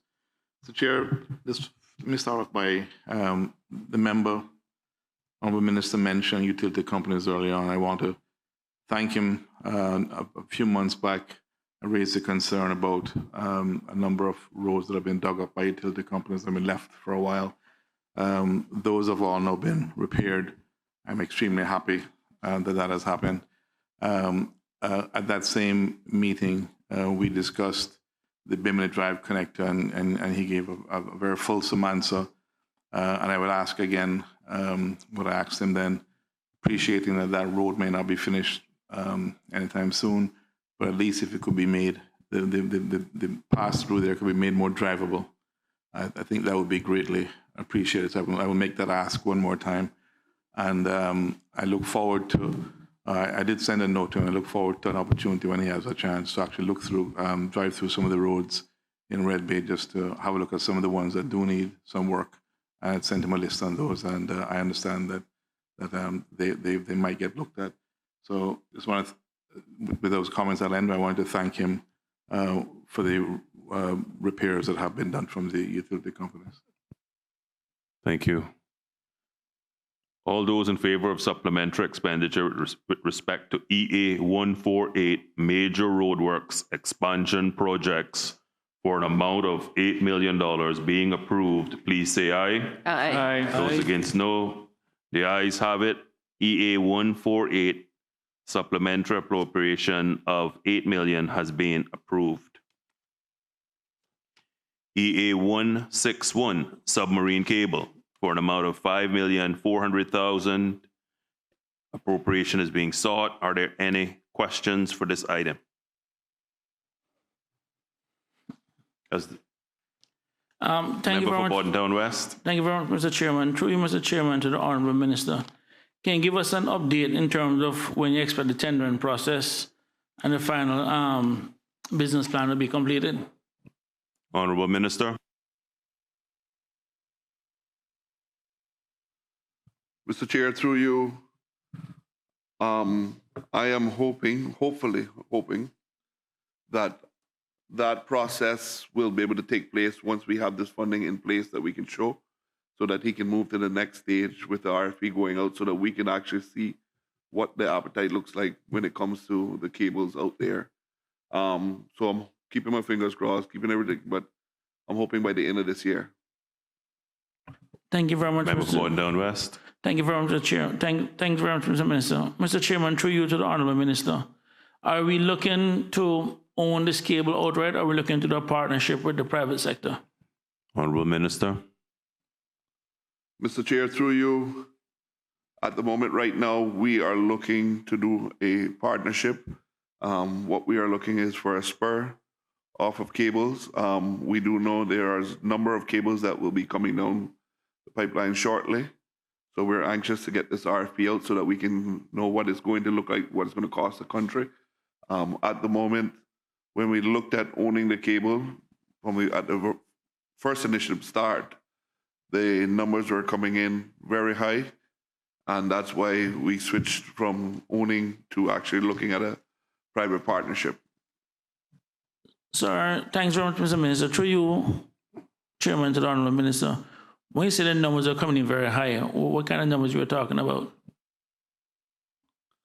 Mr. Chair, through you, I don't want to quote numbers that I don't know right off the top of my head to be exact, but I know they were very high at the time. But if the member is okay, I am happy to put that in writing back to him so that nobody said that I'm out there misleading them with numbers. Well, that's fine if you have the numbers. Actually, we're meeting tomorrow afternoon so we can discuss this further offline, so that's fine. We can have that in our meeting tomorrow. I'll be happy to give you all of the numbers tomorrow, sir. Excellent, thanks. I'm pretty sure my team is listening and they're putting it together as we speak. All right, cool. All those in favor of supplementary expenditure with respect to Chair. Sorry. It won't be long, I promise. My apologies. Just the inquiry, which should not be a surprise. There have been talks back and forth, Minister quite aware. I see it's relating to a spur. Would that now also include the sister islands? Thank you. Mr. Chair, through you, it would be very hard for us to forget the sister islands. As we started off this venture, we have always included the sister islands in it. And to my colleague from Cayman West, am I correct, West, has always been there advocating that the sister islands be not left out. So yes, there is that this spur will go to the sister islands. Thank you, Mr. Chair. And without deferring from the response from the Honourable Minister, having been around this circus for a little while, I expect no less than for him to extend his hand to the member from Cayman West to say he supported, because I'd be surprised if he didn't. Mr. Chair, through you, I want to thank not only the member from Cayman West, but also the member for Cayman East, because she was there from the start and was always advocating for Cayman And I can say that Cayman is still being advocated at the table and is still guaranteeing that the cable will come to the BRAC also.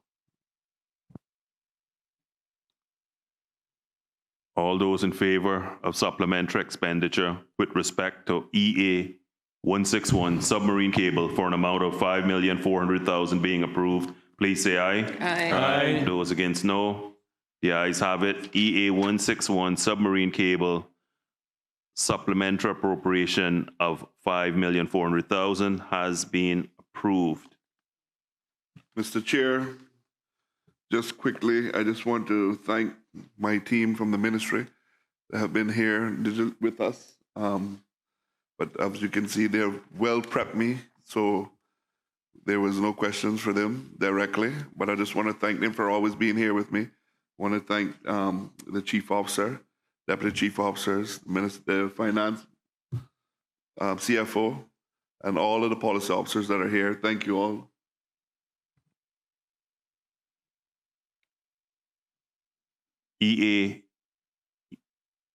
EI1 Cayman Airways Limited for an amount of $12,700,000. Equity investment into Cayman Airways Limited, an amount of $12,700,000. Are there any questions on this item? Yes, sir. Member for Bordentown West. Thank you very much, Mr. Chairman. Mr. Chairman, through you to the Honourable Minister, can we just get a breakdown of exactly what this $12.7 million will be covering? What's operational versus what is debt servicing? Mr. Chairman, through you, thank you very much, member from Bordentown West. The breakdown will be a $3 million for an equity investment shortfall, a $1.6 million that was over budgeted, a third-party airline handling service amount of $0.7 million, and a scheduled heavy maintenance variance of 1.6, and $5.8 million in a long-standing liability to the Cayman Islands Airports Authority. Thanks very much to the Honourable Deputy Premier.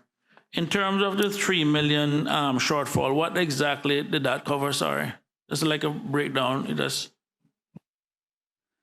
That was unfunded from the budget of 2023. It went from $12.1 million to $9.1 million for the 2025 year, sir. Thanks very much for that, Honourable Deputy Premier. And you said $1.6 million over budget. What was that one for? Through you, Mr. Chairman, that was to do with the COLA and also the honorarium that was given out in December 2024. Now, I'm going to make a bold proposition here now, Mr. Chairman, through you to the Honourable Deputy Premier. this again goes back to the same issue I've had in terms of the PAA, where everybody's trying to harmonize and everything else, and the unintended consequences and unintended costs that we have. One of the things I want to propose, because if we're going to have some level of equity, I think it has to be across the board, because if the employees at Cayman Airways is receiving certain benefits that the government employee isn't getting, and I know there's a matrix out there of who's getting what or who's getting what, but I'm actually going to propose, Mr. Chairman, through you, for something for consider, is that civil servants on the 3 lowest scales get at least some kind of flight benefits, even if it's once a year, a 50% reduction in an airline ticket or something, at least to have some level of equity between what government benefits get between public sector and, well, between government companies versus non-government companies. But I think at a minimum, they're putting in the same thing. If we have some kind of equity in the game, I think some of the benefits need to be. And I think even for the national airline, 1 ticket annually, at least at a 50% discount for the 3 lowest employment grades in government, I think is something that's actually worth considering as a benefit to the wider public service. So, Honorable Deputy Premier, I just leave that for you and your team to consider if that is something worth looking at, as even to help with a lot of the other civil servants. Mr. Chairman, through you, I thank you very much for that consideration, and I will speak with my colleagues about it as well, sir. So, Mr. Chairman, while we all ride this Caymanian horse, I would hope that would be part of consideration, that they would need to be Caymanian to get this benefit. Thank you very much, member. Given. From member from Cayman East, I appreciate that. Mr. Chairman, through you, Mr. Chairman, to the minister. I do apologize. I had to excuse myself to the restroom. So I didn't hear all of his reasoning for the 12 million, but I think the latter part I heard was to cover the increase in the COLA as well as the honorarium. And the total amount more needed for 2025 was 12,700,000. It's 12.7 million total, sir. Can you break down that 12 million for me across what areas that money needs to go to, please? Yes, sir. 6.92 million is for Cayman Airways to meet its ongoing financial obligations, which is $3 million from a equity investment shortfall in the budget between 2024 and 2025. 1.6 million over budget in staff costs, which was the COLA and the honorarium. 1.6 million. Third-party airline handling services amounted to 0.7 million, and scheduled heavy maintenance at a variance of 1.6 million. That came up to 12.7 million, sir.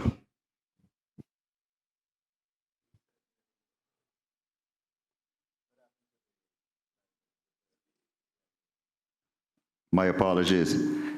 5.8 million in historical outstanding liability dating back to 2015 to the Cayman Islands Airports Authority.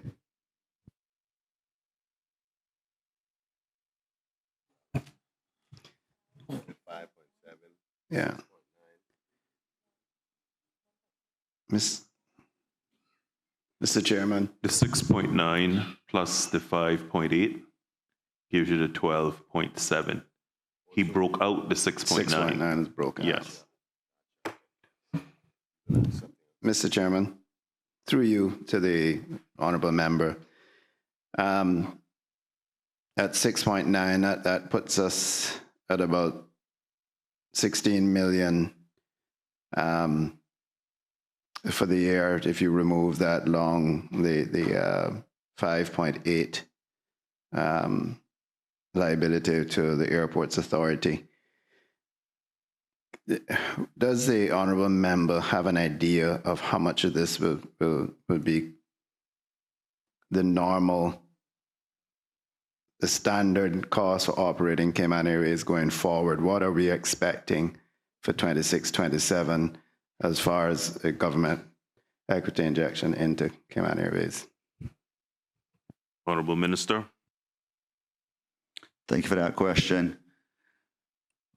We've budgeted $12 million for 2026 and $10 million as equity for 27, sorry.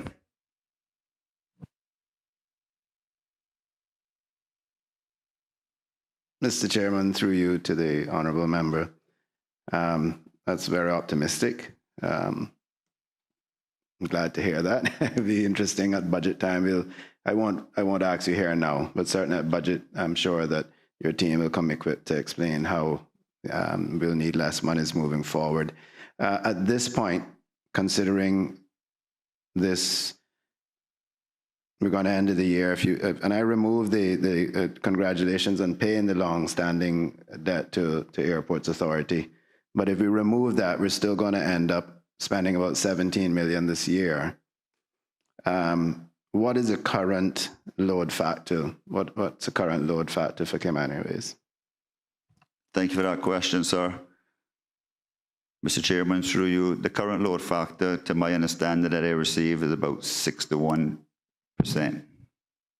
I have my team here that could give you the factual number if you like, though. Thank you, Mr. Chairman. Through you, I think you would like to get, if you want to confirm what the actual number is, they're right behind you, yeah. Mr. Chairman, just give me a few seconds, please.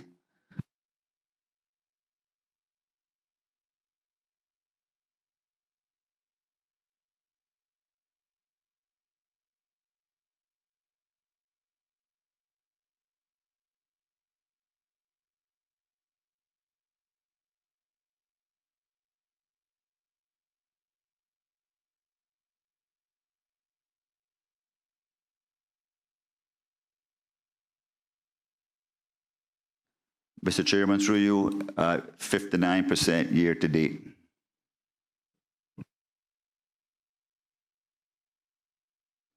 Mr. Leader Chairman. of the Opposition. Thank you. Through you, sir. So, Chairman, that does raise some concerns, certainly from this side, as far as the ROI from Cayman Airways. I do, and I completely appreciate that in a month's time when we get here for budget or thereabouts, or 2 months' time, maybe, we'll get a whole lot more information. But if, you know, I think 59% is quite low when we start looking at our ROI from our national airlines, and again between now and when we come around for budget, I think I can hold my questioning, but it does raise some red flags for us here. If you have anything to make me feel better, feel free to opine on that.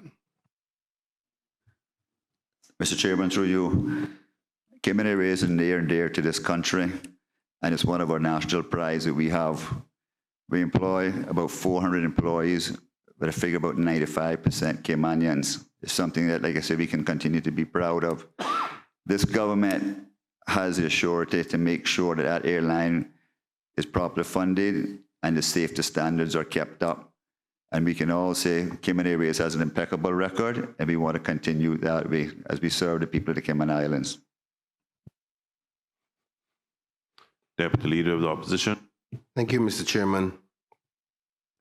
I'm still trying to wrap my mind around the breakdown of the numbers, and I think I have a better understanding. I'm just hoping that before I ask my line of questioning, the member can confirm. The $3 million odd was for the equity injection that you say was underfunded. 1.6 for the COLA, and honorarium and COLA. Okay, so honorarium and COLA. And maintenance is 0.7 million. And 1.6 is for what? So 1.6 is heavy maintenance, and 0.7 was third-party airline handling services. Okay, so is it fair to say that those heavy maintenance in the last two amounts, the 0.7 and 1.6, was not something that could have been budgeted for? Would that be fair to say? Correct, sir. Thank you. Also, the COLA, Have you been advised, Minister, that the board had basically threatened to legal action as to honorariums and pay due to not adhering to the Public Management and Finance Act as to the salary being equivalent to that of the civil service? Were you aware of that? Yes, sir. So would it be fair to say that that's where that extra money came up from in respect to obligation to COLA and honorariums? 1.6 million. That's not, I'm not asking for the amount. I'm suggesting that what we're talking about is why was it not budgeted for? That's what I'm asking. All right, the 5.7 has to do with CIAA. Then you broke down the 6.9 into 4 different formats. We dealt with the last 2 formats, meaning they weren't unbudgeted for. The COLA, we agreed that the board was basically willing to take the core government to court on the basis of not following the Public Management and Finance Act. Are you aware of that? Mr. Chairman, through you, just let me speak with my team 1 second.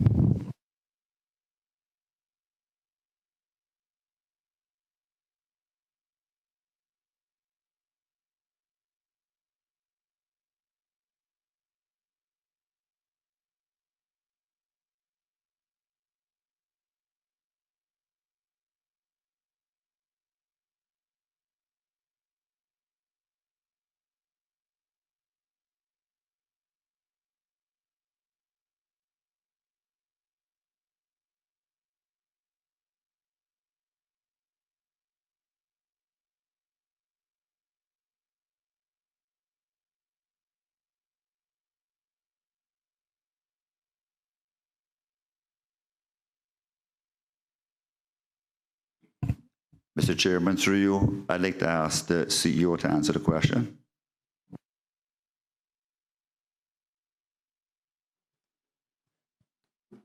Mr. Worms. Thank you, Mr. Chairman. I am not aware of the board ever having any intention to take the government to court about anything, period. Thank you. Thank you, Mr. Worms, who is obviously here as CEO of Cayman Airways Limited. Thank you, Mr. Chairman. In light of that comment by the CEO, good to see you, Mr. Worms, by the way, and former old team. I hope you guys are doing well. Make sure you treat my team good, DP. Are you aware of the board requesting legal advice as to the government's obligation to Public Management and Finance Act for, what is it, POX, equal, I can't remember the terminology, but to be in line with the public authority. Harmonization of pay. Do you remember that? Through the chairman, yes. Do you recall the board addressing the then minister, who was me, to government's legal obligation to adhere to that law? Dorms. Through the chairman, can you repeat that question? Do you recall the board writing to me as the then minister as to the obligations to adhere to that law? I recall, through the chair, I recall several items of correspondence from the board to the ministry and the minister pertaining to the need to comply with the law. Thank you, Mr. CEO. I think you said the same thing I said in different words. Do you recall any of the reasons why the former chairman resigned from his post in respect to this said topic? Through the chair, I assume you mean the former chairman being Mr. Jude Scott. Mr. Jude Scott's reason for his resignation was laid out in his resignation, as far as I'm aware. I cannot tell you I recall the exact wording of that, but that resignation letter is published online. It's widely available. So if what you're saying to me is that that was part of the content, then I would have to give you the benefit of the doubt. Thank you, CEO. There's one last area that maybe you can help the minister opine on, which is the equity injection that was requested but not covered, the $3 million equity injection. Can you tell me what was budgeted for in 2024 and 2025, and why there's a need for it now? The extra $3 million. Mr. Worms. Through the chair, the budgeted amount for 2024 was 13.1. Just consulting with the CEO. 2024, 12.1. And that same amount was requested for 2025. That number of 12.1 represented what the company needed to fulfill its obligations, which were projected. So it would be 12.1. And that was reduced, I would say unilaterally, cannot be any other way, to 9.1. So that left us in a predicament where only a magician or a miracle worker could make the equation balance. It was an impossible situation, but what we were faced with is something we're faced with in every single budget cycle, which is whatever we say we did is not what we get, but we're no different from any other entity that the CIG has to support. So we work with that. It, however, is a significant issue, and it's one that the Auditor General actually highlighted in the last performance audit conducted on Cayman Airways. And I recall speaking about it extensively about a year ago before the Public Accounts Committee, actually pointing out that there was this reduced equity investment in 2025, and that it's entirely unclear as to how the company would be able to continue, make it through all of 2025 with that reduced amount. Thank you, CEO. Through you, Mr. Chairman. Do you recall the board making financial fee adjustments to make up the shortfall, meaning changing of fees, baggage fees, and so forth, recognizing that that money wouldn't be available? Because let me give you the backstory. As minister, we wanted Cayman Airways to perform better because we're basically paying all the bills for Cayman Airways and pressuring Cayman Airways to do better, recognizing the $3 million shortfall. Was there changes to the fee structure, other ways to make revenue that you are aware of that were approved? Mr. Worms. Through the chair, I'm aware of several revenue enhancement measures because we're obviously left to our own devices. That's the purpose of running the company. So every effort was made to try and find ways to address the shortfall. However, there are many things that were beyond our control during the same period. And I beg your indulgence if I could just share some of them just to give a feel for what the realities are. Because it's difficult to say that, you know, any particular sum appropriated in any particular way ends up being spent exactly how it should, because this is not a government department. It's actually a business where we have no idea if tomorrow our load factors will be 51 or 71%. And our resources are limited, and even if it wasn't, there's only so much you can do with a marketing spend to bring the revenue in. If the demand isn't there, it's not there. But some of the things that we've been faced with, apart from the COLA, which, of course, the COLA is awarded in 2024 for the beginning of 2025, to take effect the beginning of 2025. obviously, when the budget cycle was done in 2023, no one would have anticipated that. So there are various sums. The COLA itself, coincidental with that, was also a minimum $3,000 salary, which would have been applied to the civil service, which that was applied to Cayman Airways as well. I think what you're getting at, Mr. Bryan, is that Cayman Airways indicated at the time that it had the funds to pay for this. That was from the airline's capital reserves. So this is not a situation now about a profit and loss ledger or an income statement. It's about cash. And we did have a significant amount of cash at this time. It was depleted over a variety of ways. We had 120-day terms with the Airports Authority to settle our payments to them. That was, which is roughly $1 million a month. That was reduced to 30 days from 120. So that immediately took $3 million out of our cash. If that didn't happen, I would dare say that right now what we'd be looking for would be $3 million less, because we would have had $3 million more in the bank, that type of thing. Thank you, CEO. I don't mean to interrupt. No worries. Because we could possibly avoid further explanation. I think you said the key thing I wanted to hear, which was you advised the then minister that you had the money. I see that your acting CEO is behind you. You would recall that the then minister, in approvals for any honorariums or cost of living increase, the request said, and we can FOI it, if you have the savings or the monies within your budget to afford it, then you can do it. Would you recall that?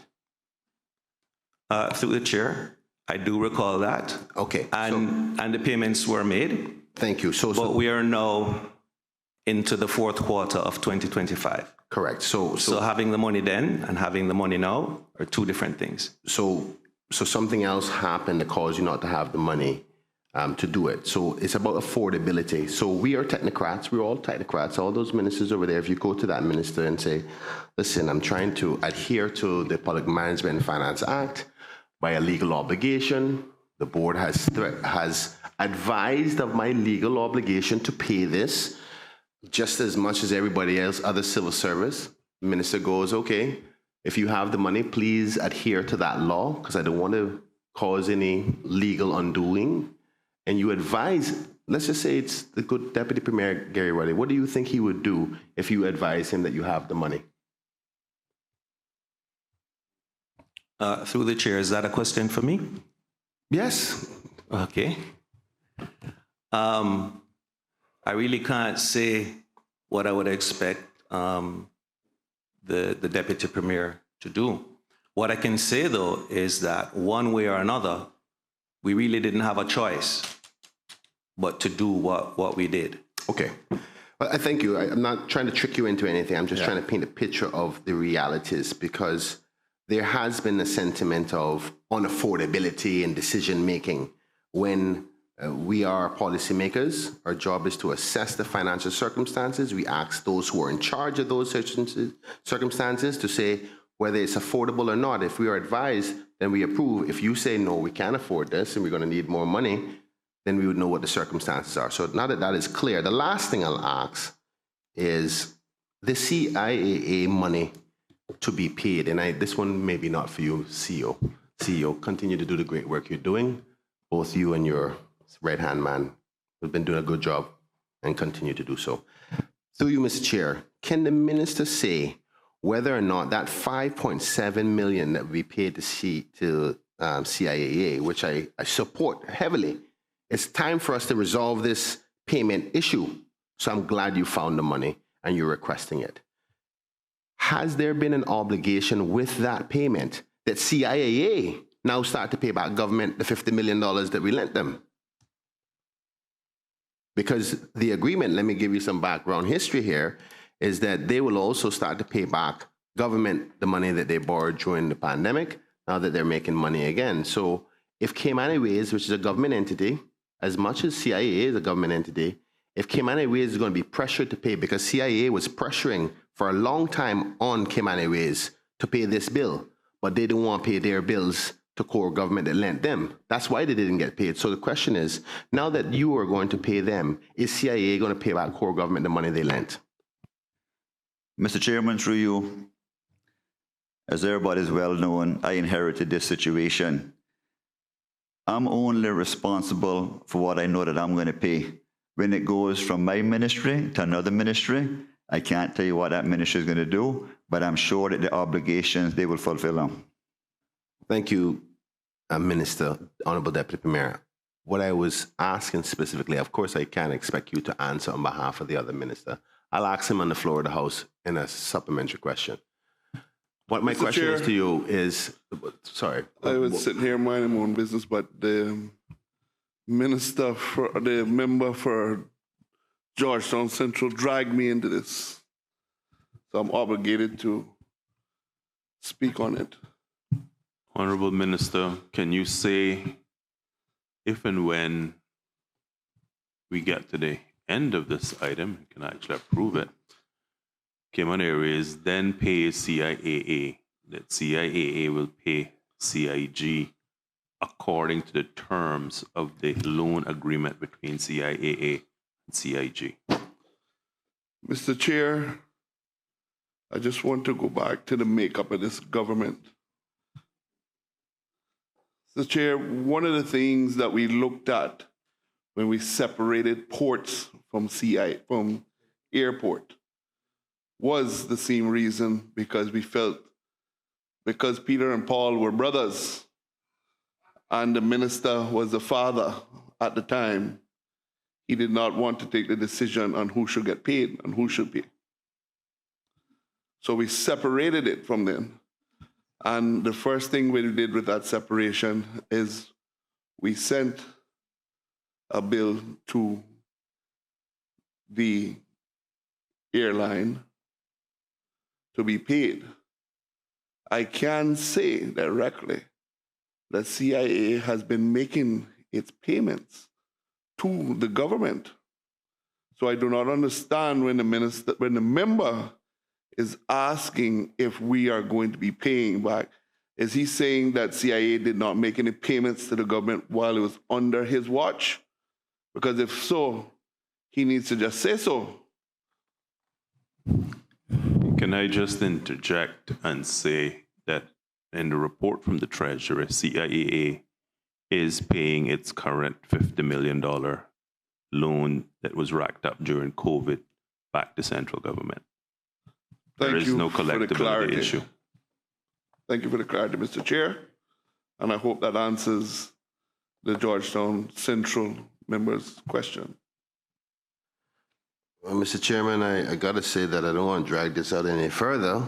That wasn't my question, but I'm quite happy to show if the member can provide when it's good to hear that they will continue to pay. Maybe the member can say when the first payment was made, because the good staff there will adhere to, and the deputy chief officer is right behind, to support the fact that there was a dilemma of lack of payment to core government due to that. But that's besides the point. It's going to be paid now. Mr. Chairman. Member from Georgetown Central, let me make this very, very clear.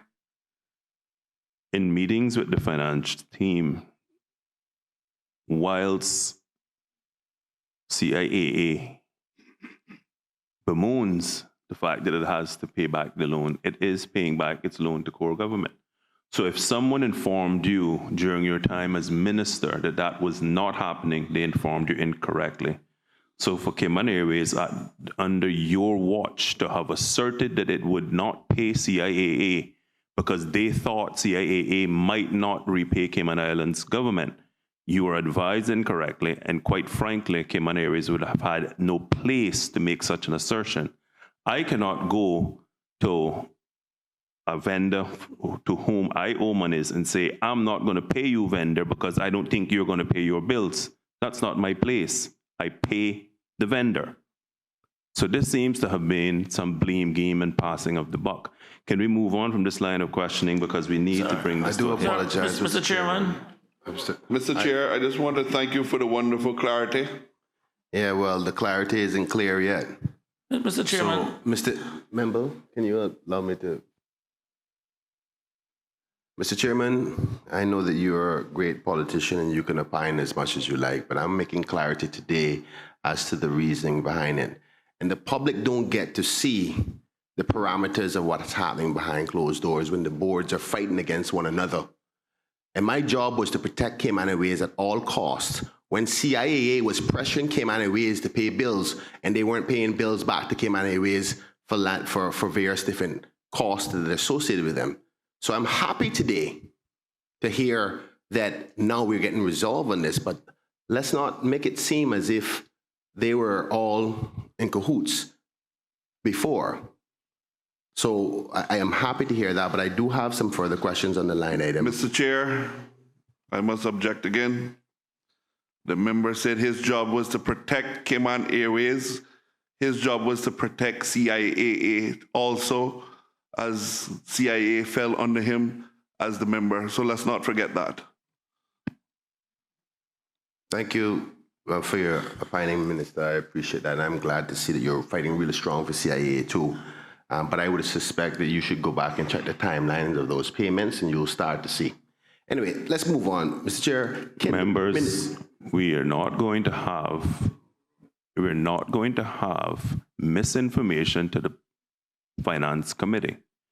Member from Georgetown Central, if you want me to produce those, and I will, because you're going to find them very embarrassing, and I will, and they will be made public. Thank you. Mr. Chairman, before you move on this subject, may I just add something that I think that may probably help this discussion? The issue I remember when we were having this discussion, the issue about getting Cayman Airways cleared up. The plan was also at the same time, it wasn't about a loan payment, but it was for CIA to actually make a dividend payment because of the excess cash. I think the term loan and loan repayment is used incorrectly. The plan was actually for them to make a dividend payment back to government, because at the time we were worried about the number of cash days that we would have in government. And the cash that is held by the SAGCs aren't really counted towards the government cash days. So it would have cleared off Cayman Airways. We'd have given Cayman Airways the money to pay off their bill. And the CIA would then make a dividend payment back to government.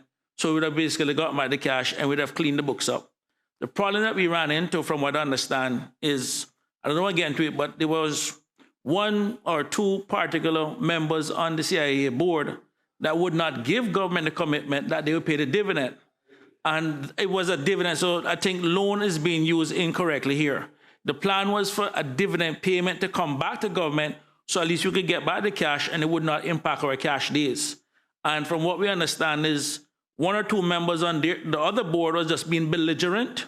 And at the time, some people just did not want to issue a cabinet directive to CIA to say declare the dividend. And that was basically where the issue came around from that standpoint.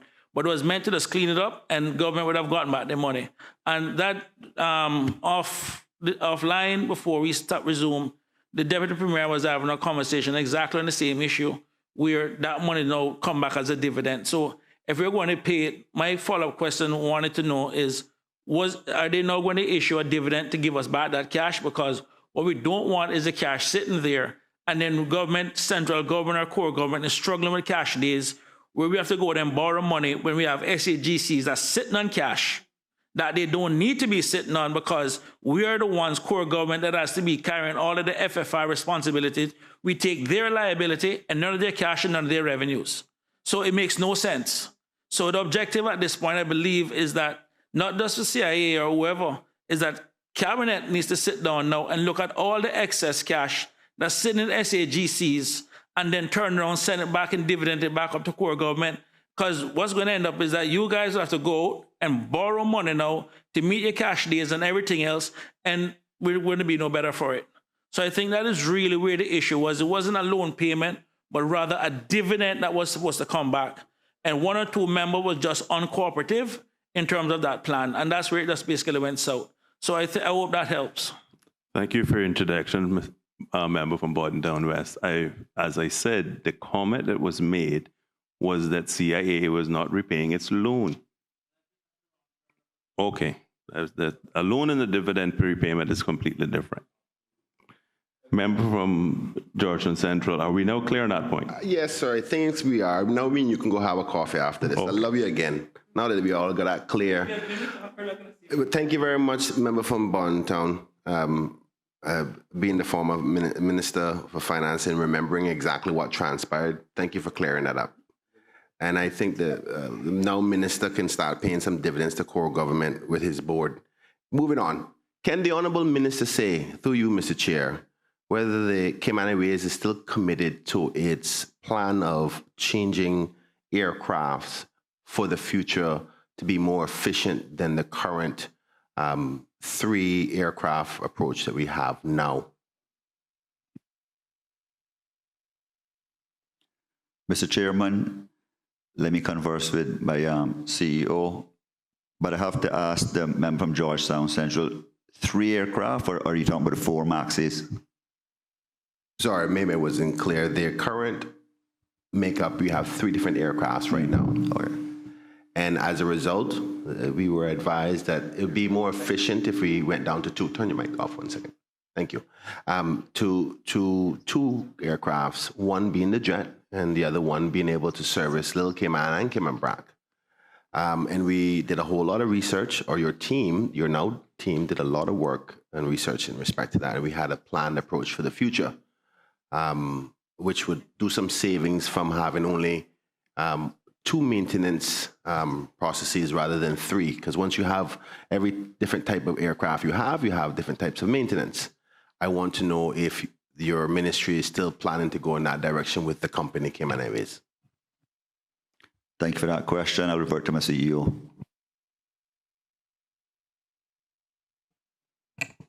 Through the chairman. So it's been widely known, because it's very logical, for a very long time, that if we could operate 2 aircraft types instead of 3, that would bring in enhanced efficiency and definitely increase financial performance of the airline.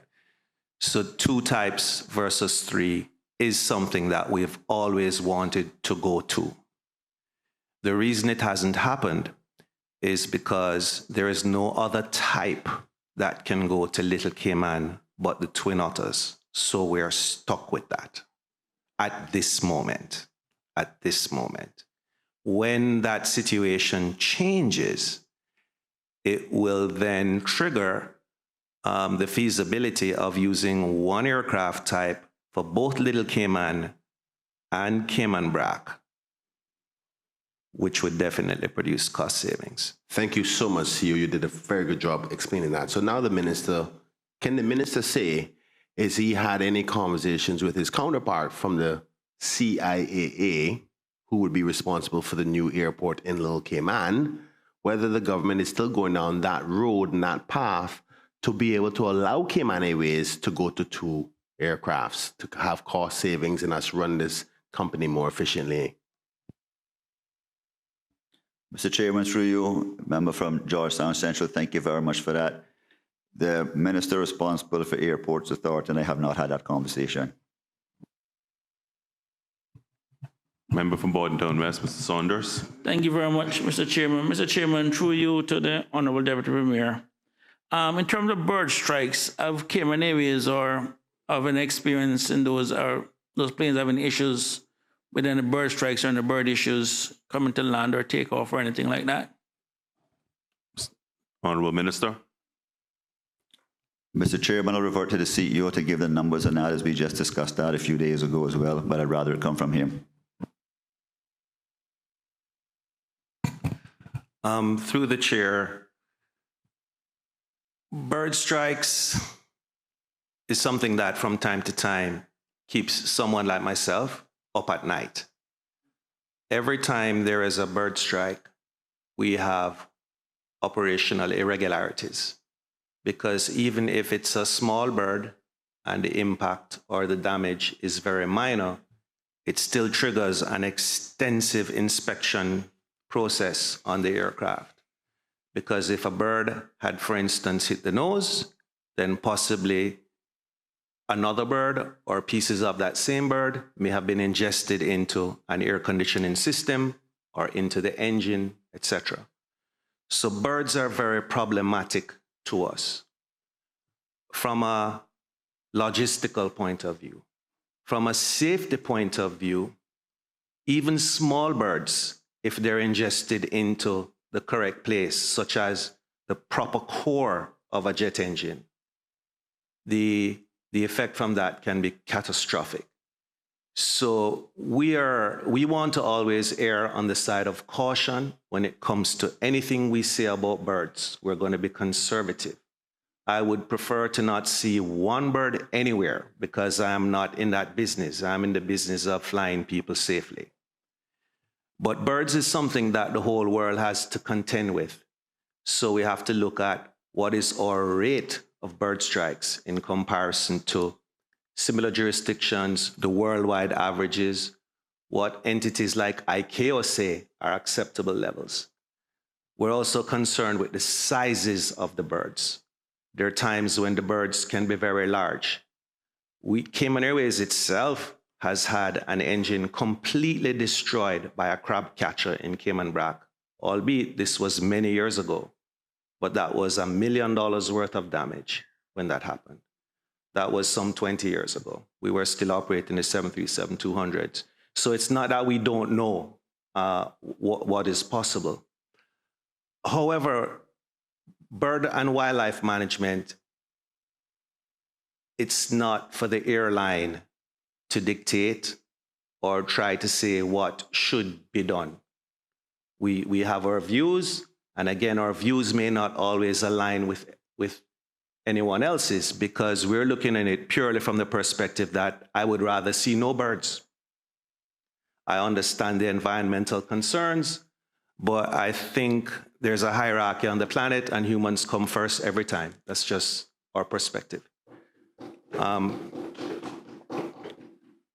So I know in recent times there's been an effort to quantify the number of bird strikes that we have had, specifically between Owen Roberts and Cayman Brac. And I looked into these numbers myself, and what I found is that there were many flights where the aircraft arrived in Cayman Brac, and there's an evidence on the aircraft of a bird strike. So it triggers that inspection that I spoke about. We don't know if it occurred on the approach into Cayman Brac or it occurred on the takeoff from Grand Cayman, but I know it's one of the two. And I know the problems both in Grand Cayman and in Cayman Brac are somewhat similar. So what we would do is we would say, for our own internal purposes, which was most likely. So we may look at the type of bird and we can say, well, that's a Cayman Brac bird, you know, that particular type of swallow or whatever it may be, if we're able to identify it. But there are other entities that go way deeper into this because that's their business. So the Civil Aviation Authority, they're very much involved in this. I know that they even have the Department of the Environment on one of their safety committees, and bird concerns is something that they look at regularly. Sometimes our numbers don't match up though, because they may not, a bird strike that was not identified as happening in Owen Roberts or at Charles O'Connell in Grand Cayman would not actually be registered in their database. But we know it's one or the other. So we're going to pick one. You follow what I mean? Because swallows don't fly at 12,000 feet or 31,000 feet or doves. They don't, you know? So I really don't want to offer too much of an opinion beyond what I've said, which is we're just against it. I don't want to get into the numbers because it depends on how you're counting it. I will say that there have been times when the frequency of bird strikes that we have had, which means the inconvenience every time as well to do these inspections. Sometimes we have a bird strike in Little Cayman or Cayman Brac, and the operation grinds to a halt because we have to fly a special technician or some special tooling or something over now. to Cayman Brac. You follow what I mean? So this is how we end up with these delays, and then it makes the news. And it might have been a small bird, but the impact is significant in terms of the delays and the inconveniences to the passengers and the cost. And something else that we've also been conscious of is the timing of the day and the seasons. There are migratory birds. There's a whole science to this. There's migratory birds. There are birds that move in the morning, birds that move in the evening. So what we have tried to do is avoid certain times of the day with some of our flights. And we're limited with how much we can do in that regard, but we still keep it in our minds when we plan our schedule. And those times just around dusk, similar to the mosquitoes, there's a certain 1 hour window in the morning or in the afternoon, in the evenings. It's similar with the birds, but we are not experts. This is our own observation that we have developed over years of seeing the times of day when we achieve the impacts. And our pilots are also not particularly comfortable flying into aerodromes where there is high bird concentrations at night, because now you won't even see what hit you. You don't have that visual, you don't have the visual cue. Sometimes on approach, if the crew, the pilot, the captain notices, for instance, that there's a flock of birds at the end of the runway, he may choose to go around and alert the tower and have them do something about it.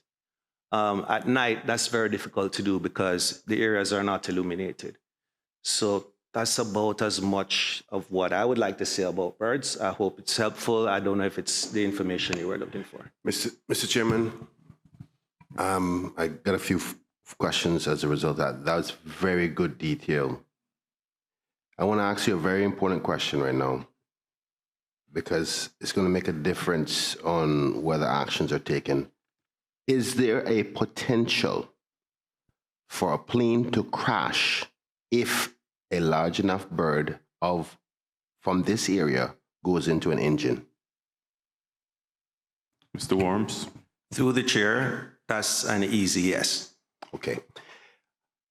Is there currently right now at the end of both airstrips, one in Grand Cayman and Cayman Brac, a bird, I wouldn't call it sanctuary, but an area of pond where birds hibernate or congregate on a regular basis that you are aware of?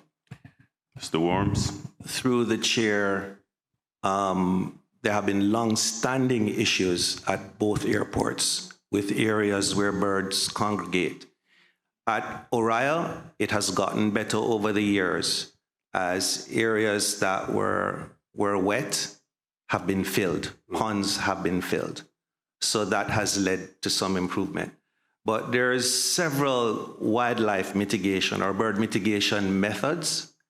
And some of the birds that do the most damage, it may not be that those are the birds that gravitate towards the ponds, but we're not experts on that. I have seen enough data from the Department of Environment indicating how much expertise they have that I'm not keen to give my opinion now as to whether or not I think a pond would get rid of an egret. You follow what I mean? Okay. But from my own lay perspective, I see the egrets. I've seen ponds filled. I've seen the egrets become less populous. So in my mind, that works. But I'm no bird scientist. And again, my views are always going to be, I do not think birds go well with airports. There is actually at Charles O'Connell, adjacent to the runway, a bird watching site. And this has been so for many years. I don't know if it's protected now. I think it might have been protected at some time in the past. But that has always been of great concern. Thank you. This is the last part about this area, Mr. Chairman, that I'm going to ask the CEO through the minister and through you. I don't want this to come off as us against the environment or against birds, but you are the person tasked with the qualifications of safety of lives. How much people go on those jets again? What's the 160, right? 160. I don't want 160 people dead on our runway because of a bird, because a different story would have been, why I never moved the ponds or the birds from before? I don't want that to happen. You don't even want one. Thank you, Minister. And no matter what we say here today, somebody go and say that we're against the environment. But I'm asking you because you are the technocrat. I'm just a layperson. I'm just the people's voice in Central. But I'm not an expert in environment or plane safety. Do you feel comfortable enough knowing that those two ponds are at the end of the airport strips right now as the person responsible for safety of our national airline, yes or no? Through the chair, I would rather answer that by saying I would rather if those ponds were not there. Thank you. Mr. Chair, Minister, I think that you have heard a lot today in respect to this. And my suggestion is, I know that there's many other places that we can protect. There's a lot of places, and I support protection of the environment. But God forbid we lose any soul due to a crash because of those birds. And we know there's an ongoing problem upon which the chairman would be happy to hear that I'll withdraw my question that I submitted to Parliament for this, because I'm getting the answers today. But I think you should encourage, through you as Minister for Cayman Airways, to the Minister of CIAA and to the Minister of the Department of Environment to give the support for those ponds to be removed. And I want the record to show today that the opposition have asked for it, because God forbid anything else happen, it will be on your government. Mr. Chairman, through you, member from Georgetown Central, thank you very much for that. And we will take that into consideration. And we've already been working on that. And I want to assure you and the public that has been in many discussions within this group. Mr. Tatum, member for Red Bay. Thank you, Mr. Chairman. Through you, sir, recognizing that for the time being we're stuck with the Twin Otters, if stuck is the right word, I think it is, to Little Cayman. Can the House be advised what they are, or the Finance Committee be advised, please, as to where we stand in terms of the upgrades for Cayman Brac, whether it's a new plane or an additional plane for that route, and also whether if funding is available. Honorable Minister. Mr. Chairman, through you, I'll direct that to the CEO as well. CEO. Through the chair, so that notion has come up on many occasions, even within Parliament, Finance Committee, Public Accounts Committee. There have been requests and indications that there would be support, especially on the opposition bench, not necessarily this one, but preceding one. There's always support unanimously to upgrade, let's say, the Saab aircraft. But I think it's fairly obvious that if we don't even have the funding now to keep the airline running just the way it is, which happens to be very lean, I would like to declare that if anyone knows where there's millions of savings for this airline to capitalize on, please let me know, because it has been our job constantly to run the airline on the leanest budget possible without affecting anything to do with safety. There's never any hesitation there. But there's so many other things, and acquiring aircraft, there's more than one way to do it. You can lease or you can purchase, and purchase will always give you the lowest cost of ownership. Because then your main expense is depreciation. If you took a loan to buy, you have your depreciation and your interest. If you're leasing aircraft, somebody's making money while they're leasing it to you. The long and short of it is that every single time this has come up, it has not been able to progress very far, because it is very obvious that if we're not in a position to fund the airline just the way it is now, how can we undertake anything which it's not going to change in the aircraft inevitably is going to involve increased costs? It has to. Even if it's just temporary before the efficiencies kick in, the transition to train crews, retool our maintenance, get all the necessary certifications, and there are a lot of that. These discussions often come up when there's an issue where we only have one Saab on island because one is away on maintenance, and if that Saab breaks down, we're left without service. So the visibility that that creates gives the impression that the Saab is unreliable. But when we look at the big statistics, the Saabs are actually quite reliable. The fix to that problem, in my mind, is the most easy fix and affordable fix is to purchase a third Saab. It's the same strategy that we did with the Twin Otters, because we had two, but there are times when we're only at one. But that is my personal perspective. What I can say is whenever it gets discussed by any board, it becomes a sticking point, because a lot of people will look at it and say it actually makes sense that to fix this problem, which is a reliability one, if you add an additional aircraft, it can fix the problem. Now, is there another problem in that the aircraft are old and obsolete? Actually, they are not. The Saabs that we have are the gems of all Saab 340s. As a matter of fact, all the aircraft that Cayman Airways have are the gems of all the fleets in the world.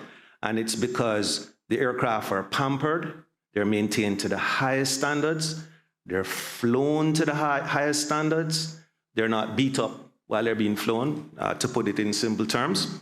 I might be able to assist because... And our utilization is also lower than a conventional carrier who would be flying, you know, trying to get as much out of the aircraft as possible. So it makes our aircraft have a lot of useful life. I appreciate that. So I'm interrupting only to say I think I can assist. I think my line of questioning was with regards to upgrading the service, whether that was a new aircraft, which is what I've heard in the past, but also what you just mentioned, which is a third Saab. So is your answer that a third Saab is what's needed? And if so, or is your answer that there are really no plans in place right now? All right, through the chair. To upgrade the service, or whether that includes an additional Saab? Through the chair, I would say... Because reliability is the issue. Through the chair, I would say just in this particular moment, there are no plans. And that is because the previous board, with the previous administration, spent a lot of time looking at it and looking at all the various issues. And the problem wasn't solved. So it's now for the new board and the new administration to help us figure out. And of course, a lot is dependent on what happens with Little Cayman as well, right? As long as we need to keep two different types of airplanes, then that's a problem. But if it goes down to one, then replacing 5 older aircraft with, let's say, 3 newer, modern aircraft, now we might be getting into a scenario where it becomes cost neutral, or we end up ahead financially by doing it. So a lot hinges around, again, the Little Cayman situation. Mr. Chair, I would like to thank Mr. Worms for that. I will close with this. I really hope that the new board, finds a fix, because I'm not so sure the Little Cayman problem is going to be fixed anytime soon. But certainly the reliability, and I believe it's been a bit more reliable than it has, the service between Grand Cayman and Cayman Brac. What I'm asking is sort of with my Cayman Brac hat on, that people of Cayman Brac deserve a reliable service. And so I'm hoping and praying that the new board finds a fix for this, and that in the upcoming budget, there is some ability to actually steer some funding in place to get that done. Thank you, sir. Thank you, members. Mr. Chair, I just want to wrap up myself. you don't mind. I know you're trying to push along, but we are scheduled for 2 days. So I just want to say, Honorable Deputy Leader of the Opposition, there are many people in this Parliament sitting and waiting to answer questions, and we're going to be speeding things up because we have to be a little more succinct in the questioning. But let's wrap up. Agreed. EI1. Thank you, sir.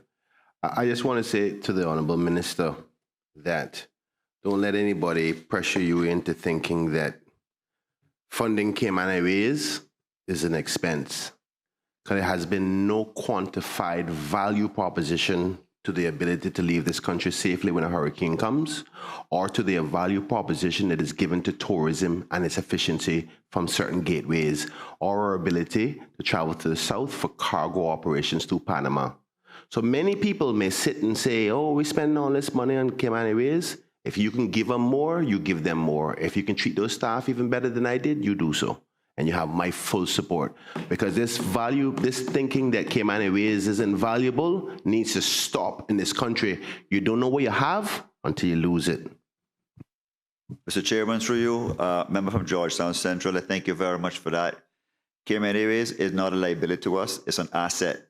And it's an investment that this country is proud to invest in and make. And like I say, every time you go to another country and you fly that airline, you see that plane going over with the coat of arms around the tail, you feel proud knowing that's our airline. And if I'd known you'd been so nice, I would have asked for more.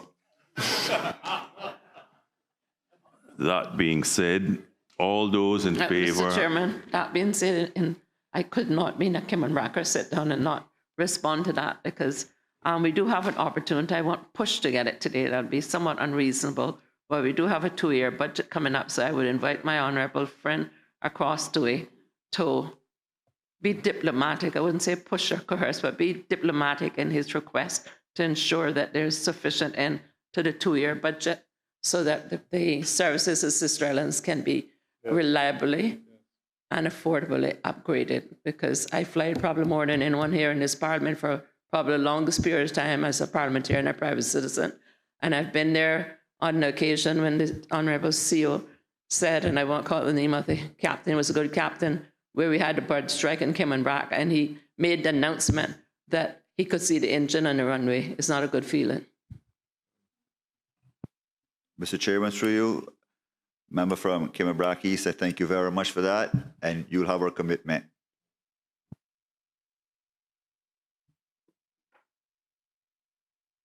All those in favor of supplementary expenditure with respect to EI1 Cayman Airways Limited for an amount of $12,700,000 being approved, please say aye. Aye. Those against, no.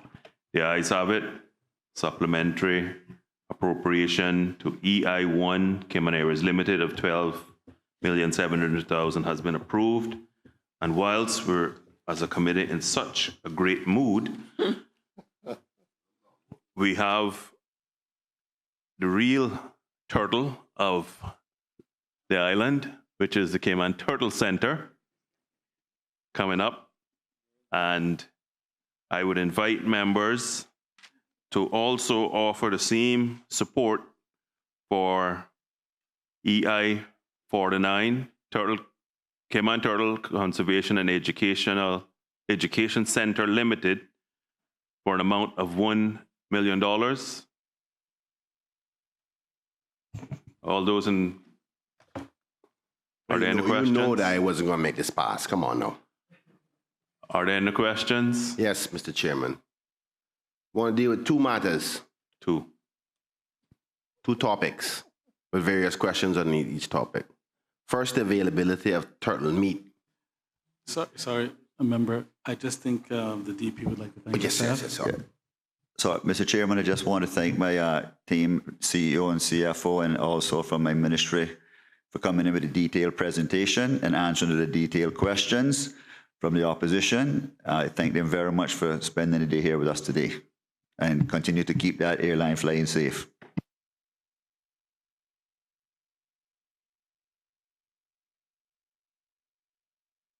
EI 49, Deputy Leader of the Opposition. Thank you, Mr. Chairman. Let's move the questioning along. Question 2 to the Minister. First, can you just give me an overview of the amount, which is the 1 million. What is it for? Is there a reason? Because I think that it was funded reasonably appropriate. There was supplementaries even throughout the year. Maybe you can give an outline as to the extra million. Is there something going wrong? Is the numbers low? Or what's the reason for the extra million? Because it says for operational cost expenditure, right? Mr. Chairman, through you, thank you very much for that question. Member from Georgetown Central. Mr. Chairman, with your approval, I would like to provide a brief summary to the committee to provide some context to the Ministry of Tourism and Trade Development's request to increase appropriation EI 49 by 1 million CI. EI 49 is appropriation for the Cayman Turtle Conservation Education Center, or TCC. This request for supplementary funding is required to cover a shortfall in the center's operational expenditures for 2025 to ensure that the CTC can maintain its programs and services. In 2024, the Cayman Turtle Center received $6 million in funding for operational expenditure, and this was reduced in 2025 to $5 million, creating a funding gap. The CTC's customer base is primarily comprised of cruise passengers, with cruise arrivals having declined from 2023 to 2024, and no significant increase anticipated in 2025. The CTC is unable to compensate for the $1 million variance in EI 49 within its existing budget. Thank you, Minister. In light of the acknowledgement that the numbers have declined in cruise, and I think your wording was with no increase projected in next year either. Through you, Mr. Chair, I didn't say next year. I said 2025. 2025, sorry, my apologies. Maybe I should ask that question. Do you have any concerns of next year or the year after that in respect to affordability to fund the operations? Because some of the money comes from the monies they raise from ticket sales and so forth, and some is based by equity injection from the ministry, right? Yes, Mr. Chairman, through you. The forecasted bookings for 2026 right now stand at 1,370,721 passengers, 449 ship calls. 2025 was 1,176,386 at 381 ship calls. So we have a difference of about 60 more ships coming in 2026. So is the minister then saying he's comfortable with the revenues they'll make next year, that you won't have to give the turtle farm as much money? At this time, Mr. Chairman, through you, I cannot say that because we can't predict the future and what if those ships are any disaster going to happen between now and then. So right now, to get through 2025, we need the shortfall in $1 million that was unfunded or under budgeted from last budget session for 2023. Yeah, so was it under budgeted or is it the numbers that went down? I see your CEO in the back trying to elicit some advice.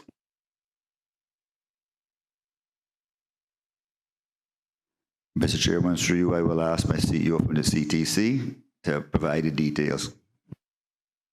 I would ask Mr. Chris Jackson, the Chief Executive Officer of the Cayman Turtle and Conservation and Education Center Limited, to respond on behalf of the Minister.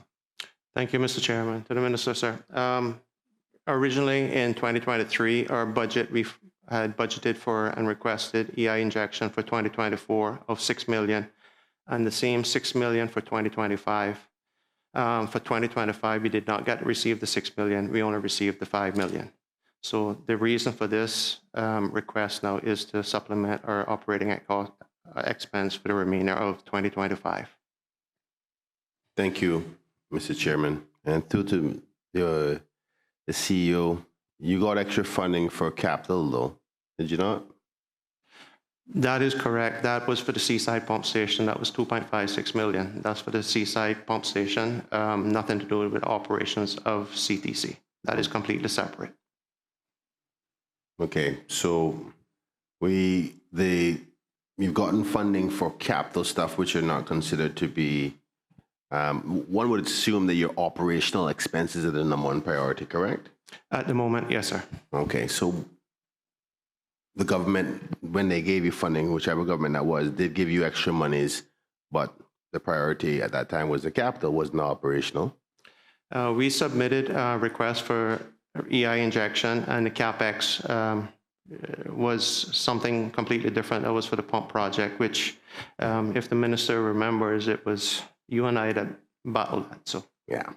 So the reason I ask is because obviously you have to balance the affordability of anything, right? Mm-hmm. And you make a decision on which one is most important, the capital or the operational, right? And what would be the advice given? Obviously, you couldn't afford to get both at the same time. So would the advice at that time been the capital was more important or the operational? Or did you not know what the operational expenses would have been at that time that the expenses have come to realization that you need more money now? Would that be a fair assessment? I'm not trying to trick you here. No, trying to say that. No, Mr. Chairman, through you, sir. No, we knew what the submissions were because we submitted it, and the $6 million was requested. The only time that when we found out that we didn't get the $6 million was the night of the Finance Committee, the night in December of 2023. Mm-hmm.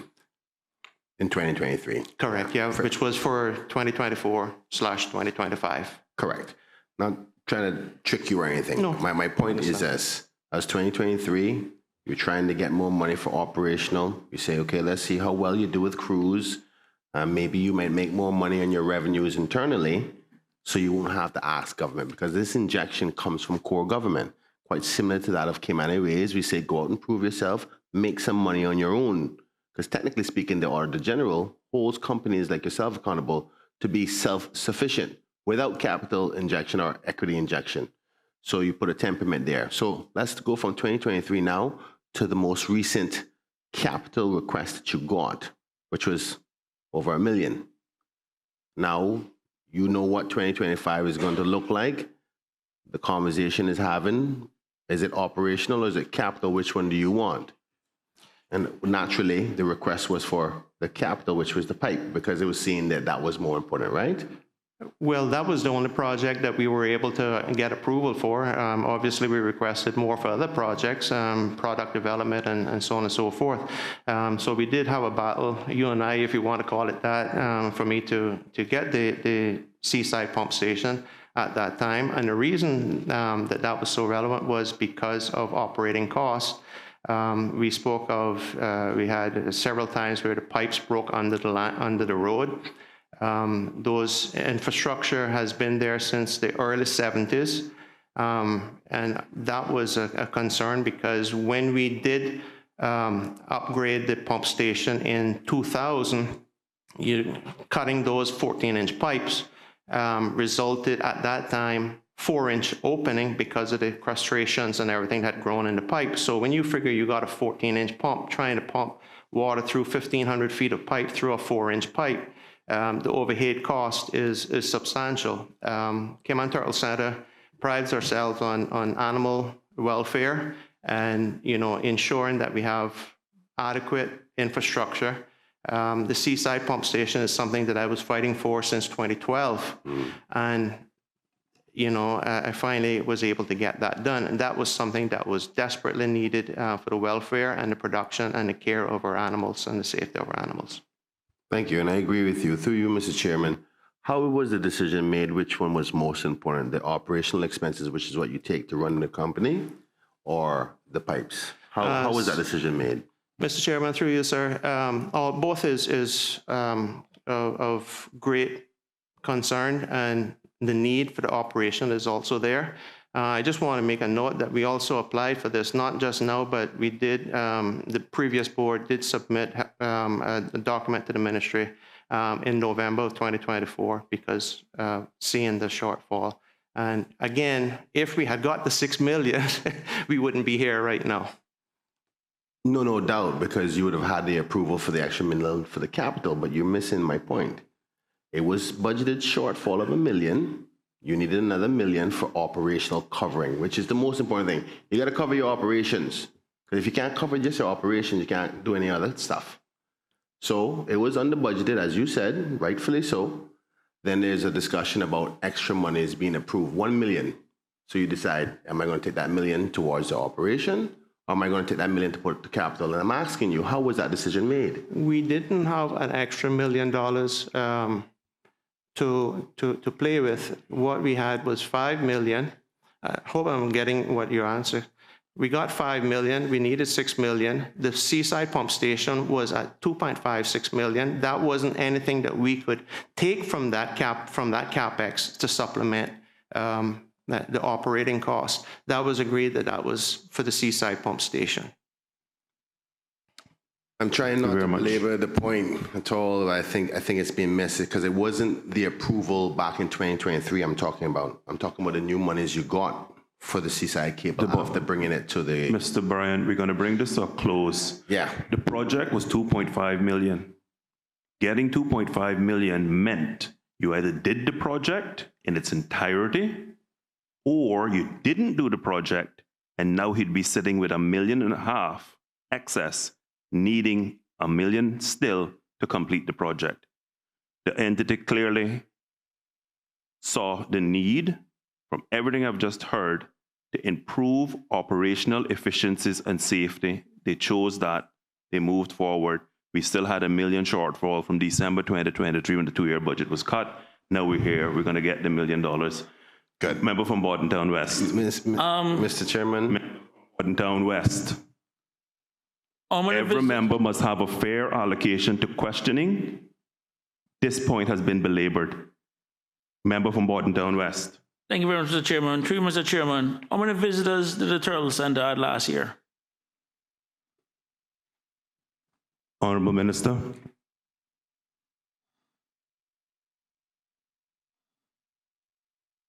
That was 211,000.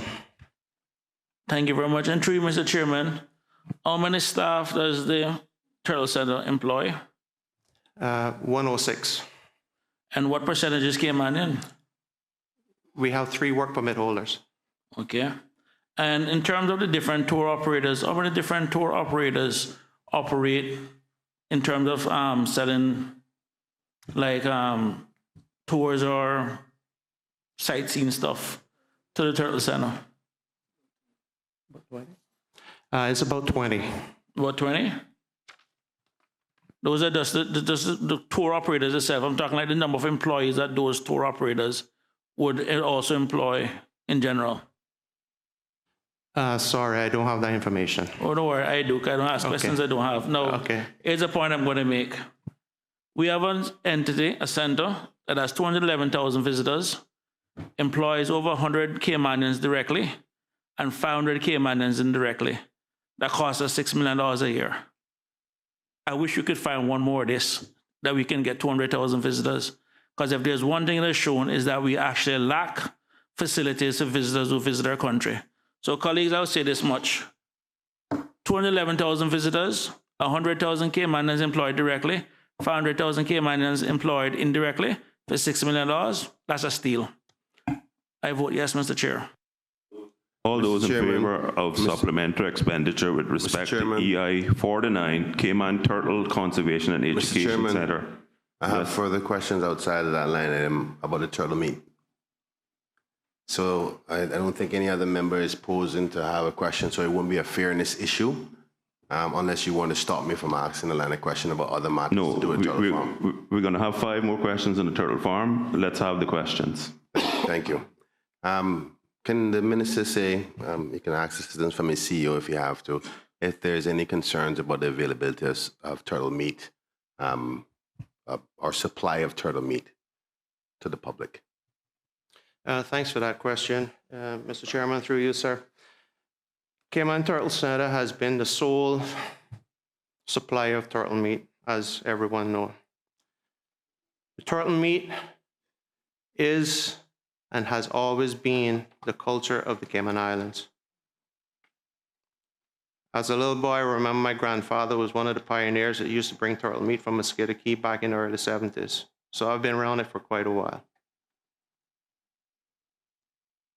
The demand for turtle meat has not declined. It has increased tremendously. The price of turtle meat is also of a concern. We sell turtle meat for $9 a pound. It costs us $31 a pound to produce, okay? We have, instead of being cultural and seasonal, when I say seasonal, Christmas, New Year's, Easter, Pirates Week, Thanksgiving, those are the busy times for us. We have breeders that produce. We don't get any turtles from the wild. Everything is all inclusive to the center. We have turtles that produce eggs, which we grow, hatch in our hatchery, and they grow to adults. And of course, some are selected for processing. That amount of meat, of turtles, that is saved for processing all depends on the previous 4 or 5 years prior of their hatchery surviving rate. Okay, so that's where the percentage comes from.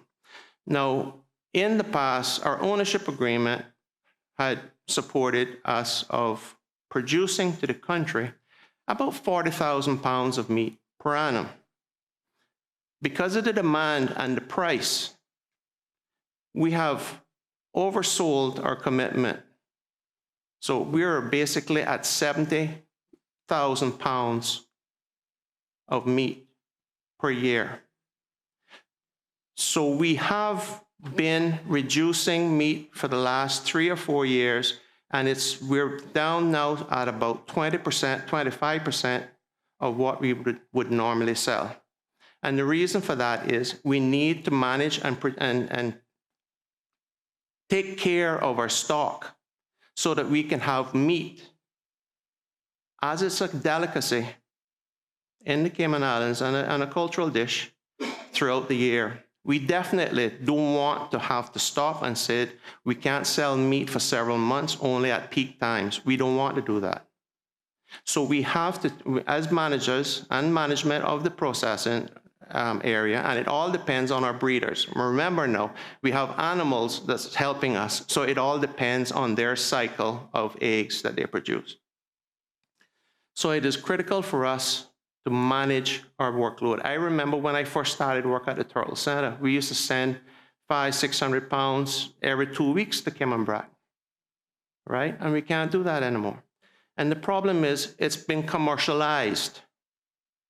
Okay, the restaurants, I know I'm gonna get heat for it, but we're talking, I'm saying how it is.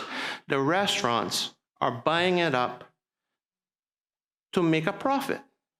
At $9 a pound, where can you go in the Cayman Islands to any supermarket and buy beef, chicken, oxtail, filet, fresh local filet snapper? Because I did the audits, I walked around and took prices.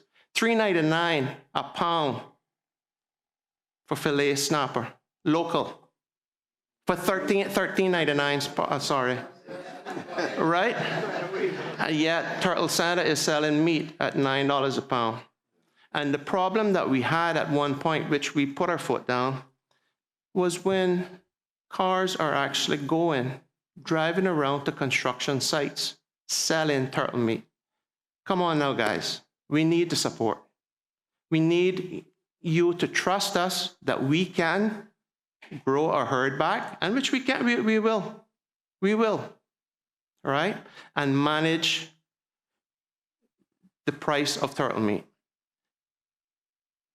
Increasing the price of turtle meat, probably $4 a pound, is not gonna take us out the gap that we are. Because at the same time, if we increase the price of turtle meat, we're also reducing the amount of meat that we sell. So increasing it and decreasing the volume is not really helping us any better financially. But that's not the point.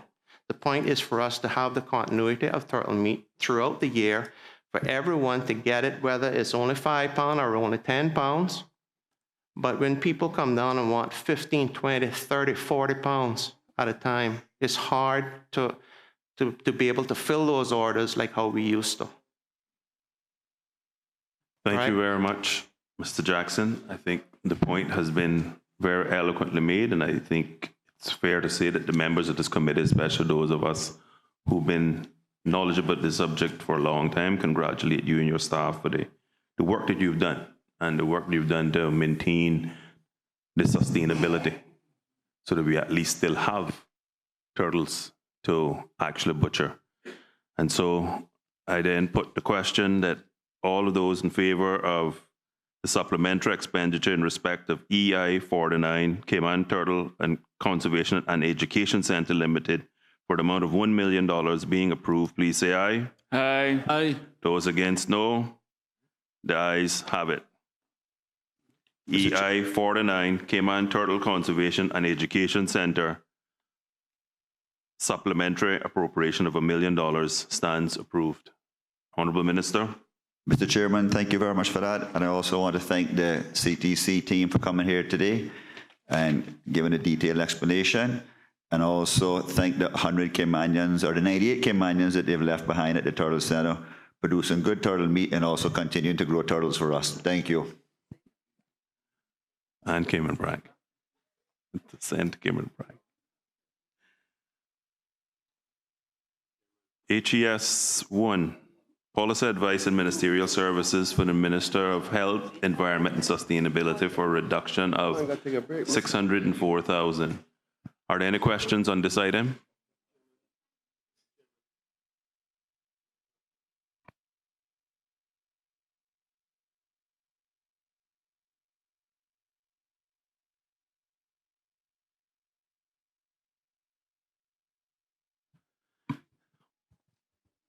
Members, we will suspend proceedings for 15 minutes.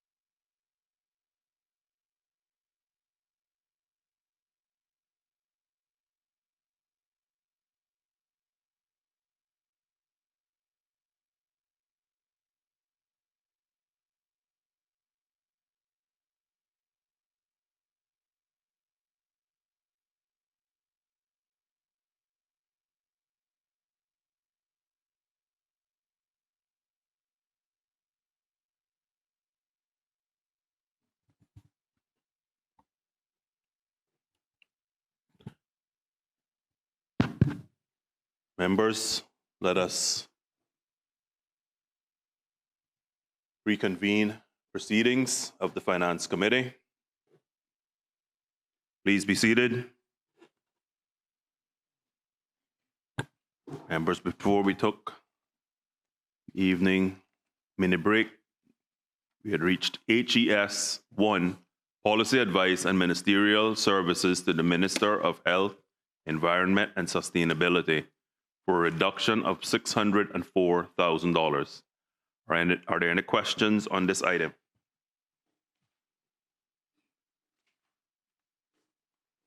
Mr. Chairman. Honorable Leader of the Opposition. Mr. Chairman, can I ask the Honorable Member, Minister responsible, if is there any funding in this for the iguana culling program? Honorable Minister. Thank you, Mr. Chair. Through you, no, this line item, HES 1, is for policy advice and ministerial services. And because we have a savings in that, we're just doing an 11.5 and transferring it over to HES 7, which we can discuss after.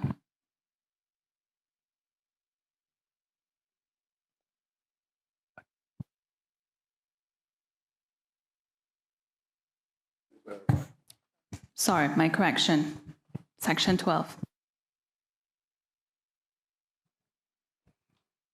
Thank you to the member, Mr. Chairman, through you. So yeah, we were questioning that. So you're doing a Section 12 to reduce the appropriation, and then you're doing a section 12 to increase HES 7? As part of the entire mix for the ministry, this particular appropriation is reducing and everything else is increasing. As the minister had identified savings in that appropriation.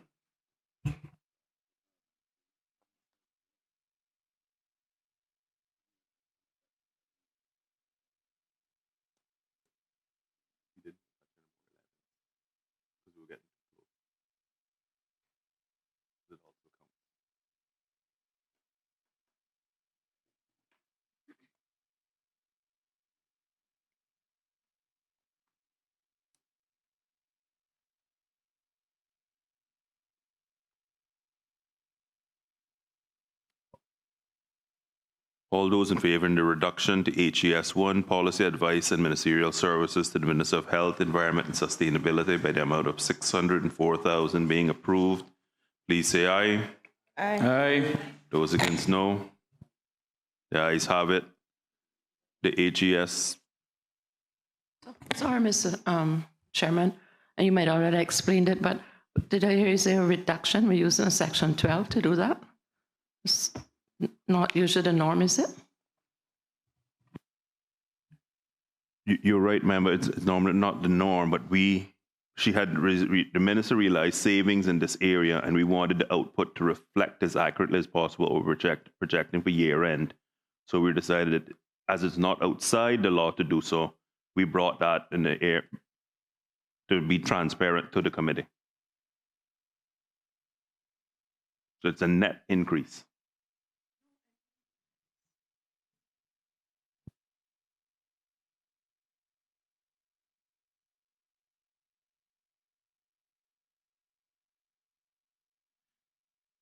HES 1 stands reduced by $604,000 and is approved.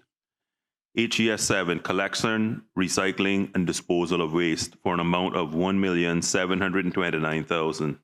Are there any questions on this item?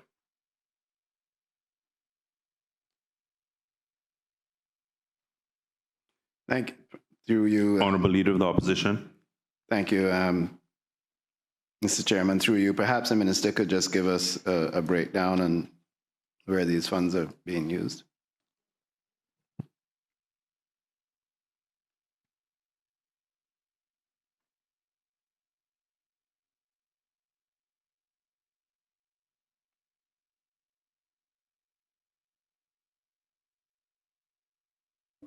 Sorry, Mr. Speaker. I was answering another question on my side here. Can the member repeat the question, please? Thank you. Certainly, Mr. Chairman, through you. Just for clarity, can the member please give us a breakdown of what the 1.729 will be used for? Yes, this will be used for the removal and recycling of the used tires and end-of-life vehicles that are at the Georgetown landfill, as well as for those of you who have been to Cayman recently, there is a very tall stockpile of metals. So it will be to remove that. And I think everybody is probably becoming a bit concerned with the amount of the tire stockpile. So it would be to completely remove all of the tires. Thank you to the member for that response. Through you, Mr. Chairman. Will this be done by private sector? Is this for private sector contracts or a combination? Honorable Minister. Thank you, Mr. Chair. Through you, this will be put out on bonfire.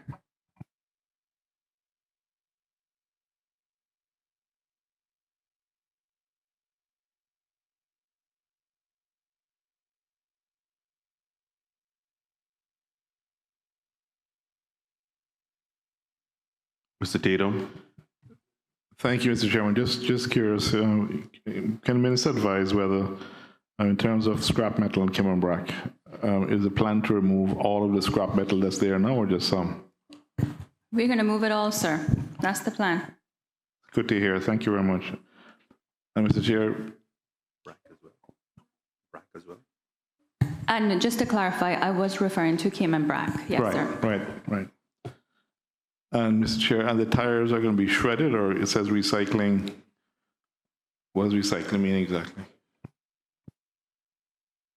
Mr. Chair, through you, I'd just like to double check with my team before I venture to answer that.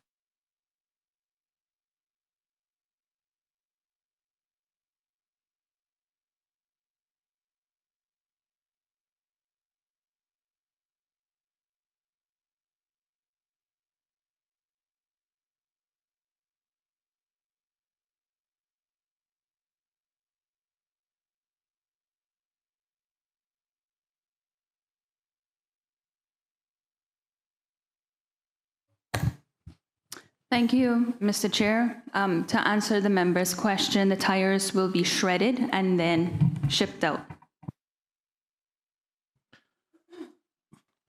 Thanks for that answer, and thanks very much for that answer. And final question, if you could confirm, I'm assuming the answer is yes, but if you could confirm in the upcoming SPS that we will be hearing something about a new plan and the way forward for waste management in Grand Cayman and the sister islands.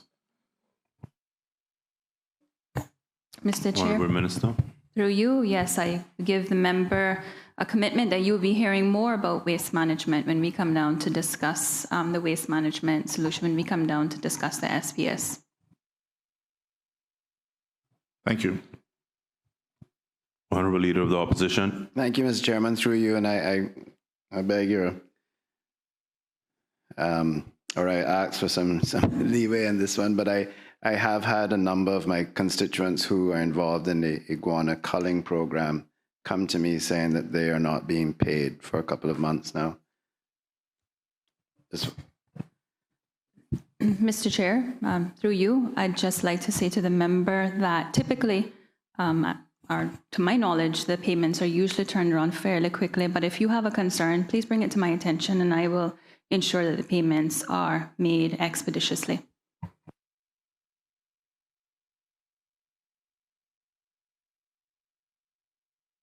Mr. Chair, just to say through you that I did become aware of just one last night.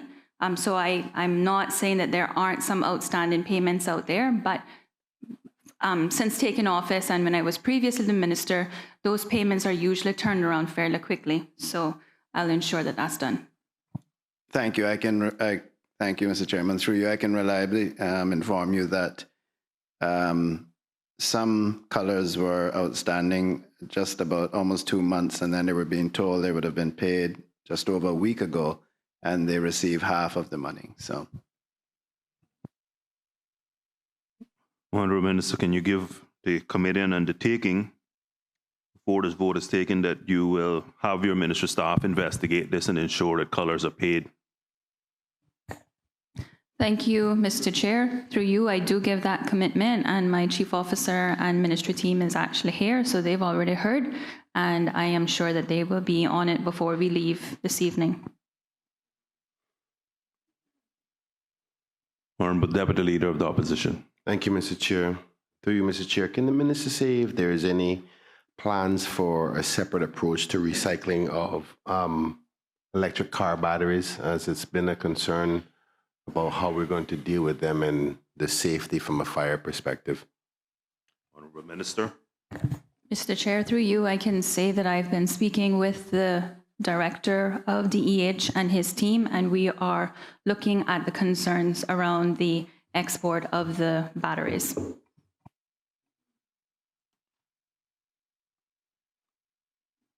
Mr. Chair. Sorry. Mr. Chair, the question on culling, twigging my memory, someone made a comment to me a week or two back that they thought they'd understood that the existing culling program was being stopped. Is that actually the case, or is that just false on the culling program's been in place for several years, successfully been in place for several years, will be continuing? Mr. Chair, through you, that is false. There hasn't been any discussions about ending the culling program. I think it would defeat the purpose of all of the money that the government has invested with eradicating the green iguana that were nuisance to many, especially to the good farmers in the room and those who are listening. And that was my response. Thank you, Mr. Chairman. Thank you very much. The Deputy Leader of the Opposition. Thank you, Mr. Chair. In respect to the end of life for vehicles, can the minister say exactly how the program works? I have a basic idea. It's just I was troubled by a conversation I had just Tuesday where somebody was told they wanted to get rid of their vehicle at the dump, but was told they're not accepting any more vehicles. And it was a non-Caymanian who's been living here for a while. And I said, no, maybe it's a time period that they were not taking them right now because they go through in batches, take what they can, deal with them, and then ship out and then take another batch. Am I correct if that's how it works? Mr. Chair, can I just ask for a minute to consult with the director?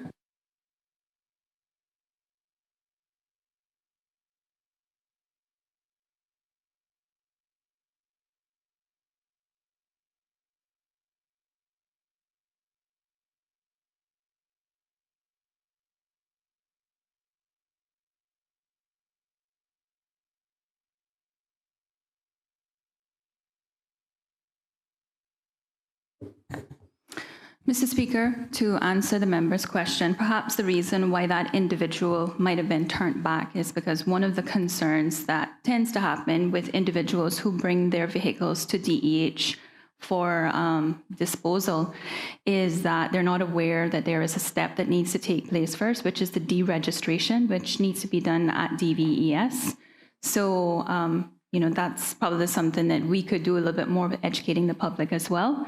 But the deregistration needs to take place first, and then they would take that proof to the DEH facilities, and they would deal with it from there. Thank you so much, Minister. Through you, Mr. Chair, just to confirm, there is no cost for that because we collect the cost up front when a car is imported, right? Correct? No. Yeah, that cost is already, I think, incorporated with registration.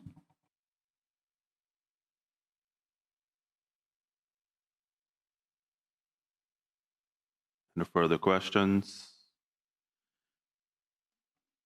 All those in favor of supplementary expenditure with respect to HES 7, collection, recycling, and disposal of waste for an amount of $1,729,000 being approved, please say aye. Aye. Those against, no. The ayes have it. HES 7, supplementary appropriation of $1,729,000 has been approved.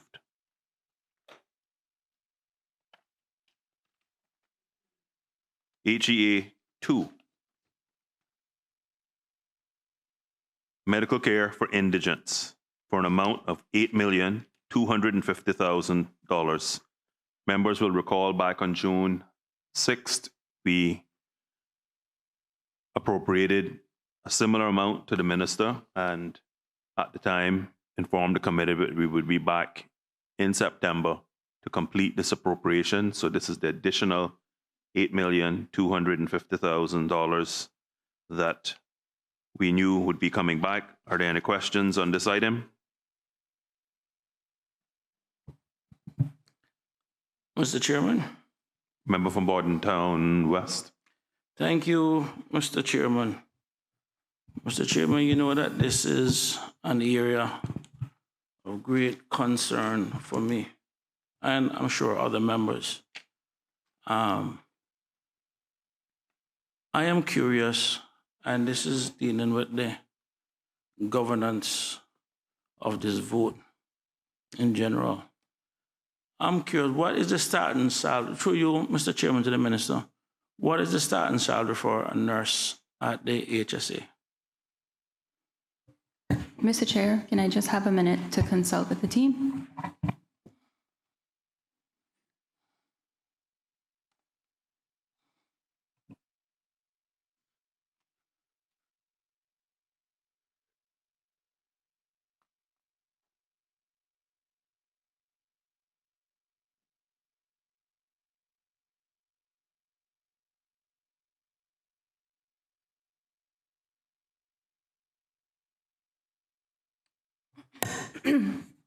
Mr. Chair, through you, to answer the member's question, per annum, 75,000.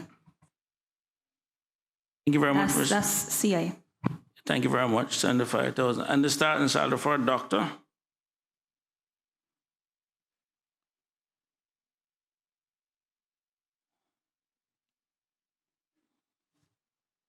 Mr. Chair, through you, as this seems to be a bit around personnel matters, can I just ask for the CEO to respond to these questions? Certainly. I welcome to the chamber as part of your team the CEO, Mrs. Lizette Yearwood. This is Lizette Yearwood, CEO of the HSA, to answer on behalf of the minister. Through Mr. Chair, a junior doctor's starting salary is approximately $110,000 per annum, and a consultant $138,000 per annum. Okay, thank you. I'm sure you probably would have seen the article in today's Compass, which I'd reach out to the Compass and answer a few questions that they had based on the last time we met in Finance Committee on these issues and the concerns that I raised. I am curious, through you, Mr. Chairman, to the CEO, our payments process for board members. What's the process? Madam CEO.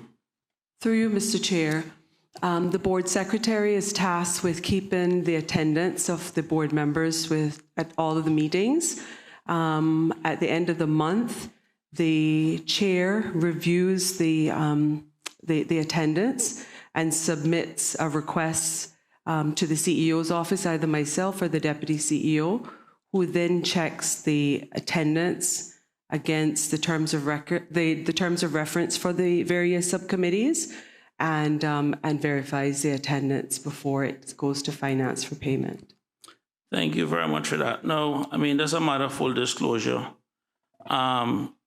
One of your former senior managers, who was a good friend of mine and a constituent of mine, had raised some issues with regards to this process. I was furnished a copy of the letter, and I have shared it with other members of this committee, including the Premier, the Minister of Finance, and also the Minister of Health, with regards to concerns that he had with regards to board compensation. And one of the things that I am concerned about, and I'm going to be very careful because he was victimized and he left the HSA, and I don't want to put you in a similar position. So I'm going to be very careful with my questions, because at the end of the day, I suspect that this is going to end up strong before the Public Accounts Committee. But one of the things I am concerned about, sorry, before I get into that, what is the quorum for the board again? How many members make up the quorum for the board? Madam CEO. Through you, Mr. Chair, their board consists of 7 non-executive members, so the quorum would be 4. Okay, and the subcommittees, are they set normally like a majority plus 1? Is that general rule? Through you, Mr. Chair, the terms of reference calls for 3 members as quorum for the subcommittees. Okay. And first, I want to go on record and thank the Honourable Minister of Finance for furnishing this information to me, which is actually quite helpful. And there are 2 months that jumped out at me that gave me basically pause or time for concerns. Basically August 2024 and September 2024. Now, in August 2024, per my records, the HSA had 2 meetings, is what I was told, based on the information that was actually provided to us, that there were 2 meetings for the month of August 2024. Now, as I look at the directors' payments for August 2024, I noticed all directors got paid for 1 meeting, except 1 director that got paid for 2 meetings.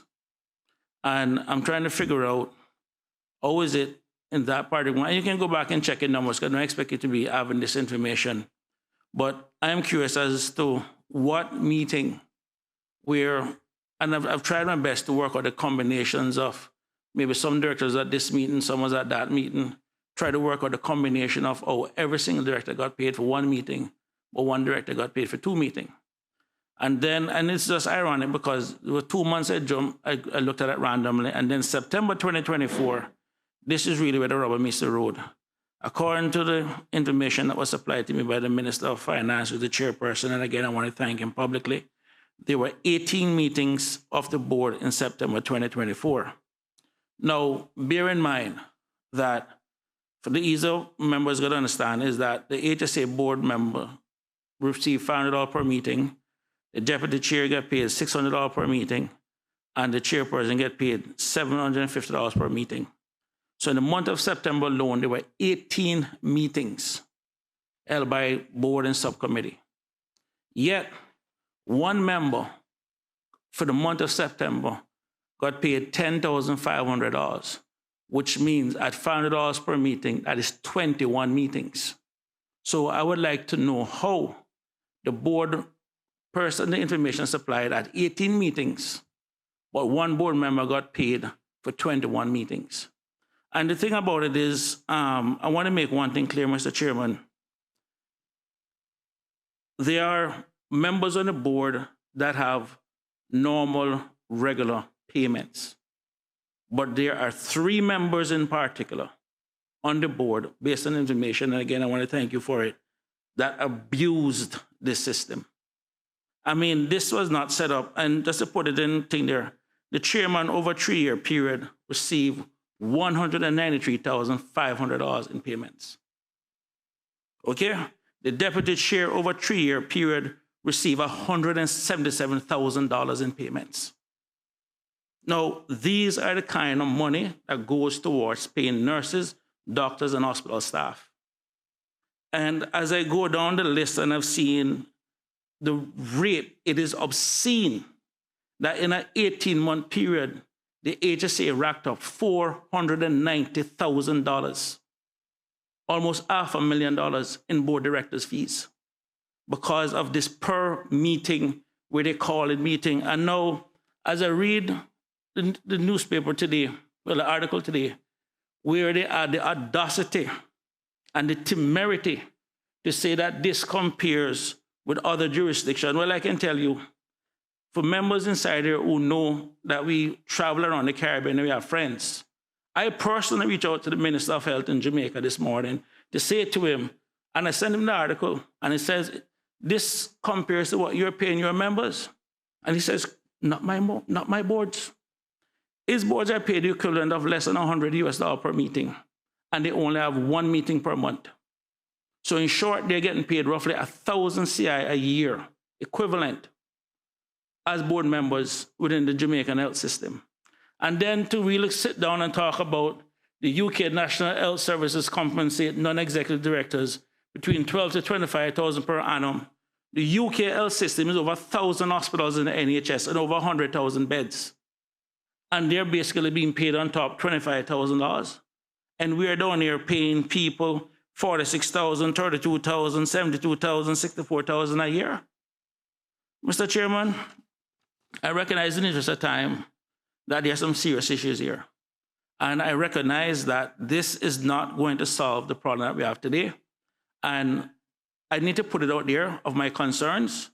And I'm going to ask for those who involved with governance to look at the compensation of these meetings that are being called, look at the whistleblower that was my constituent, my good friend that was victimized in the process, and also turn this over to the relevant authorities to investigate. Because I can tell you right now, this, I'm not even going to use the word, but I will take this up also with Mr. Mark Taggart, the member for Georgetown East, as chair of the Public Accounts Committee, where we can really delve into this issue and really dive into this issue. This isn't a forum for it, but I just need to put the minister and the government on notice that this cannot stand in this country. You cannot rack up $490,000 in fees when you're calling meetings. And from what I understand, some of those included ribbon cutting. Members showed up at the HSA to cut a ribbon, and it cost the hospital over $3,000 to watch somewhat, $750 to cut the ribbon, and another $2,000 something for people who watch people cut the ribbon. And then we're going to sit down here now and talk about helping people when the very people who were entrusted to look after these people are ripping off the system? This can't work. So, Mr. Premier, you were copied on the email, and I want to thank you and your government and the minister for providing information, but we need to look into this. Or you guys can go deal with it before we get to it, but this can't stand. This ain't right. Thank you. Mr. Chair, I thank the minister for his contribution. And while you did, I think, say a whole lot, what I can say is that the ministry is right now working at putting together a proposal to take to members and the deputy governor as it relates to taking on some of the recommendations that have recently been made as it relates to consolidating the stipend of each meeting to be equivalent to what we've seen with some of the other governing boards that have the other SAGCs such as OFREG and SEMA having a set fee versus fees for every meeting. And another thing that came up was this whole interpretation of meeting. And, with having the subcommittee meetings, not disputing, what took place previously, but what I can say since taking on this role as minister is that I do know that the board meets a lot. Recently, we've been meeting about budget. We've been meeting about issues relating to some serious health concerns around mental health. Everybody's seen it in the media as it relates to our youth and adolescents. There's a matter relating to a privilege matter in the courts with the physician. So not disputing the frequency of meetings, but I think that what we need to do is look at how to address it and move into, as you said, better governance. Certainly, our Auditor General and the Public Accounts Committee is here to have checks and balances in place. So I welcome the member to do that. But just to say that we are moving towards rectifying the matter at the ministry. I am very happy to hear that, but the advantage, or I guess in some cases maybe disadvantage, is that both the chairman and myself are actually former directors of the HSA. Myself also being a former chair of the finance subcommittee of the HSA board. And I can tell you one of the very first members on the board when the HSA was reconstituted under then Gilbert McLean as minister.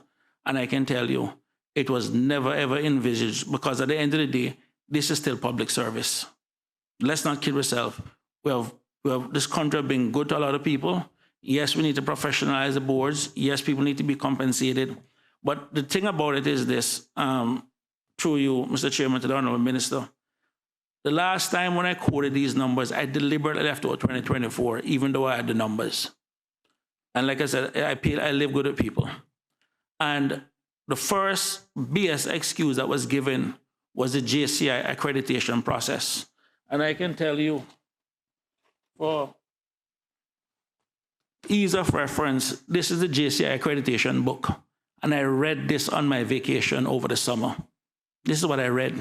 And I can tell you, I have yet to find anything in this book that had to do with anything that involved the board, but that was what they put out in the public domain. And the irony about it is, back in 2022, the total compensation for the board was $250,000. In 2023, it was roughly almost $251,000.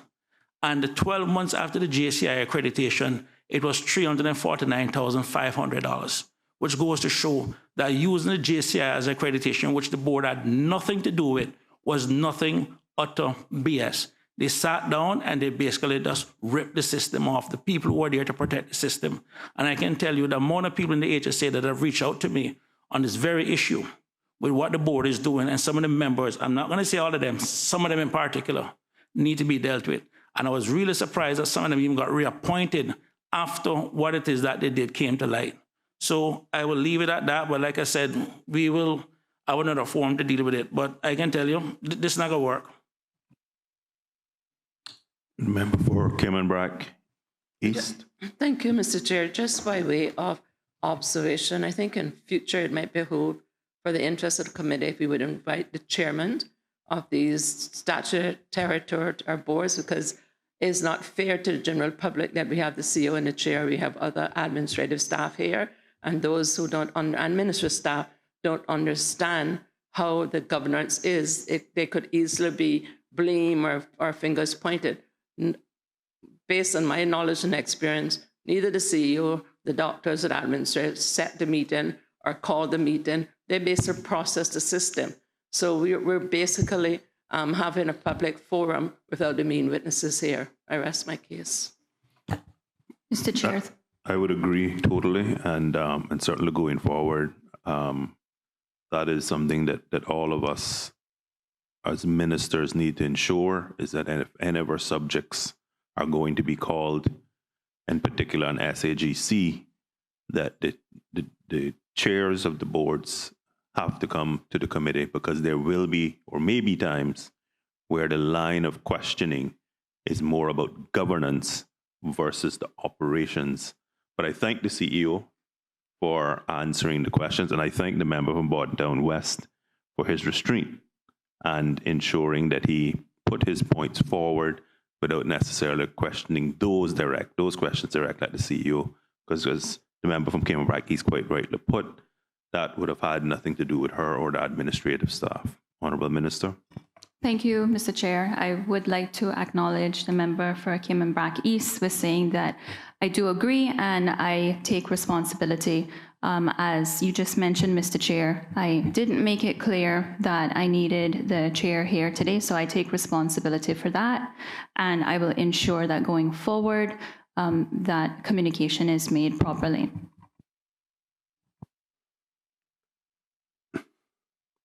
Deputy Leader of the Opposition. Thank you. Thank you, Mr. Chair. Unfortunately, the information I'm requesting came from the member for Bordentown. I was just wondering if he could repeat those figures again and what years they were in, because I don't even know how to express how I feel to know that a director on a board made $150 million in a year. 193,500 in 3 years. Sorry, not million. Sorry, my apologies. 100 and what? 193,500. And how long? In between 22, 23, and 24. Okay. So they were on the board for that long? Well, that's just only 3 years. Let's look at the full year. I mean, they were there before that, too. I just looked at the 3 years. Gotcha. All right. And sorry, Mr. Chair, if I could ask one last question. You're talking about your numbers are up to the election, so this doesn't include the current board, right? I just want to make sure I'm not pointing my investigations, because I'm now vested in what went wrong. I saw the article too, but I didn't get into it too deep. I think obviously the member has done his homework in that respect, and I don't want to be looking for something in the wrong direction. Are we talking about the board before the current one? Because I think it's just recently changed, correct? Some of the members carried over. Okay. All right, I'll leave it there. Thank you, Mr. Chairman. Mr. Speaker, I'd just like to clarify to the members, in accordance with the Public Health Act, provisions for the members, obviously to remove members, there's a criteria. None of the members have met that criteria, and so no members have been reappointed. We are simply moving forward and appointing the members as we go along. The Public Authorities Act also allow you to remove members of basically misbehavior. You can remove them at any time. Now, it does require like you keep a third on, but I can tell you, you can keep a third on and get rid of the bad actors.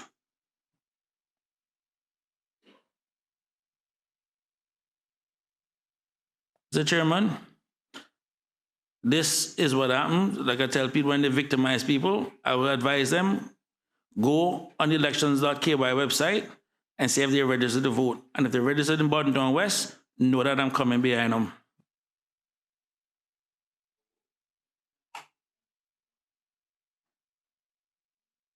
Are there any further questions? Since there are no further questions, all those in favor of supplementary expenditure with respect of HEA2, medical care for indigents, for an amount of $8,250,000 be approved, please say aye. Aye. Those against, no. The ayes have it. HEA2 supplementary appropriation of $8,250,000 has been approved. We move on, members, to HEA 16, Geriatric Services, for an amount of $2,696,000. Are there any questions on this item? Honorable Leader of the Opposition. Thank you, Mr. Chairman. Through you. Mr. Chairman, I just have an inquiry on geriatric services. And maybe it will go over to HEA 17. But is there, I have a constituent, an elderly constituent, who is an indigent. I mean, he can take care of himself, but his private insurance went up to $5,500 a month. So he had to give that up and has gotten cynical. However, in the first 3 months, he has exhausted his cynical coverage. He has inquired, and he has been told, he said he has been told that he cannot top up that policy. He's Caymanian. No, I said he's not indigent. Then that's what that line item is for. It's for when the insurance episode max has been met or annual max has been met, then the line item is there to give supplementary insurance. But if he is, yeah, he purchased he didn't go through DFA, or he purchased a cynical plan.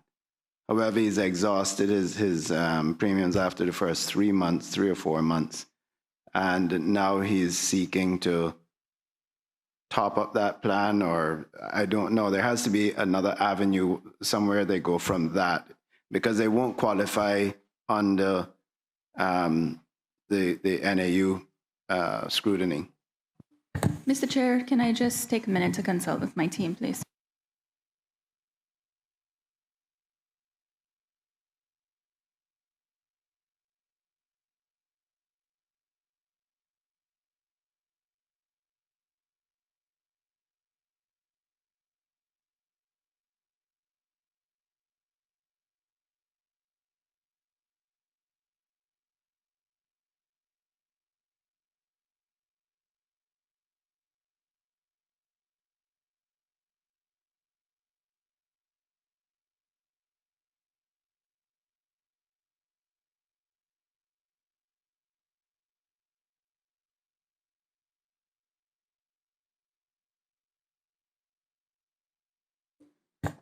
Mr. Chair, just to go back to what I'd said earlier, the top up relates to a episode max. So if a patient is being seen for a particular treatment and they go over, I think if my memory serves me well, 25,000 episode max, then they could apply for this top up for that particular episode. But if it's ongoing,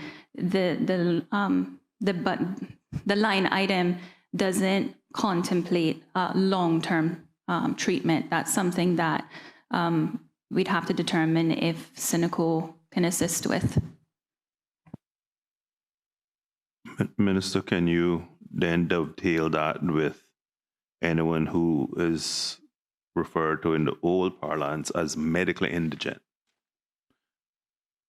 I think what the member is seeking is when persons become medically indigent, not episodal indigent, medically indigent. So this line item would be to give them the interim support while we liaise with them through the Department of Financial Assistance to get them onto the indigent policy. Medically indigent.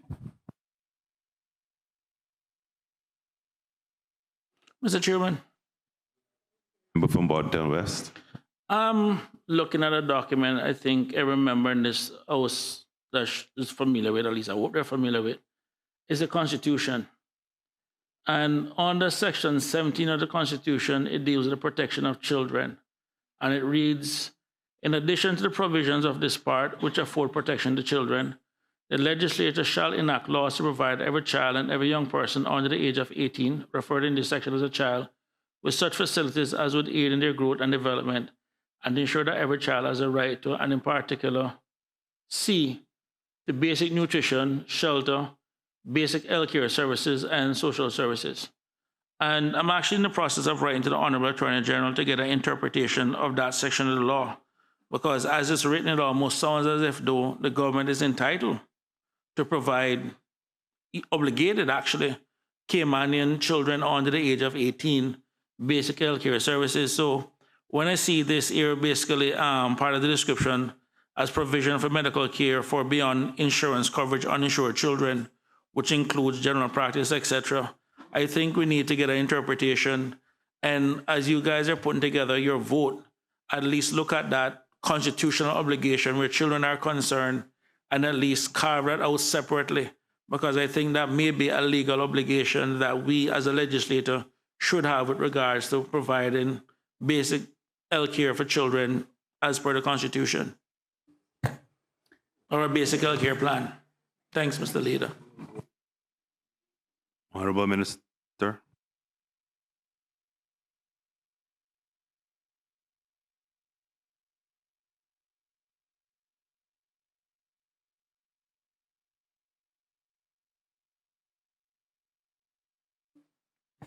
Mr. Chair, through you, just to say to the member that there is a provision in place, which is HEA 17, and that is for the provision that you just spoke of. And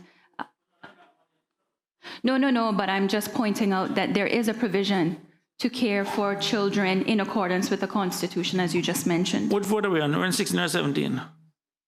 Oh, sorry, I was on 17. I moved ahead. I apologize. I thought we were on 17. My bad. Are there any further questions on HEA 16, Geriatric Services? Is there no further question on HEA 16, Geriatric Services?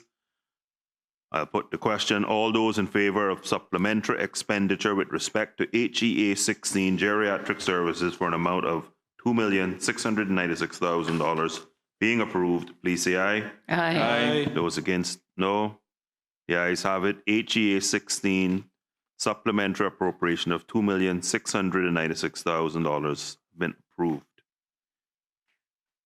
HEA 17. Yeah, I think already. Medical care beyond insurance coverage / uninsured for an amount of $586,000. And now open for questions. Yeah, I think I already raised a question to the minister. I premature to ask on HEA 17 with regards to the children and the constitutional protection. So I think at a minimum, I mean, looking at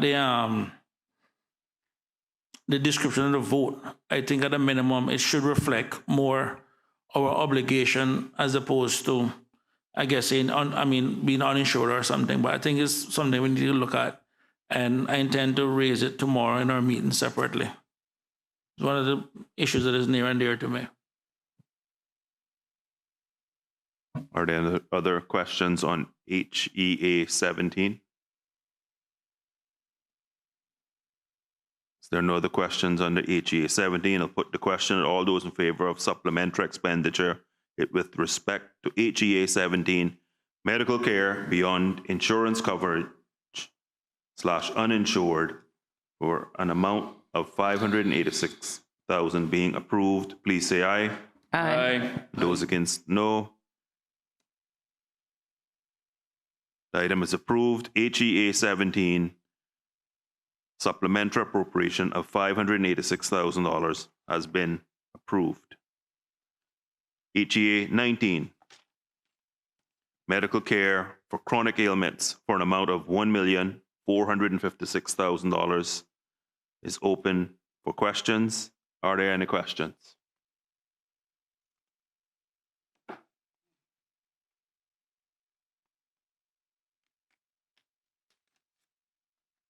There are no questions. All those in favor of supplementary expenditure with respect to HEA 19, medical care for chronic ailments for an amount of $1,456,000 Being approved, please say aye. Aye. Those against, no. The ayes have it.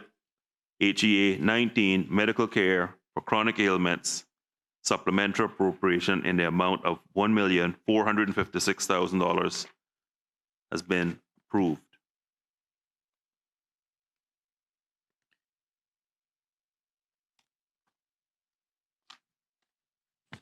NGS 55, tertiary care at various local and overseas institutions in the amount of $20,537,000. It's open for questioning. I will remind members that this is the same line item and one that has been a long-standing and vexing budgetary item. Was brought to the committee June of this year. And as we committed to the minister, she and her team would get half of the requested amount at that time and another half now. And this is the second 50%. And on page 22 of the schedule, you'll see that notation. Are there any questions for this item? Mr. Chairman. Member for Bordentown West. Thank you, Mr. Chairman. One of the things that came up in the last Public Accounts Committee was the medical costs of civil service pensioners. At the time, we were looking at 46 million, but I know now based on the revised appropriation on page 23 is going to go up to 54 million, but that's irrelevant. But in a nutshell, we pay for insurance for civil service pensioners, which I understand is about maybe anywhere from 22 to 2,300 civil servants and their dependents and so forth. And the cost for us is 54 million now, I guess revised to 2024. Then when I look at HEA 2 and NGS 55, which the last time we did an analysis, that was covering around a little around 2,000 people, around 2,100 people. The question that I want to ask is, wouldn't it be cheaper to be recognizing that 54 million is what it costs us to insure 2,300 people? Wouldn't it be cheaper to pay another 54 million to insure another 23 million people, as opposed to the blank check that we have between NGS 55 and HEA 2? That is basically 20 million more if we're looking to save money. Remember, one of the projects that we are undertaking in the Ministry of Finance this year, as in 2026, is to look globally at health coverage in Cayman. For too long, we have had this discussion in this chamber, and whether it's in Finance Committee or in the Legislative Assembly or now Parliament, and we have talked about the fact that private health coverage is provided to those when they're well, and as soon as they become elderly, or they max out their coverage, they then become the responsibility of the government. And as a member mentioned recently in this meeting of the Finance Committee, having a constituent who, once they reached of age, were charged an unusually high amount for health cover, we know what happens to those persons. Those persons all then get coverage under these types of line items by the government. And so we've had a system where we've allowed the private sector to profit on people when they are young and or healthy, and then government take responsibility when they're no longer healthy. And this is not new. This is not revelation. This is no big revelation. This is something that we've been talking about for decades. And so we are going to do a study to look at globally what our health system looks like, to come back to caucus and then to all members of the House with a concrete proposal to fund healthcare nationally at a level that provides adequate coverage, i.e. not chic. If we don't do that and be serious about it, to your point earlier, these costs are just going to continue to escalate as we've watched them escalate over the last few decades. And all that's going to happen is that persons who get private provision pay those premiums to private institutions who make a profit when they're healthy, and the government is ultimately the backstop, or the government ultimately holds the bag. I'm not suggesting that there will not be an option for persons who might want top-up or private coverage. But certainly, from my mind's eye, the time has come for us to grab this bull by the horns and actually do something about it. Because what we're doing is completely and wholly unsustainable. And I'm convinced that if we look at the last decade and look at what government has paid out through these various line items, and look at the profit level in the private sector, I'm not saying that profit level is necessarily going to cover it all, but it certainly would make a much bigger contribution than the per premium payment that is made per policy, which is a drop in the bucket. And so, member, I can tell you that that is a serious piece of research we're going to do, and we will be coming back to members of this House with a concrete proposal on the way forward, because what we're doing cannot work and it's unsustainable. Mr. Chairman, thank you very much for that, and I'm very encouraged to hear that. But I want to also have members consider something. About 2 or 3 days ago, I was actually having a conversation with Gilbert McLean, who was the minister that brought Cineco in. And he actually refreshed my memory in the conversation, because back then when Cineco was created, there were supposed to have been 4 plans that were supposed to have been launched, which would have made Cineco a national insurance company. And only one plan got launched, and because of private sector and the lobby and interest and all that, the other 3 never materialized. But one thing I want to leave you with, because one of the analysis I think we did, either I think it was for 2022 or 2023, we were looking at the overall profit in the healthcare industry, as per reported by SEMA in their annual report. The health insurance industry had, and again, just going by memory, so just bear with me, was $19 million in profit across the entire healthcare industry, as per SEMA. And of that 19 million, a little over 10 million actually belongs to Cineco.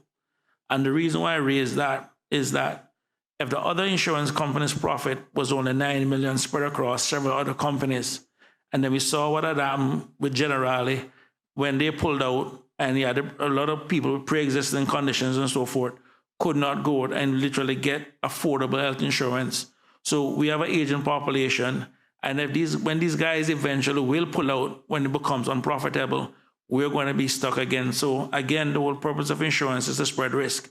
So I'm really encouraged here that you guys are looking at this holistically, because we need to accept that 1, healthcare is a human right, and 2, if we do not nip this, it is going to bankrupt this country. It's as plain as simple as I can put it. So I am very encouraged to hear that, and if there is anything that we on this side can ever do to help, I'd be more than happy to. Thank you, Mr. Chairman.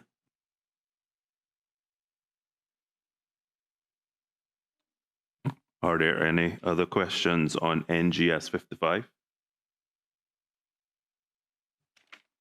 Honorable Deputy Leader of the Opposition. Thank you, Mr. Chairman. Can the minister remind us what was the allocation or the original appropriation for 2024, please?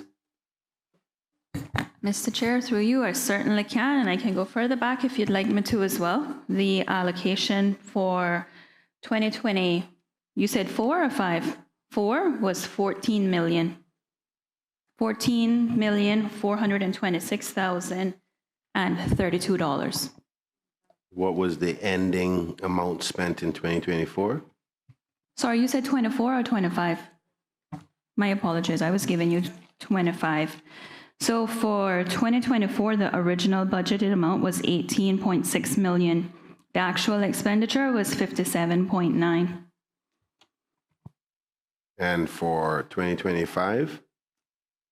Certainly. The original budgeted amount was 14 million, and the actual expenditure was 55 million.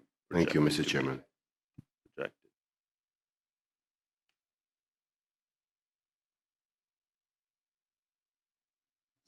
Can I ask just one more question? Do you have the difference in on the total amount of under budgeted for this NGS 55 for the 2 years? What was the total amount collectively? And 2025, yeah.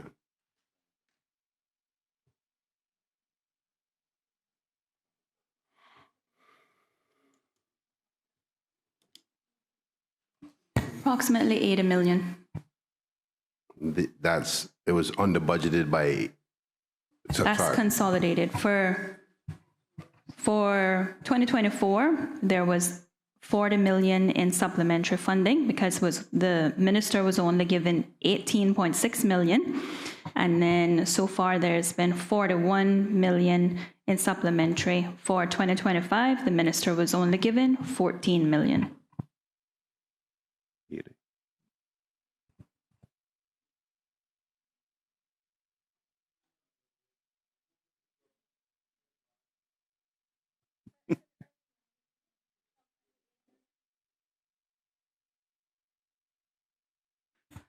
Mr. Chair, I will ask your indulgence to allow the CFO to chime in, as I am no accountant.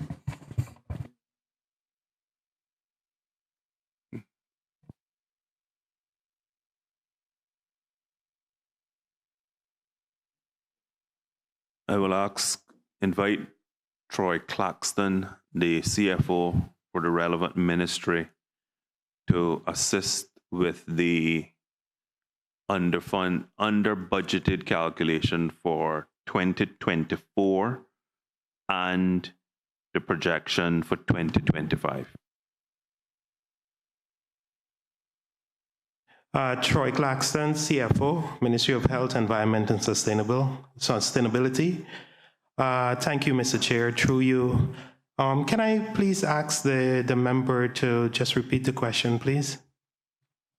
Sure. Through you, Mr. Chair, and through your minister to the officer. I just want to know what the total amount that was under budgeted for the budget period of 2 years, the amount in collection. Sure. Thank you for that question, member.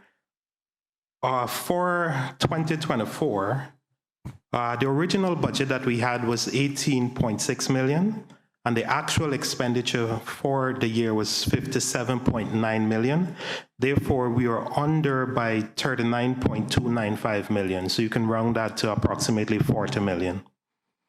And for 2025, the original budget approved was 14.426 million.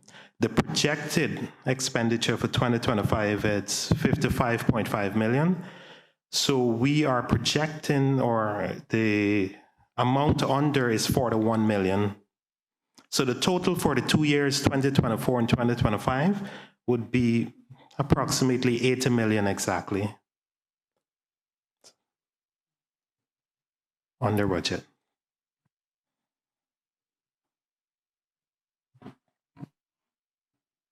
Honorable Member for Cayman East, Mr. Connolly.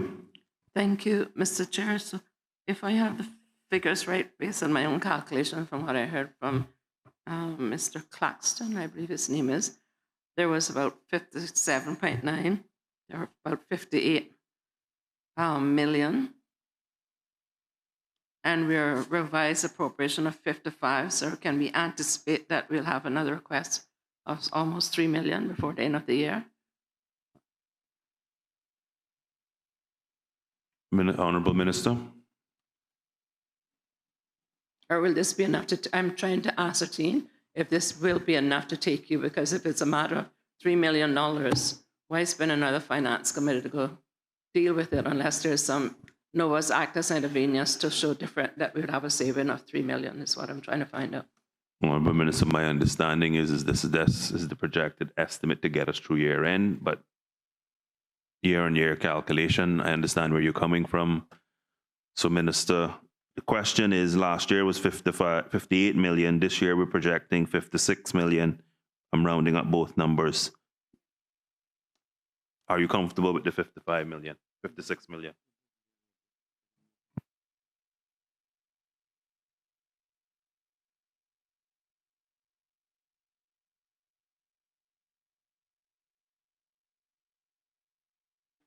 Mr. Chair, I defer that to the CFO to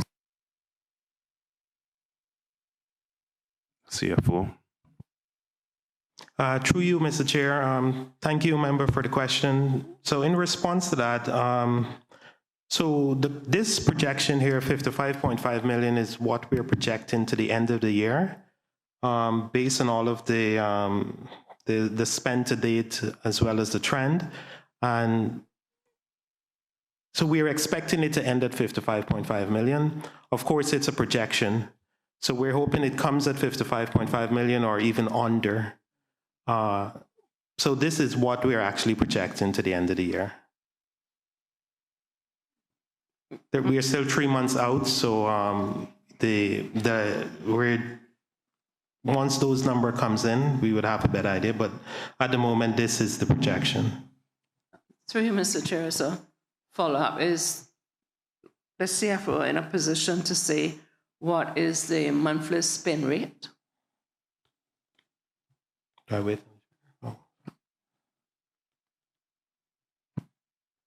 Through you, Mr. Chair, yes, I can provide you with that number now.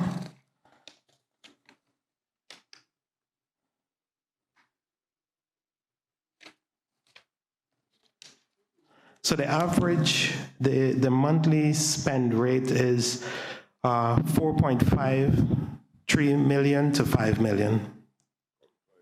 So it's between 4.5 to 5 million per month. And I take it that his forecast was at the conservative end, the 3.5 as opposed to the 5 million? Just making sure you have the money, because for $2 million. So, yeah, so if we were at 4.5, then that would get us right to 56 for the year. And just to say to members, in looking back over the last number of fiscal years, we have seen, whilst this item has grown, for example, 2023 was actually 50, 55, and 2022 was 51. So that average seems to be right around where we are, around 55 million. Thank you, Chair. I won't pursue it further, even though I could. Deputy Leader of the Opposition. Thank you, Mr. Chair. I'm just curious about that run rate now, because we're in September. And I'm assuming the bank account isn't at zero as we speak. But even if we had it at, I don't know if this is for the last quarter, which would be 3 months. And if you had a run rate even on the top end of 5 million, it'd be 15 million. But the request here today is 20.5 million.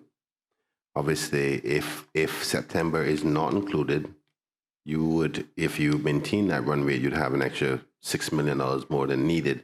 But if you haven't included September, I'm assuming that your account or payments for September, your account must be zero, and you're including September into the $20 million figure, and that would be what you would assume to cover the 4 months. Is that the case?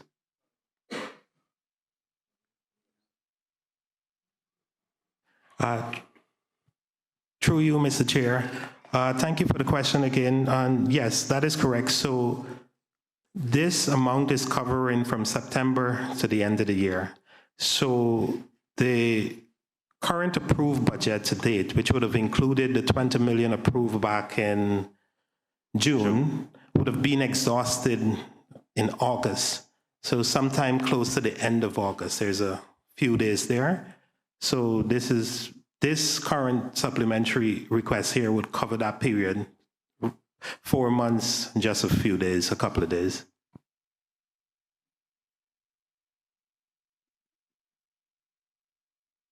Any further questions?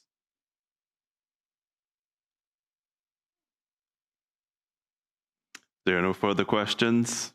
All those in favor of supplementary expenditure with respect to NGS 55 tertiary medical care at various local and overseas institutions for an amount of $20,537,000 being approved. Please say aye. Aye. Those against, no. The ayes have it. NGS 55, tertiary medical care at various local and overseas institutions, supplementary appropriation of $20,537,000 has been approved. SIN 2. Mr. Chair, if I could Yes, just Minister. seek your permission to thank my team for being here tonight and to release them, and to particularly thank Chief Officer Tamara, who even on her birthday yesterday was working hard in preparation for today. So I just want to thank the team and again apologize that our chair wasn't here. I'm not sure what happened, but again, I take responsibility for not communicating that properly. Members, we move on to output supplier, Cayman Islands National Insurance Company, Synico, where the appropriation reference is CIN, SIN. SIN 2, health insurance for civil service pensioners for an amount of $6,800,000. Are there any questions? And I welcome to the chamber the acting deputy governor, Mrs. Gloria McField-Nixon, to answer questions that the committee members may have. Member for Bordentown West. Thank you, Mr. Chairman. Mr. Chairman, is more observation and something I'm a little bit more worried about. I mean, earlier I had stated when we did one analysis that Synico's performance compared, again, industry average, they did like $10 million profit when industry did $19 million. And if you look at Synico's annual reports for 23 and 24, which is available on their website, you will directly see that for 2022, Synico had profits of 11 million CI. For 2023, 8.4 million CI. And then for 2024, they had, I think, a little over 3 million or something in profit. But the thing about it is that when you look at Synico's annual report itself, if you look at all the different plans that Synico operates, it is actually the one for the civil servants that actually makes Synico, I guess, the most money from that standpoint and allow them to remain regulatory compliant. My point is in this observation, Mr. Chairman, and again, it goes to the broader picture, is that 11 million, 8.4 million, and 3 something million. No, there could be other factors that are moving those net profit for Synico, but it is not something that at least something that at a minimum we should be aware of. And again, I'm just putting it out there to make sure that as we're putting together the budget, the SPS and everything, that we actually take this into consideration. Because the last thing we want now is the Synico to end up in the red. And again, it's going to require, which I've said many times, civil servants actually paying more to subsidize the retirees from the private sector because there's no post-retirement plan and everybody's being dumped on government, and then Synico is left to basically turn off the lights. So with that, I just wanted to make that observation and welcome Ms. Gloria McField-Nixon. But I'm already supportive of this, so I have no questions about that. That's just my observation. Thank you, Mr. Chairman. Thank you. And wrapped up in that observation is that I will be completely objective in the study that I referred to, because in any analysis, if we're going to be true to ourselves in this country, we have to pay credence to the fact that when you have a plan that guarantees you this level of coverage, that's a big book of business to have at your doorstep. Honorable Leader, Deputy Leader of the Opposition. Thank you, Mr. Chair. I saw that the reasons for the appropriation change says to cover 2024 and 2025. So I'm going to assume that the 6.8 million was split across both years. Mrs. McField-Nixon. Through you, Mr. Chairman, and thanking the honorable member for his question. That is correct. The request for 6.8 million is covering our overage for 2024 and 2025 split out. We exceeded our appropriation in 2024 by 3.2 million, and a further 3.6 is forecasted in 2025. Thank you.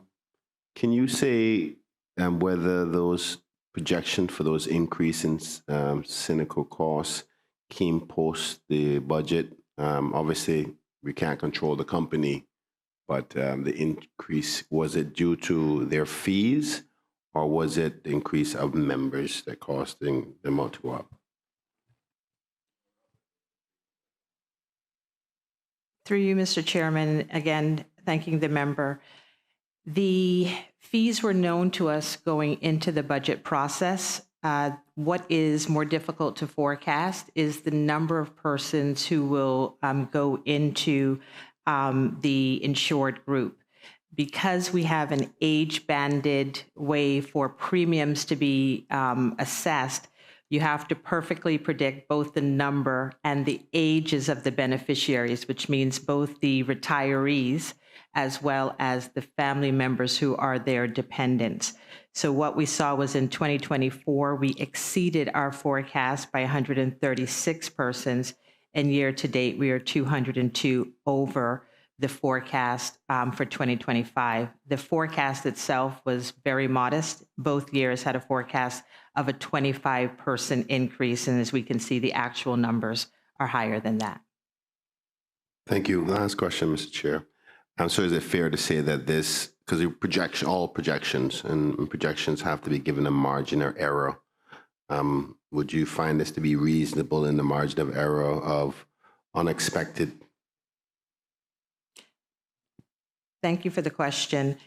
As I was looking at the performance of this particular line item, over the 2 years, 104 weeks, we are roughly 6 to 7 weeks that we're off by. So I consider this to be fairly strong estimate that went into it. There's so many variables, including being able to understand the ages, when persons may go into retirement, because while you may know be able to predict when persons will hit mandatory retirement age, people do have the ability to take early retirement.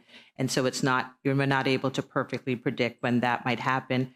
And so this is, all things considered, over 104 weeks. We're asking for less than 8 weeks funding at this stage. So I think it's a fairly strong estimate. But we are continuing to take these reflections as we go into the next 2 years.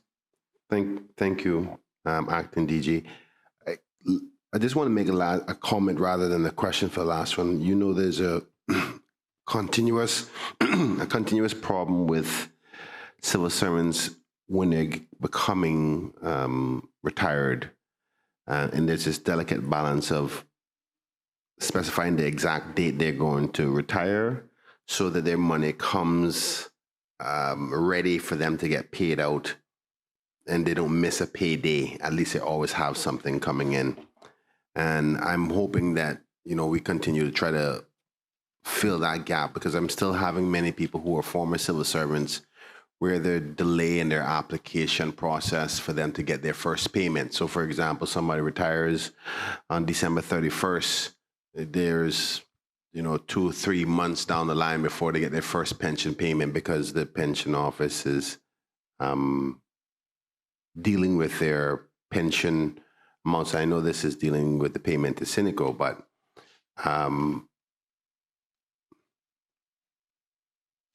sorry, my apologies. This is to do with the health insurance premiums. But since you are here, I thought you would answer the question all the same. But I think you know what I'm talking about. Hopefully that we can tighten that gap, because I'm still seeing some civil servants who worked for decades for the service finding themselves in gap months. And it's quite sad when you know they've done so much. And it's not that they are not going to get paid. It's just that there is that gap period where probably they have nothing coming in. And it could be the difference of whether, particularly in Cayman, with 3 months before the bank can start a foreclosure on you, And if some people are depending on that pension payment for to pay their premiums for their mortgage. So hopefully we can tighten that up. And I'm sorry, I just realized this is for the health insurance, not the pension itself, because we were talking about pensioners. Thank you. Acting Deputy Governor.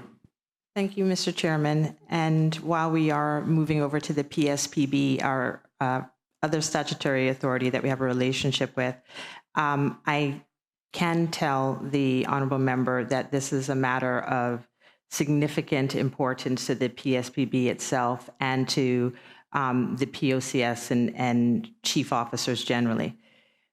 The PSPB has shared that there are a number of challenges that they are contending with. One big element of this is regarding their own staffing levels, and this is something that I can say they are currently making headways with and being able to fill some key roles that would be looking at a number of strategic issues, including the performance of their customer service team. The second issue has to do with the way that we are managing data, and we are working on a project to allow our systems to talk system to system to cut down some of the manual things that are happening, including the way that we have to follow up on any queried payments that may have happened anytime during the tenure of an employee's history and the contributions that should have gone to them. The PSPB is meticulous in making sure that every cent is accounted for in their pensions, and sometimes there can be questions regarding suspected missed payments that may have happened in the past, and that the way that that is taking place now is quite manual. Also, as persons are ending their employment, there is typically a grace period when the pension funds are paid over. And if someone, retires at the 30th of the month, but the payment isn't happening until the 15th of the following month to the PSPB, then their account isn't fully up to date. So these are some of the things that can account for the delays, all of which we understand are unacceptable. There are ways that we can remedy these things so that it isn't the member who's experiencing all of the consequences of these issues. So we are working together with them very closely to remove the historical issues that have been impacting them and to create surge capacity where we can to assist the customer service team in being able to address these matters in a more timely way. But I thank the member for his question. That is a known concern and a top one in terms of our priorities of tackling.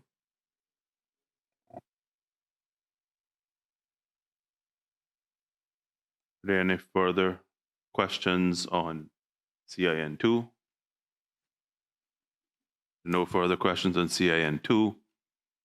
All those in favor of supplementary expenditure with respect to CIN2, health insurance for civil service pensioners for an amount of $6,800,000 being approved, please say aye. Aye. Those against, no. The ayes have it. CIN2, health insurance for civil service pensioners, supplementary appropriation of $6,800,000 has been approved. Mr. Chairman, if I may just, Mr. Chairman, just an opportunity, if I may, to thank my team. While they aren't able to be here in person, they have been working around the clock to make sure that the information was available for members today. That includes our acting chief officer, as well as the chief financial officer and deputy chief financial officer who've worked quite hard to produce this information. They have commitments this evening at their children's schools, but have worked very hard, and I wanted to acknowledge that. Thank you, sir. Thank you.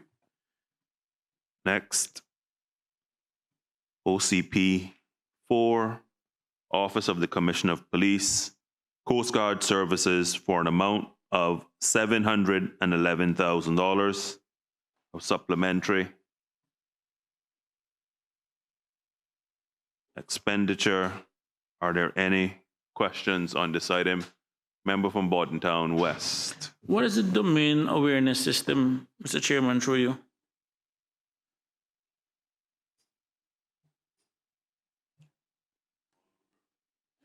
Honorable Premier. Through you, Mr. Chair, and thank the member for the question. It's a radar system to monitor our borders. Thank you very much, Mr. Chairman. Mr. Chairman, through you to the Honorable Premier. And in a previous life, we had looked at maybe getting drones with infrared technology that can basically patrol our waters like 24/7. I mean, look for borders, look for smugglers coming in and so forth. Have we made any progress in that, or is that something that we're still looking at, or we have just abandoned that idea? Through you, Mr. Chair, thank the member for the question. So work is ongoing in that regard. What this sum of $711,000 does is that there was supplementary funding in 2024 to have hiring towards setting up the domain awareness program, and this now carries that money over to continue to pay for that staff as the system's getting set up.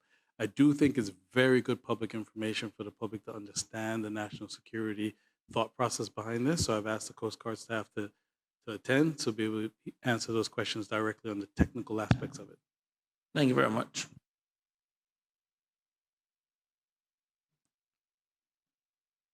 Honorable Premier, whom do you want to invite to answer? Thank you. Honorable Premier is inviting the Deputy Commandant. Is that the title? The Deputy Commandant of the Cayman Islands Coast Guard, Mr. Leo Anglin, will respond on behalf of the Honorable Premier. Chair through you. Sorry. As it relates to the question posed, the Million Mirrors project is a radar application that will be situated throughout the island.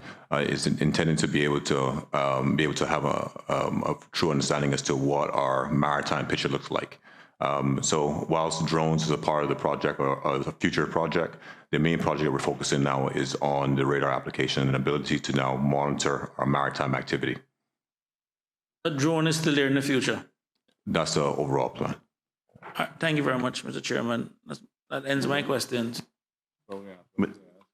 Member for Cayman East. Thank you, Mr. Chair. I'm not sure whether it was a fraudulent slip, but he did respond by saying throughout the island. Is there an S somewhere in the future or currently? I'm going to ask the same thing. Yes, ma'am. Mr. Chair, through you, yes, ma'am. There will be an intention for the Cayman detachment. Thank you. Member for Red Bay, Mr. Tatum. Thank you, Mr. Chairman. So just clarifying, you use the word intention. Is that an immediate intention, or will it be introduced in the Sister Islands at some future date? Or is it all one project for all three islands?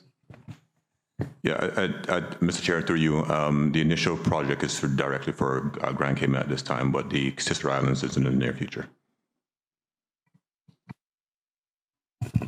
Mr. Chairman, he was doing pretty good. Does that mean before the completion of this 4-year term? Mr. Chair, through you, that's the intentions. In my former days, I would say that the road to hell is paved with the intentions, but I'm older now, so I refrain. Mr. Chair, if I may. Honorable Minister. To assure my colleague there from the Sister Islands and the member from Cayman East, I will ensure that it's done within this term, because there is a significant gap in the Sister Islands and we need to ensure that that is closed. So, and I do know that I have the support of my colleagues in the government, so we will ensure that it happens. Honorable Leader of the Opposition. Thank you, Mr. Chairman. Through you, Mr. Chairman, I know moving on from the radar and the Coast Guard, but whilst we have the Commissioner of Police here, we on the opposition side have certainly been receiving a lot of calls and concerns about the suspension of the neighborhood beat officers. I wonder if this would be a good time for the Commissioner to provide us all with an update on the policing levels and the neighborhood beat officer program. Honorable Premier. Through you, Mr. Chair, before we jump to that, I just wanted to reinforce what Minister Nick DaCosta has just said. We have been in direct consultation to make sure that the Sister Islands are covered, and he and I are going to be working closely together on the domain awareness with Home Affairs is a key part of that exercise. Switching back now to the police commissioner generally, I asked the police commissioner to come because earlier Mr. Bryan had questions, and I thought it was appropriate that the police commissioner come to give an update. I invite the Commissioner of Police, Mr. Kurt Walton, to respond on behalf of the Premier, and welcome to the committee. Through you, Mr. Chair, the MP is correct in the sense that we've had to make a temporary reallocation of resources given our low levels, in particular on our shifts at the moment. We are 26 constables short across all shifts on Grand Cayman, and that has put us in a really not a good place. To try to relieve us of that problem, we looked at where we could find existing resources to help fill some of those gaps across the shifts, and as a result, we have not disbanded community policing, so I want to make that absolutely clear. What we have done is we've shifted a number of community officers, primarily some in 6 PCs in Georgetown and 1 in West Bay has been reallocated to shifts temporarily until we start to rebuild the program. But we do have community safety officers in Georgetown and a community safety officer in West Bay, and we have not moved any community beat officers out of Bordentown. So all community beat officers in Bordentown has remained intact. My goal through you, Mr. Chair, is to, with the proposed 2026 budget allocation, is to rebuild my community policing or get our community policing department up to the strength it needs to be at, which is, if it would be helpful, I can say that to be a total of 27, which would be 19 PCs across all 19, 1 in each constituency, and 1 each in the 2 high schools, of which they still exist. We still have one at the Clifton Hunter High School and a school resource officer at the John Gray High School, and then as well as increase community safety officers from where it's currently at, from 5 to a total of 8. So in all, there is a blueprint. I have a plan. It's from all indication from the government. It's well supported. So I have every faith that we will be able to rebrand and refresh our community policing starting in 2026.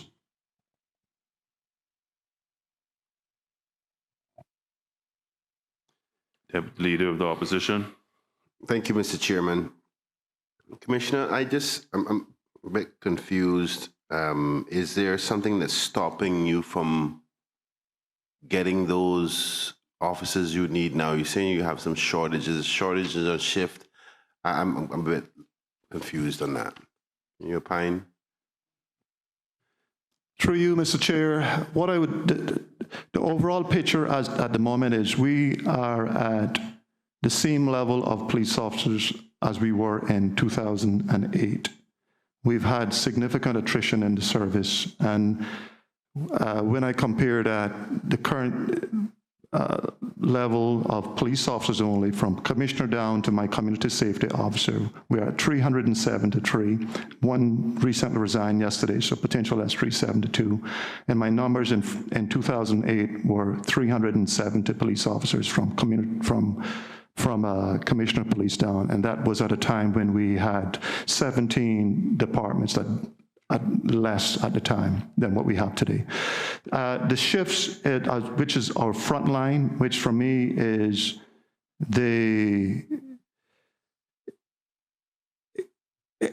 we have to have our shifts to respond all call for service. When someone calls at 2 o'clock in the morning, the minimum that we can do is provide a response. For me right now, immediately, that is my priority. And what we have found is we haven't actually made the public any less safe. In fact, you would have probably seen some of our releases over the weekend where we've had some really dangerous individuals taken off the street and with quick police response, because that, for me, is a priority. When the public call, we respond. So the overall picture on the shifts specifically is that the shifts have just deteriorated because for one reason or another, a variety of reasons, officers either decide to move on to new careers or look for other reasons to go other places. And it is, at the moment, left the shifts 26 officers short across Grand Cayman. So I need to fill those gaps, and I'm working towards that. With the injection, through you, Mr. Chair, of the Section 11.5 in September, we are now looking to, we've started that process. So I'm hoping by the end of this year, I can have at least 13 officers I can put back on the shifts, and then I can remove those community officers and put them back in community police. And so if all goes as my plan, I should by November 1st have those officers back in shifts, and then I can start to gradually remove those community officers from the shifts. Thank you, Commissioner. Through you, Mr. Chair. So it's not a financing problem then? It's not a money problem that you have for finding people to fill those spots? Through you, Mr. Chair, what I will say, MP Brian, is that with the injection of the 1.2 million, which 408,000 went towards the flow lease and the other 812,000 went towards personnel, that has really given, that has really been an impetus for the hires. So right now, as it currently stands, no. But of course, as we all know, hiring people, it's a process, an HR process, and that process takes a while. So we're well, what I would say, we have progressed really well, and it was ambitious, but I am optimistic that by November 1st, we will start to see more officers arriving on our beats. Okay. So I'll take that as it was not a money issue. You had the monies available, because the reason I say that is because the last administration approved through cabinet a substantial amount of money for the Royal Command Peace Service. Matter of fact, I even remember going, yeah, we supported the Royal Command Peace Service to get anything that they need.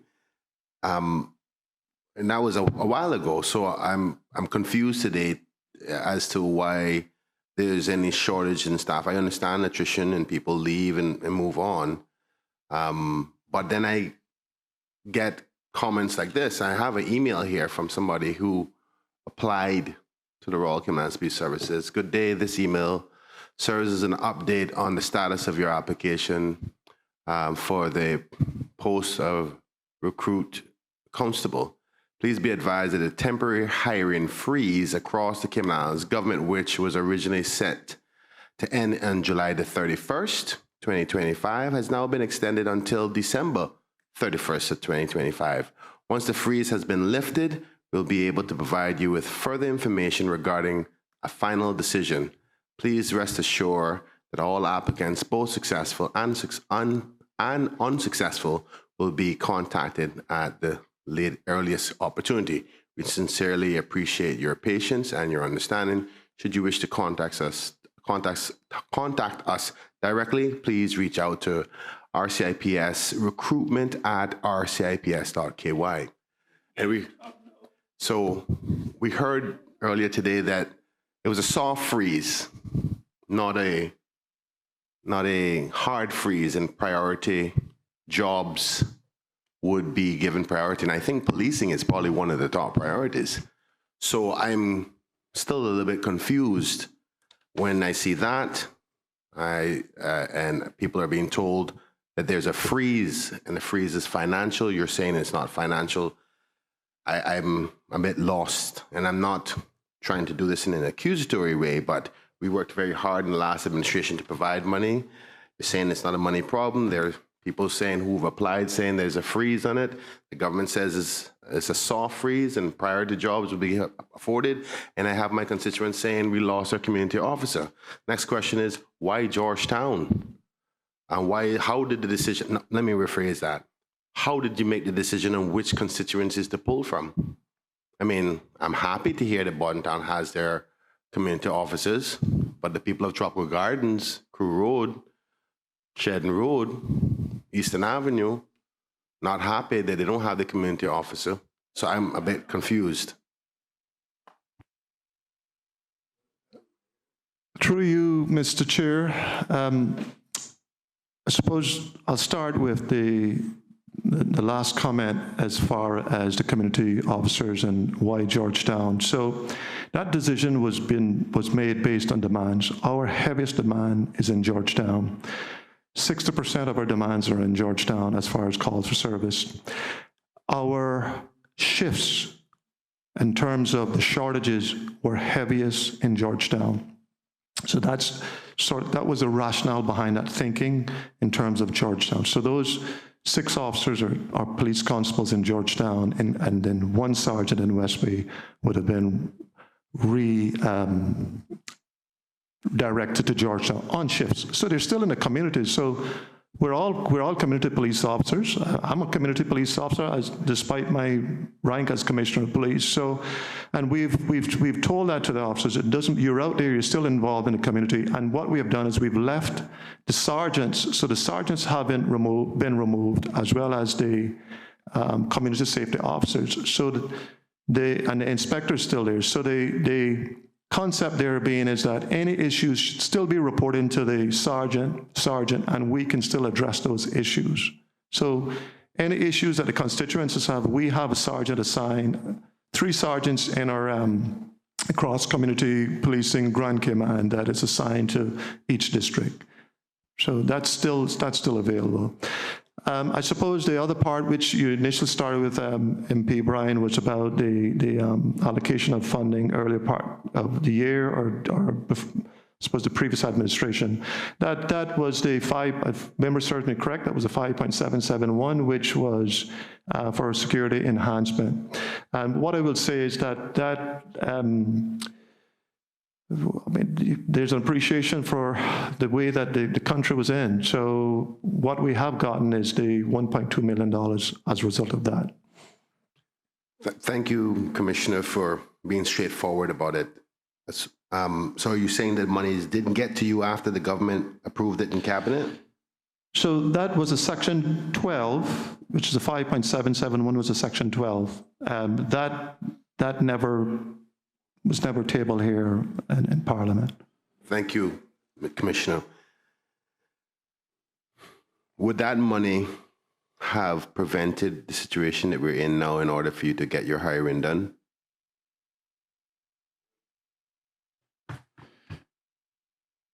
Through you, Mr. Chair, I think MP, you've put me in a position here. What I will say there is, I have taken a position where I see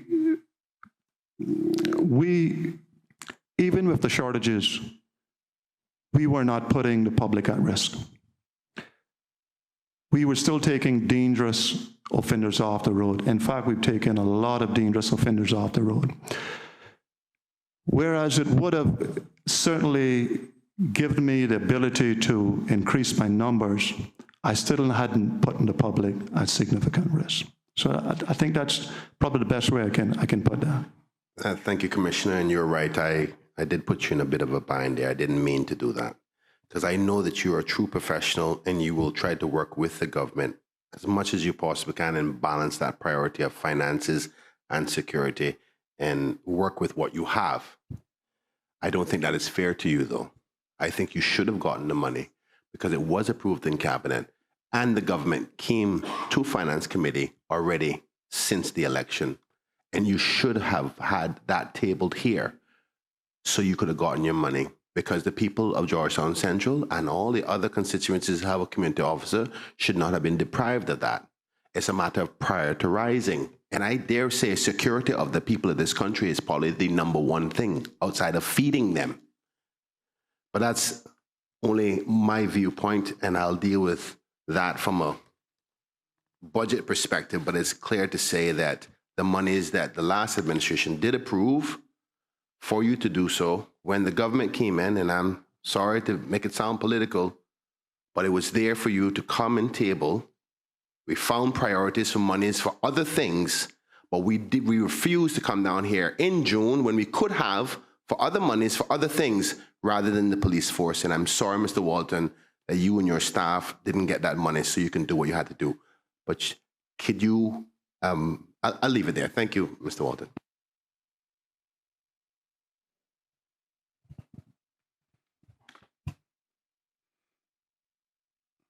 Honorable Leader of the Opposition. Thank you, Mr. Chairman. Mr. Chairman, through you, I'll try and end, if I'm the last one, on a positive note. But just to say to the Commissioner that this side, the opposition, is certainly here to support the budget when it comes around in November. And I've made a note of what the preferred complement is, and we'll keep a note of that. I also want to congratulate you and your staff. As you've said, you've continued to take dangerous criminals off the street, but even at a community level. I recently had a community meeting, and the sergeant and both of my beat officers found the time with their regular work to show up and attend the meeting, and also to provide comfort to the constituents that they're still around, still available. They were allowed to keep their cell phones so they can keep a track of the chat groups, which is important. And so we appreciate that. And just to also say that, you know, we used to get complaints about the beat officers when we had them. And now that they have been moved for a little while, we're getting complaints and people realize how much they miss them. So it may work out to be a good thing. But yeah, I must say that they have continued to be involved, and certainly in my constituency, and I appreciate that. Member from Red Bay, Mr. Tatum. Thank you, Mr. Chairman. If I could ask, Commissioner, you mentioned earlier on that you mentioned 5 to 8 community safety officers. I've never met mine either. Somebody mentioned they haven't met theirs. But what criteria do you use to determine the number of those that's actually needed? I'll leave it at that. If you answer that question for me, I'd be grateful. It seems like a small number to me. That's why I'm asking. Through you, Mr. Chair, MP Tatum, so the community safety officer is an individual or individuals who they actually have no police powers at the moment. What they do is they're in the communities, understanding some of the issues that I suppose that is creating the most anxiety for members of that community. And they bring it back to the existing police constables in that community, but they exist and the sergeant. As far as the distribution or the allocation, it's generally based on the size of the district. So for instance, District of Bodentown, which as we know is large, we would have 2 over there. Georgetown would have 2, and at the moment we've got 1 in West Bay, and we've got 1 in the BRAC. So my thought process was the larger the district, the more they should have. So ideally what I want is I want 1 in East End, 1 in Northside, and then 2 more in the Bodentown district, you know, to cover that Savannah, that whole area there, and then similarly in Georgetown, and then West Bay remain as is. So, but that doesn't change what I want from my PCs, because in each constituency, the plan is for 1 PC, police constable, fully trained police constable per constituency. So that's 19. So that's 19 police constables. So that's the 8 community safety officers is separate and apart from the police constable. Thank you for that. And I don't want to drag this on anymore. But 2 for Georgetown. I don't think there's any within the Red Bay area. I may be wrong. So 2 for Georgetown. Where in Georgetown, for instance, are these community safety officers located? At this very moment, we have 1 assigned specifically for that Windsor Park and the Washington Boulevard, that area. But really, it's 1 person at the moment. It's a challenge. We also have the sergeant. We've got 2 in Bodentown who would pretty much cover the entire eastern districts, and then 1 in Cayman. So that's that's where we're at. I want to double that to 8. Thank you for that. Earlier on, Commissioner, you mentioned that by November, we should be seeing some additional police officers. That I'm going to guess this is not just from local folks being trained up, but you're actually bringing officers from someplace else. If so, where are we recruiting officers from, please? Through you, Mr. Chair. So we have a situation on our shifts. We have at the moment 40% of our shifts across Grand Cayman have less than 5 years experience. And that is beginning. It's great. While it's great for the long term, the future, it has obviously manifested itself in some of our, I suppose, level of investigative skills. So the plan would be to have 13 people to come in to give us a bit of relief in there. There's widespread across. We've got people from the region, Bahamas, Barbados, St. Lucia, Jamaica, and the UK. That's where we're sort of across those 4 or 5 jurisdictions at the moment. Thank you for that, Mr. Chairman. If I could just ask, are you able to say right now how many officers are anticipating to be here by November, by the end of the year? So if all goes as planned, I should have a total of 32 staff in before December 31st. Out of that, I'm expecting to have those 13 uniform, and then 2 for my financial crimes unit, and 2 in my digital forensic hub. So I'm expecting by November, roughly around 21 staff. Now, I need to, through you, Mr. Chair, just to be abundantly clear, or just to make it clear, I have a particular standard. I don't think of bringing people in and from different jurisdictions. And the plan really I have is 1 month in our training and development unit, where they will basically be going through all of the relevant laws in the Cayman Islands, all the processes, policies, our standards and our policing style, which is caring, collaborative, and accountability. So they will go through all of that. They need to get officer safety training. They will have to go through records management training. So all of these various types of training that could because they're police officers, but they need the local input, that induction type training, if I could put it that way. Through you, Mr. Chair, what I will say is, and I think it's important to I say this, and I did listen intently with MP Bryan's statement earlier. Obviously, the response was from our HR, which I think it was a standard response. But what I will say is, we've just completed it.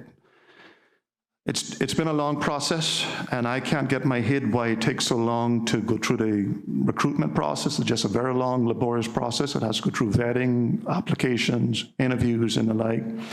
But we now know we have at least 24 successful individuals, young Caymanians, mind you, who, if they are still on board, I will have in situ with the proposed 2026 budget allocation on our seats at our training and development unit by mid-January. That is where we're headed. Mr. Chairman, I'll just close by thanking the Commissioner for the responses tonight, but also thanking him and thanking the RCIPS. He has been, the short time I've been in this role, he's been extremely responsive to me, and he's never failed to respond. So thank you very much. I sincerely appreciate the hard work that you and your colleagues in the RCIPS and the Coast Guard actually do. So I'll end there, and thanks again.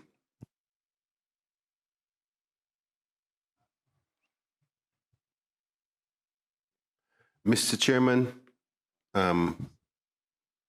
I think that last contribution was more statement and support of the commissioner. I wasn't intending to go any further with that email, but since the commissioner referred to it, what my concern about the email is that they're getting HR saying that there's a freeze, and the communication says that there's a freeze. People watch these proceedings. And the reason why the person sent me that is because they were listening today and hearing that there wasn't a severe freeze, it was a soft freeze, and things that were priority would be given priority, and one would think that the policing would be given priority. And then it says that the freeze continues on based on the government announcement until the end of this year. The government is saying differently. So it leaves anxiety and concern by people, particularly this young Caymanian who's probably trying to get into the service. And we're already having difficulty with that. Now being told that the reason why they won't be getting a response is because there's a freeze, when we heard today it wasn't a freeze. Things that are priority, and policing should be one of those, would be allowed to go ahead and hire. Matter of fact, in the supplementaries today, there was probably 4 ministries that spoke about new hires and monies for new hires in this budget year. So there's not a freeze per se. So the money is in cost for new hires. So I only say that to say that obviously you have to manage the department the best how you see fit, and I think you're doing a good job of that. But from a hiring perspective, when people are listening and they see these things from your HR and then hear this here, it's confusing. I'm confused by it still myself. So, but I'll leave it there. I just thought I'd highlight that to you. Thank you very much. Just for clarity, I want to make sure I understood one thing that the commissioner did outline, is that there is some, I think as you said, 32 officers that would be joining the ranks sometime in the last third of the year, and I think it's 21 of those would be what I would call regular patrol type officers, and then 11 specialists, or did I get that bit of it wrong? Because I want to make sure the committee understand that there are RCIPS officers that are coming in, albeit this particular candidate may not have been one of those who landed a job. If it's helpful, Mr. Chair, I can break that down as far as police officers. Okay, so we've got the shifts. What I'm looking at is 13 by November 1st. I'm looking at traffic having 2 in there, so that's 15. So we need a traffic reconstructionist who will look at the serious road traffic collisions and the fatal road traffic collisions, in addition to what we have. It's a skill, a unique set of skills, and due to the demands in that area, we are delayed in providing those cases to the ODPP and then moving on to the court. We're then looking at additional staff in our financial crimes investigation unit, so that's 4 staff in there. So, and then because we are significantly short in our financial crimes at the moment. I need to build that. And then I'm also looking at additional staff in our digital forensic hub. So I've got 3 staff coming in our digital forensic hub. Those are your digital forensic investigators. So that's when that number, those are police officers. The remaining individuals are civilian support staff that we require to provide that back office type support. So communication officers, for instance, we've got 2 communications officers I'm expecting to come in around November 1st or certainly by December 1st. Those are persons who would sit at the front desk, as it's commonly called, and those individuals would be who take the calls, walk-ins, or answer phones. So that is sort of the layout. Mr. Chair, I don't know the numbers if I've got you there, 13, 2, 4, 2. I think that was where we were at with the 21 police officers, and then the remaining 11 would be non-police officers, so that support, including HR and the communication officers. I just wanted to make the point that across government, well, there's been a soft freeze. There still have been some increases across all areas, including our CIPS, not to the magnitude that we want to get to, but 2026-27 budget is when we'll see additional funding. Honorable Premier. I just want to get clarity for the public. The supplementary funding that the member for Georgetown Central is referring to for police security, I think he said it's Security Enhancement Commissioner, that was approved, I think, because I might have been in the opposition by then, at the end of 2024.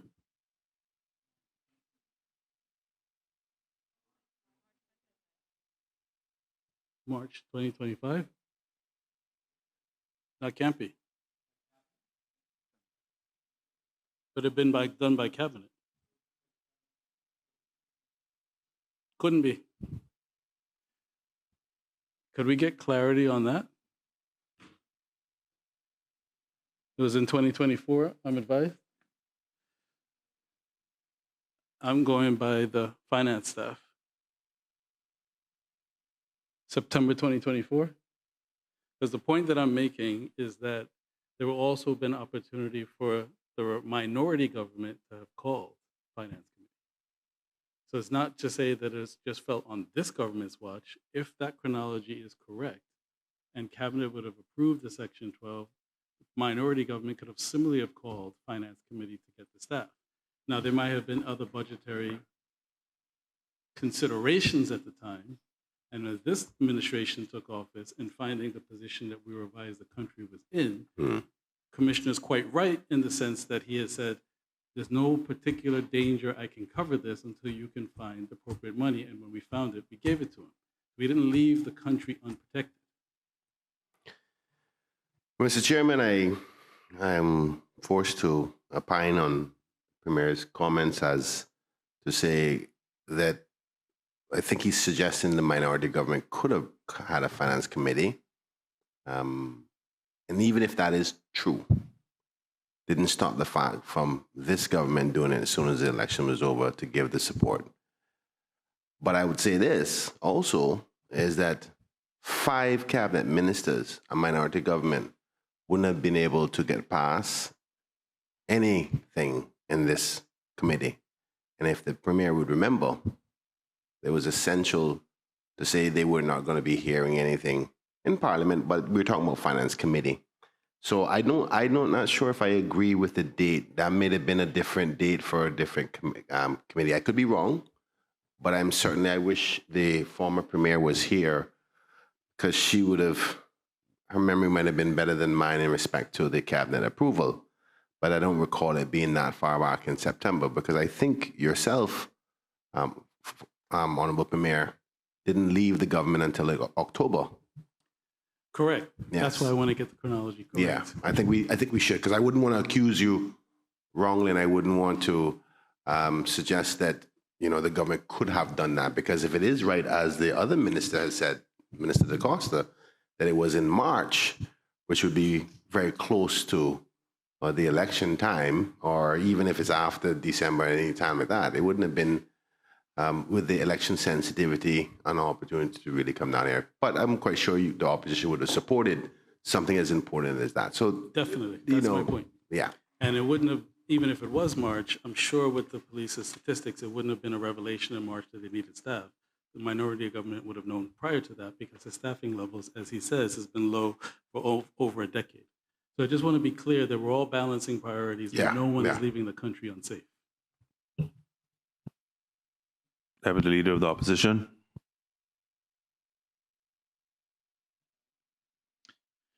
No further questions. All those in favor of supplementary expenditure with respect to OCP 4 Coast Guard services for an amount of $711,000 being approved, please say aye. Aye. Aye. All those against, no. The ayes have it. OCP 4 Coast Guard services supplementary appropriation of $711,000 has been approved. Colleagues, we have just 2 items to go. Mr. Chair, well, I was saying there, he was Or is the commissioner still here for the next item? No. No. I just say thank you to the commissioner for his hard work. I was going to. Not just the commissioner, but also the Coast Guard. They work hand in hand. I want to thank them for their attendance today and also for keeping the country safe. And Mr. Chairman, I make that smile of yours even bigger. You can take those last two as a block vote, sir. Oh. Mr. Chairman, we have agreed for a block vote, and by all means, I have no intention of asking any questions about those two line items. But there is, you said, to leave to the very end. And before we officially close off the line item and you use a technicality to stop me from asking questions. Oh, no, I would never do that. Oh, no, you wouldn't do that, no. Can I be minded to... Premier, you want to allow the commissioner and comment on to go? Yeah? Yeah, I already thanked him already. Yeah. Thank you, sir. Yeah. Yeah. So through you, Mr. Chair, I'm going to take the opportunity to refer to those concerns or questions that we had at the very start that encompasses the whole finance. As long as I'm given the commitment that I will be able to ask the questions around this. Member for Georgetown Central, I would never try to deny any member of this community, this committee, their parliamentary rights and their rights as being a committee unless they go and they spend close to an hour on one topic. That is, I ask for all those in favor of supplementary expenditure for with respect to OE 128, personnel emoluments for the Premier, Deputy Premier, Speaker of Parliament, Ministers and members of the LA in the amount of $436,838 be approved. All those in favor, please say aye. Aye. Against, no. The ayes have it. OE 128 stands part of the schedule, and a reduction on OE 130 of $227,000. So I took the question at all those in favor of a reduction of OE 130 administrative and advisory support to members of Parliament by an amount of $227,695 be approved. Please say aye. Aye. Those against, no. The ayes have it. The OE 130 reduction of $227,695 stands approved. Honorable Deputy Leader of the Opposition. Thank you, Mr. Chair. I must say I'm very happy today that we got the announcement that the government is now projecting a $10 million surplus. I think the whole country will be happy to hear that. Can yourself give a breakdown of the cost-cutting measures that you used across the government to get to the now projected budget for this financial year? Maybe. Absolutely. The latest forecast of 22nd of September 2025 for total revenues of $1,184,558. Total expenses $1,174,284 for a projected surplus of $10,274,000. The mean items that would have contributed to these on the income side, coercive revenues of $1,112,411. Sale of goods and services, $50,962,000. Investment revenue, $19,219. Donations, $1,870. Other revenues of $96. Personnel costs, as we all know, significant number for government, $507,452,000, and that would be the single biggest, obviously, expense item for government. Supplies and consumables, 172,568,000. Depreciation and amortization, 63,198,000. Finance costs, 14,669,000. Litigation costs, 1,723,000. Outputs from statutory authorities and government companies, 211,478,000. Outputs from non-government suppliers, 83,235,000. And those would be what I would call the financial highlights. However, just to add a little bit of context, the preview was finalized on the 25th of March, 2025.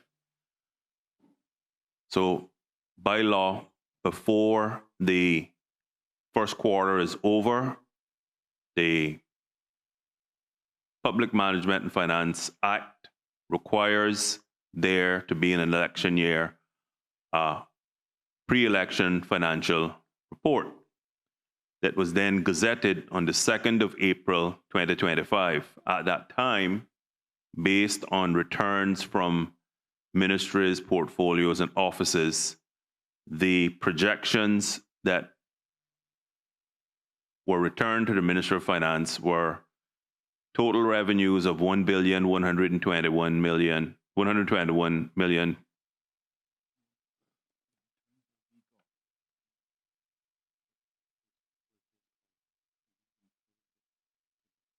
Okay.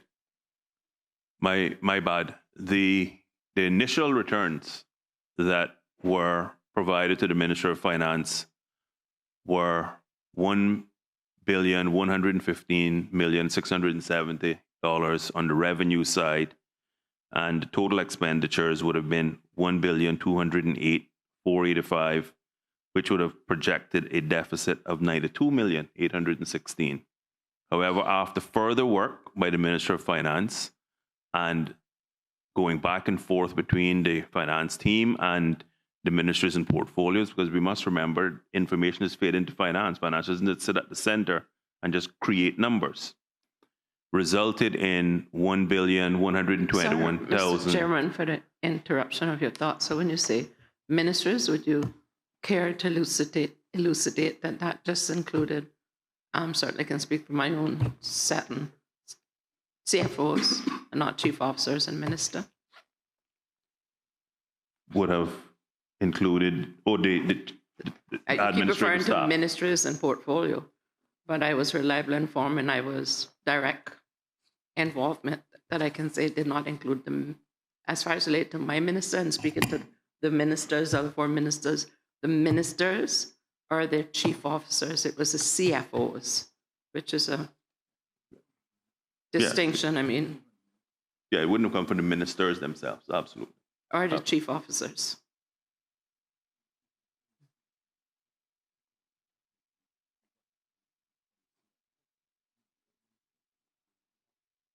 I can't speak for whether or not any, or we can't speak for whether or not any of the chief officers had knowledge or not, but certainly the CFOs would have, at a minimum, had knowledge. And I don't mean to belabor the point, but I can speak based on the fact of what my own chief officers told me and my ministers at the time told me obtaining their ministries. And so I was left with a distinct confirmation that I could believe what I was told, and I would still like to believe what I was told, that it only involved the CFOs. And if that was not the case, then I give ample room, subject to your discretion, for a different opinion to be applied at this time. I wasn't there, so I could not proffer an opinion. I'm just saying that there was a lot of dependence that was put on the preview. And persons would have noticed that I have been relatively quiet about it. I chose to take that position. I've been a civil servant myself and haven't been on the political side. And I don't mean to break that, but I think that now that you've introduced it, that the record ought to reflect.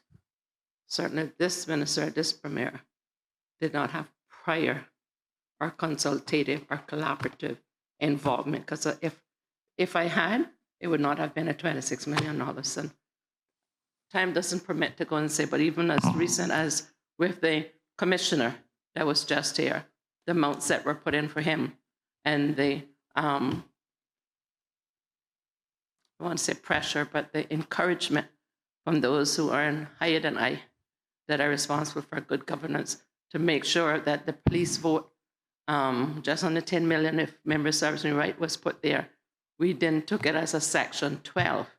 That has not come, and the government has the prerogative not to bring it. And I heard the Honourable Premier explain the reasons why it's not been brought in the last two opportunities that we could have brought it. And so that in itself, if that has not been reallocated, should be reflected in the now 10 million, which is a $70 million swing from what was said publicly just a few weeks ago. Sure, and I'll get to explain that particular item and how that item winds up different than today. And so the preview then produced a final $1,121,264 revenue projection and an overall total expenses of $1,147,458, or which would have resulted in a projected $26,194 million deficit. Now let's make this very, very clear. At all points in time, based on data, projections are driven, and projections are never going to be a dollar and to the penny. They are projections. Having said that, we have to also recognize that, Mr. Chairman, even if we go...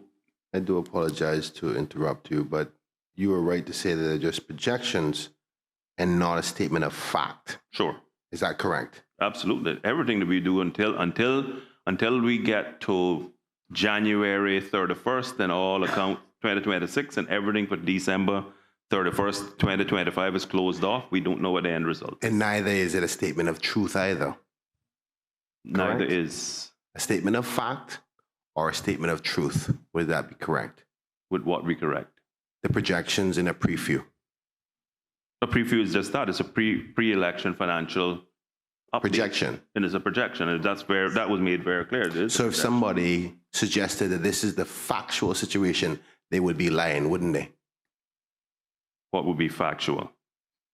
It's a projection. No one, I don't know if So it can't be a fact. It's not truth. It's not, because it is a subjective thing. It is a projection based on the facts in front of professionals. And as is the case right now, and as is the case within the budget. So when you all brought the 2024-25 budget, that was a projection for 2 years, just as we will bring a 26-27 budget, it would be a projection for 2 years. Okay. All right. That solves that. If I could help you with your response, I see that you're going through a chronological order from preview come forward. But I wouldn't mind humbly reminding you that the question was simply, what caused the difference between August 30th, when you announced on your press conference to the media, there was a projected $60 million. From then, what cost measures or cost reduction measures did the administration do over that period to now have us here at a $10 million surplus today, is what I was asking, not the chronological order of things, unless your projections are that off, which has been something suggested before, not yours particularly, but the projections are not reliable. You use that as a supporting narrative for extending the SBS, that they're not reliable within a certain amount of months. But now this is the 30th of August, and now today is I think the 28th, 25th. Of September.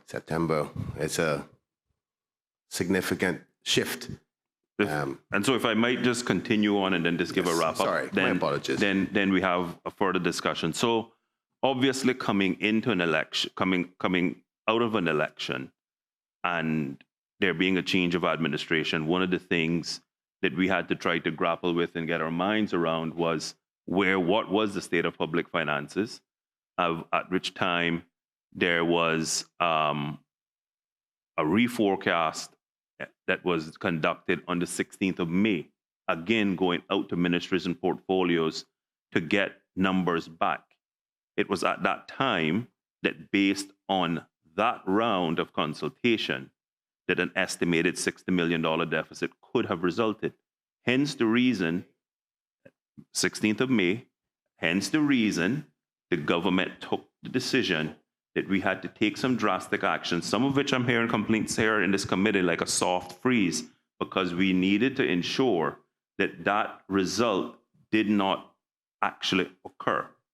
And so that, again, is going out to ministers' portfolios and offices and getting responses back from the relevant stakeholders and officers.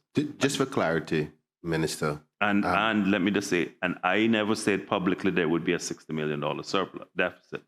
You didn't? I spoke to the preview.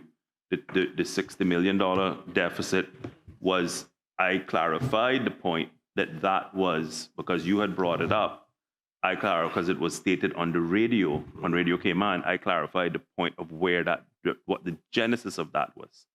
I never actually came out and said that publicly, because that. But you confirmed that that was the government's viewpoint at that time, which was August the 30th. No, what I was confirming, what I was stating was you asked a question as to how could that have been said publicly.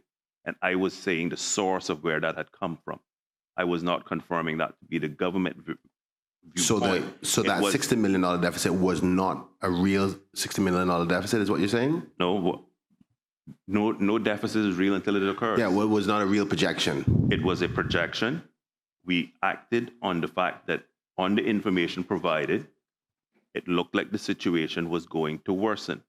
If ministries and portfolios conducted activities at the level that they felt like they had approvals for, a large piece of that would have been hiring at the levels that they had approvals for, and then incorporating in that the things like sections 12s, etc., that had prior approval.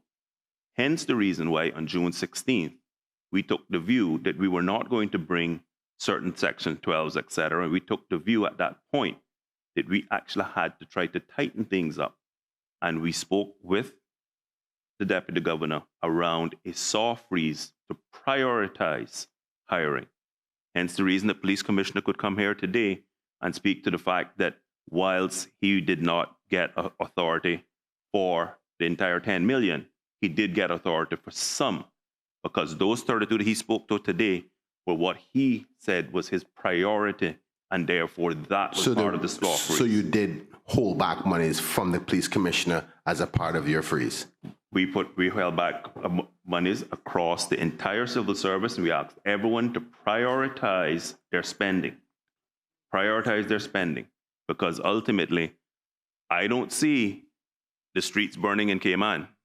I don't see schools not being opened. We had to balance things out and ensure that everyone got what they absolutely needed. And you having been there as a minister will very well know a lot of times what people ultimately would desire and love to spend isn't necessarily what's needed for CIG to continue on and deliver the critical services that we need to the public. Well, thank you for that, Minister. That does clarify that. But you did say there was a number of approvals that were done by Cabinet that you decided not to allow. Can you list out what those were? You asked about the Section 12. Yeah. Let's limit it to that. Because which Section 12s did not come that would have caused your finance team and yourself to think with the announcement of the former Premier that there was going to be a $60 million deficit? What gave you that projection for the $60 million deficit that did not now happen to allow you to have a $10 million surplus? Mr. Chair, since the member, Mr. Bryan, has made reference to comments that I made on Radio Cayman, those comments, if you go back and check the transcript, said that there were indications or that the modeling at the time was showing a possible $60 million deficit, which is exactly what Mr. Chairman has already outlined. There was no concrete statement that there would be a $60 million deficit. And so, Mr. Bryan, just to say. So we didn't have the government of the day, a former premier who knows how it works, and you as minister at the press conference confirming where the number come from. Because you see, for me, I don't think that was appropriate for you to give that anxiety to the country. He's a member of the government. To say on public national radio that the models that we're running are projecting around a $60 million deficit.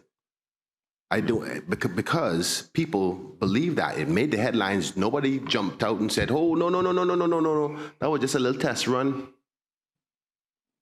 Because now what you have, Mr. Chairman, is a difficulty of explaining to the people where you confirmed on the 30th of August, today is the 28th of September, how did you get from those numbers and those models running from a $60 million deficit to now a $10 million projection surplus?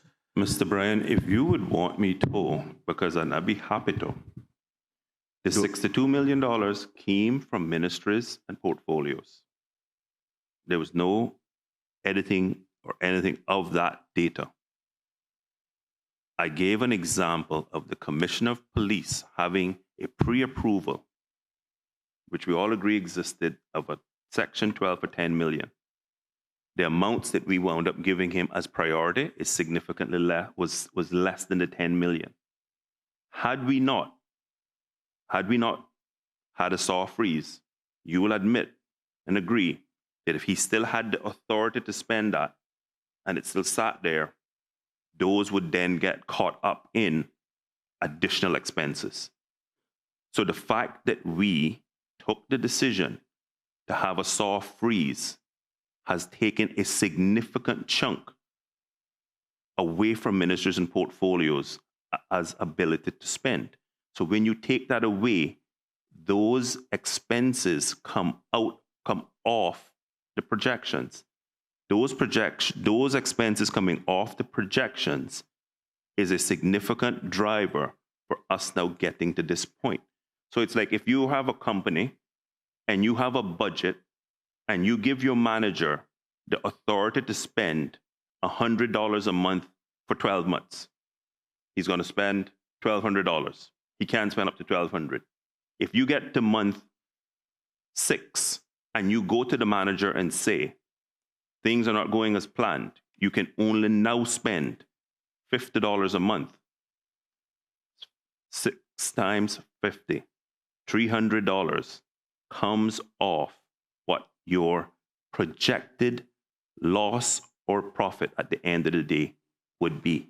That's all that has happened. And Mr. Chairman, part of that is a soft freeze. I'm not disputing that. I'm not disputing what you said, but I've asked you, and this is probably going to be the third time now, I'm not going to do it again. If you don't want to answer, that's fine.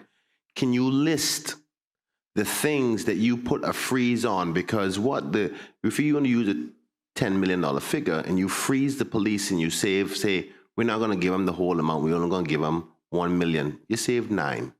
You still have $61 million difference that you need to explain to the House, where you went from $60 million to now projecting to be a $10 million surplus. Because what it looks like is, and what people are saying is, the government has tried to make it seem like it was worse than what it was to be able to come back at the end of the year now and say, look, boy, we did a surplus and we did so good. Because I'm still waiting for the list of things that you stopped from happening. Because let me confirm one last thing, and I'm going to stop here because I'm not going to go any further with this and risk you getting upset as the chair of this committee, which is this. The freeze, the soft freeze that you talk about, the Honorable Deputy Governor said right here in this hall, in Finance Committee, it was intended to have a soft freeze because they were aware that the government did not budget for the COLA. And therefore, regardless of which government was going to come in, they would have had to, from an affordability perspective, hold back on those hires they were going to do anyway. He said that in this House, and this Parliament and Public Accounts Committee. So I'm not sure, unless you're saying you had $60 million worth of savings in salary, and if you're saying that, no problem, but I don't understand how the numbers don't make sense. So I'll stop there. So, Mr. Bryan, we had the pause or soft freeze on non-essential recruitment, and you have made your point in regard to what the Deputy Governor has said. How those reconcile is not for me to figure out. We also had a request to reduce supplies and consumables by a minimum of 10% from the forecast. We also asked ministers and portfolios for their outputs from statutory authorities and SAGCs to try to reduce those by 4%, reduce expenditure and outputs to non-government suppliers by 5%, and to reduce transfer payments. So it was a series, and it was looking at all of these in conjunction to try to ensure that anything that was not essential to be spent and to be incurred to be taken out of budgets and for us to rein things in. So those were all of the items that we utilized, all the tools we utilized to try and ensure that when we now project, people don't believe that they still are going to have the freedom to spend on non-essential matters and items for the rest of financial 2025.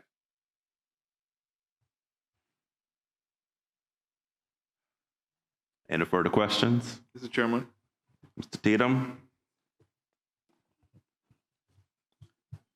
When we had PAC, I asked a question based on something that I've thought for a long time, which is that the country has a challenge with forecasting. At the time the FS agreed, the DG was here and he agreed.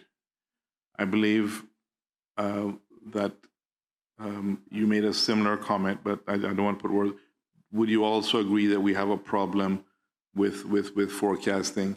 And as I said to the FS, I'm not looking at putting blame anywhere at all, but there's a problem that needs fixing. Because if the numbers don't go in your favor, that's bad. But even if they are, you're running the risk that one day it needs fixing. I understood that the governor had asked the UK for assistance. Can you confirm if that's actually the case? And also, just if you would also agree that there is an issue that needs looking at and needs fixing in terms of however the system is working or not working now, with us being able to properly provide forecasts. Again, not looking to blame anybody, the system is what it is. So I think I made myself clear, so I'll stop there with regards to confirmation with the governor and your thoughts on forecasting and the challenge. Mr. Tatum, first of all, the governor, as I understand it, has made certain comments around investigating this possibility. I heard that talk when I was previously in this house as well, but she has not come back with anything.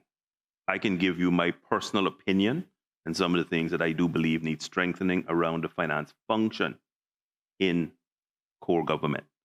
Firstly, let me be very, very clear, because a lot of people mistake accountants for financial analysts.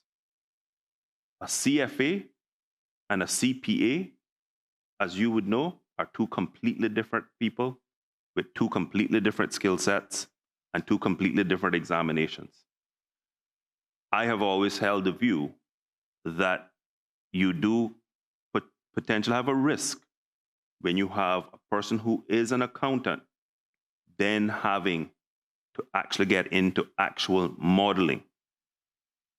Financial forecasting, when it's very simplistic, if you have an entity with a relatively smooth revenue and expenditure profiling system where you can divide by 12, multiply by the remaining months, and that's your output, is relatively simple. When it is more complex and you have to then have certain inferences, that's a very different type of forecasting.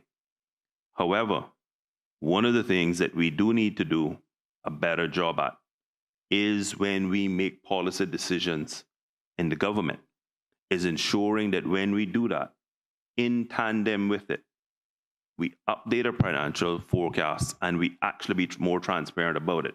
So for example, if the government today said they were going to do X, and we knew the cost of X was going to be $25 million, and it would its projected impact on the budget would be a negative 25. We should be very clear about what your updated forecast would be because of that item. A lot of times, what happens in CIG is we make a series of policy positions and decisions, and we don't then put them all together and say, here is what the outturn would look like should all of those go according to the actual plan and estimates. The issue here is that the plan and estimates approved in December 2023, having then had accountants look and make projections in May of this year, and their projections would be, if we spend to the max authority, here is what your output would look like. And a cabinet then saying, well, we want you to now not spend to that level. Hence the reason I read that list of supplies and consumables saying to people, project on the basis that you're going to cut 5%, having a soft freeze and only having essential persons being hired, and take those additional approved posts out. All of that accumulates to significant millions of dollars when you apply these percentages to very, very large sums. It's that simple. When we talk about supplies and consumables, the projection for supplies, the original budget for supplies and consumables is $188 million. When we say 5% of that, 5% of $178 million is a significant sum if you say to officers across all ministries, portfolios, and offices, we want you to cut that amount from what you are projected in terms of your activities. So prioritize and save 5%. When you add all those savings up, they are very significant. And I can understand why there would be angst and confusion around the commentary being made by the deputy leader of the opposition. But as you would know, Mr. Tatum, when we talk about the significant sums that we have in CIG, the types of savings we asked ministries, portfolios, and offices to push toward is, in my opinion, what has gotten us to this point. And I can only speak to my involvement with the system. I heard the inference. I have never and will never try to manipulate any number to try and make myself look good. This is about governance and the country, and this is where we're at. And I can only come before this committee, chair the committee, and be truthful to the committee. I thank you for that, sir. I just want to make sure that it's clear. And I didn't say it, so I want to make sure it's clear. My focus isn't the preview. It's not that. It is, if there's, and I listened to everything you said, and I agree with much, if not all of it. If there's things to be fixed, is what I hear you saying, then it's important that it's fixed. So I will leave it there, and if the governor is seeking assistance for us, more power to her. But I know I heard the DG sit here and say that for instance, the cabinet paper he brought with regards to the increase for civil service, which I think everybody here would have been agreeable to if we were all here at the time, and that there were assurances given that there'd be no negative impact, there was savings made. I think you understand where I'm going with this, right? So I won't belabor it anymore. This is late, but again, my focus isn't the preview. It is, let's get, and it's been a bugbear with me for a long time, long before I was elected. And I used to see these numbers and these projections. We need to get it fixed. Nothing, otherwise we might be here again with a real deficit and a real problem. So I'll leave it there, sir. Thank you for listening to me. And I think all of us will agree that the system is large. We have a large contingent of CFOs across the entire system. And I can only tell you that from my experience prior and now, the financial secretary and his teams does an excellent job and work very diligently to serve the government and to give as accurate as information as they can. However, given how the system is constructed, they still too do have to rely on the work of a large cohort of professionals that's out there. And I agree with you, we do need to strengthen that aspect of things. I don't think we need any more accountants. I can tell you that, not in the government, how we're structured. But I do believe on the financial projection and economic modeling end, we do need additional resources and additional skill sets. And I think that has existed for a while in government. Thank you. And for avoidance of doubt, I want to chime in with you and say that I have the utmost respect for the FS and the people that work with him. I have no issue with him at all, which is what I said in PAC. So I want the public to know, as I've said to him before and saying it to you in this house, that it is not that. It is, again, there's something systemic somewhere that needs looking at and fixing. I will leave it at that, sir. Thank you very much. Thank you. Leader member for Cayman Brack East, Ms. O'Connor-Connolly.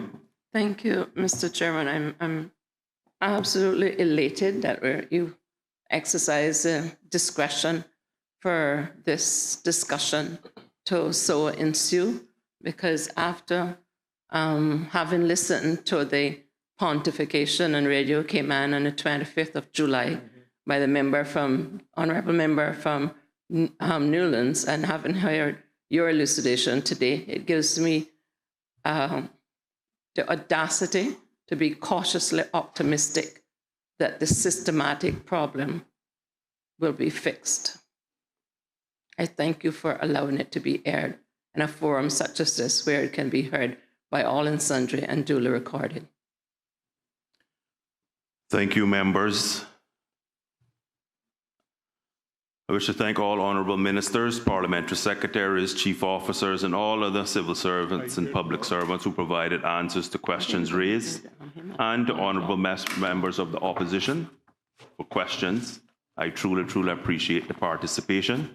I want to also go on record as thanking the financial secretary, the accountant general, our senior assistant secretary, Ms. Ann Owen, who is here with us and serves the committee diligently, and all the finance team.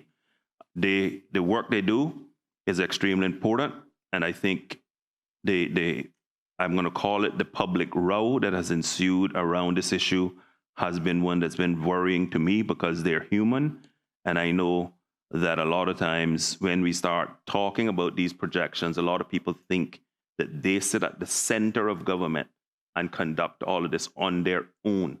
And I think it's very important for the public to understand how the system actually operates and works. I want to put on record my thanks and my confidence in them and the work that they do. The approval for these items by Finance Committee will now enable them to form part of the Supplementary Appropriation Bill for the 2025 financial year.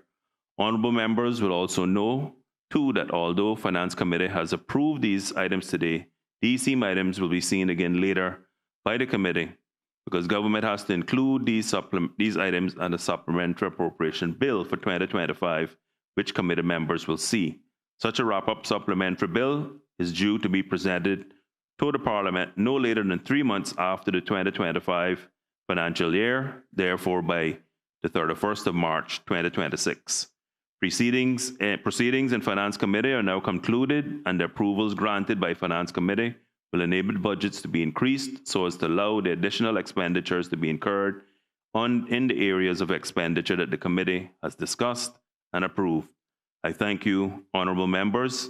The proceedings in Finance Committee are now concluded.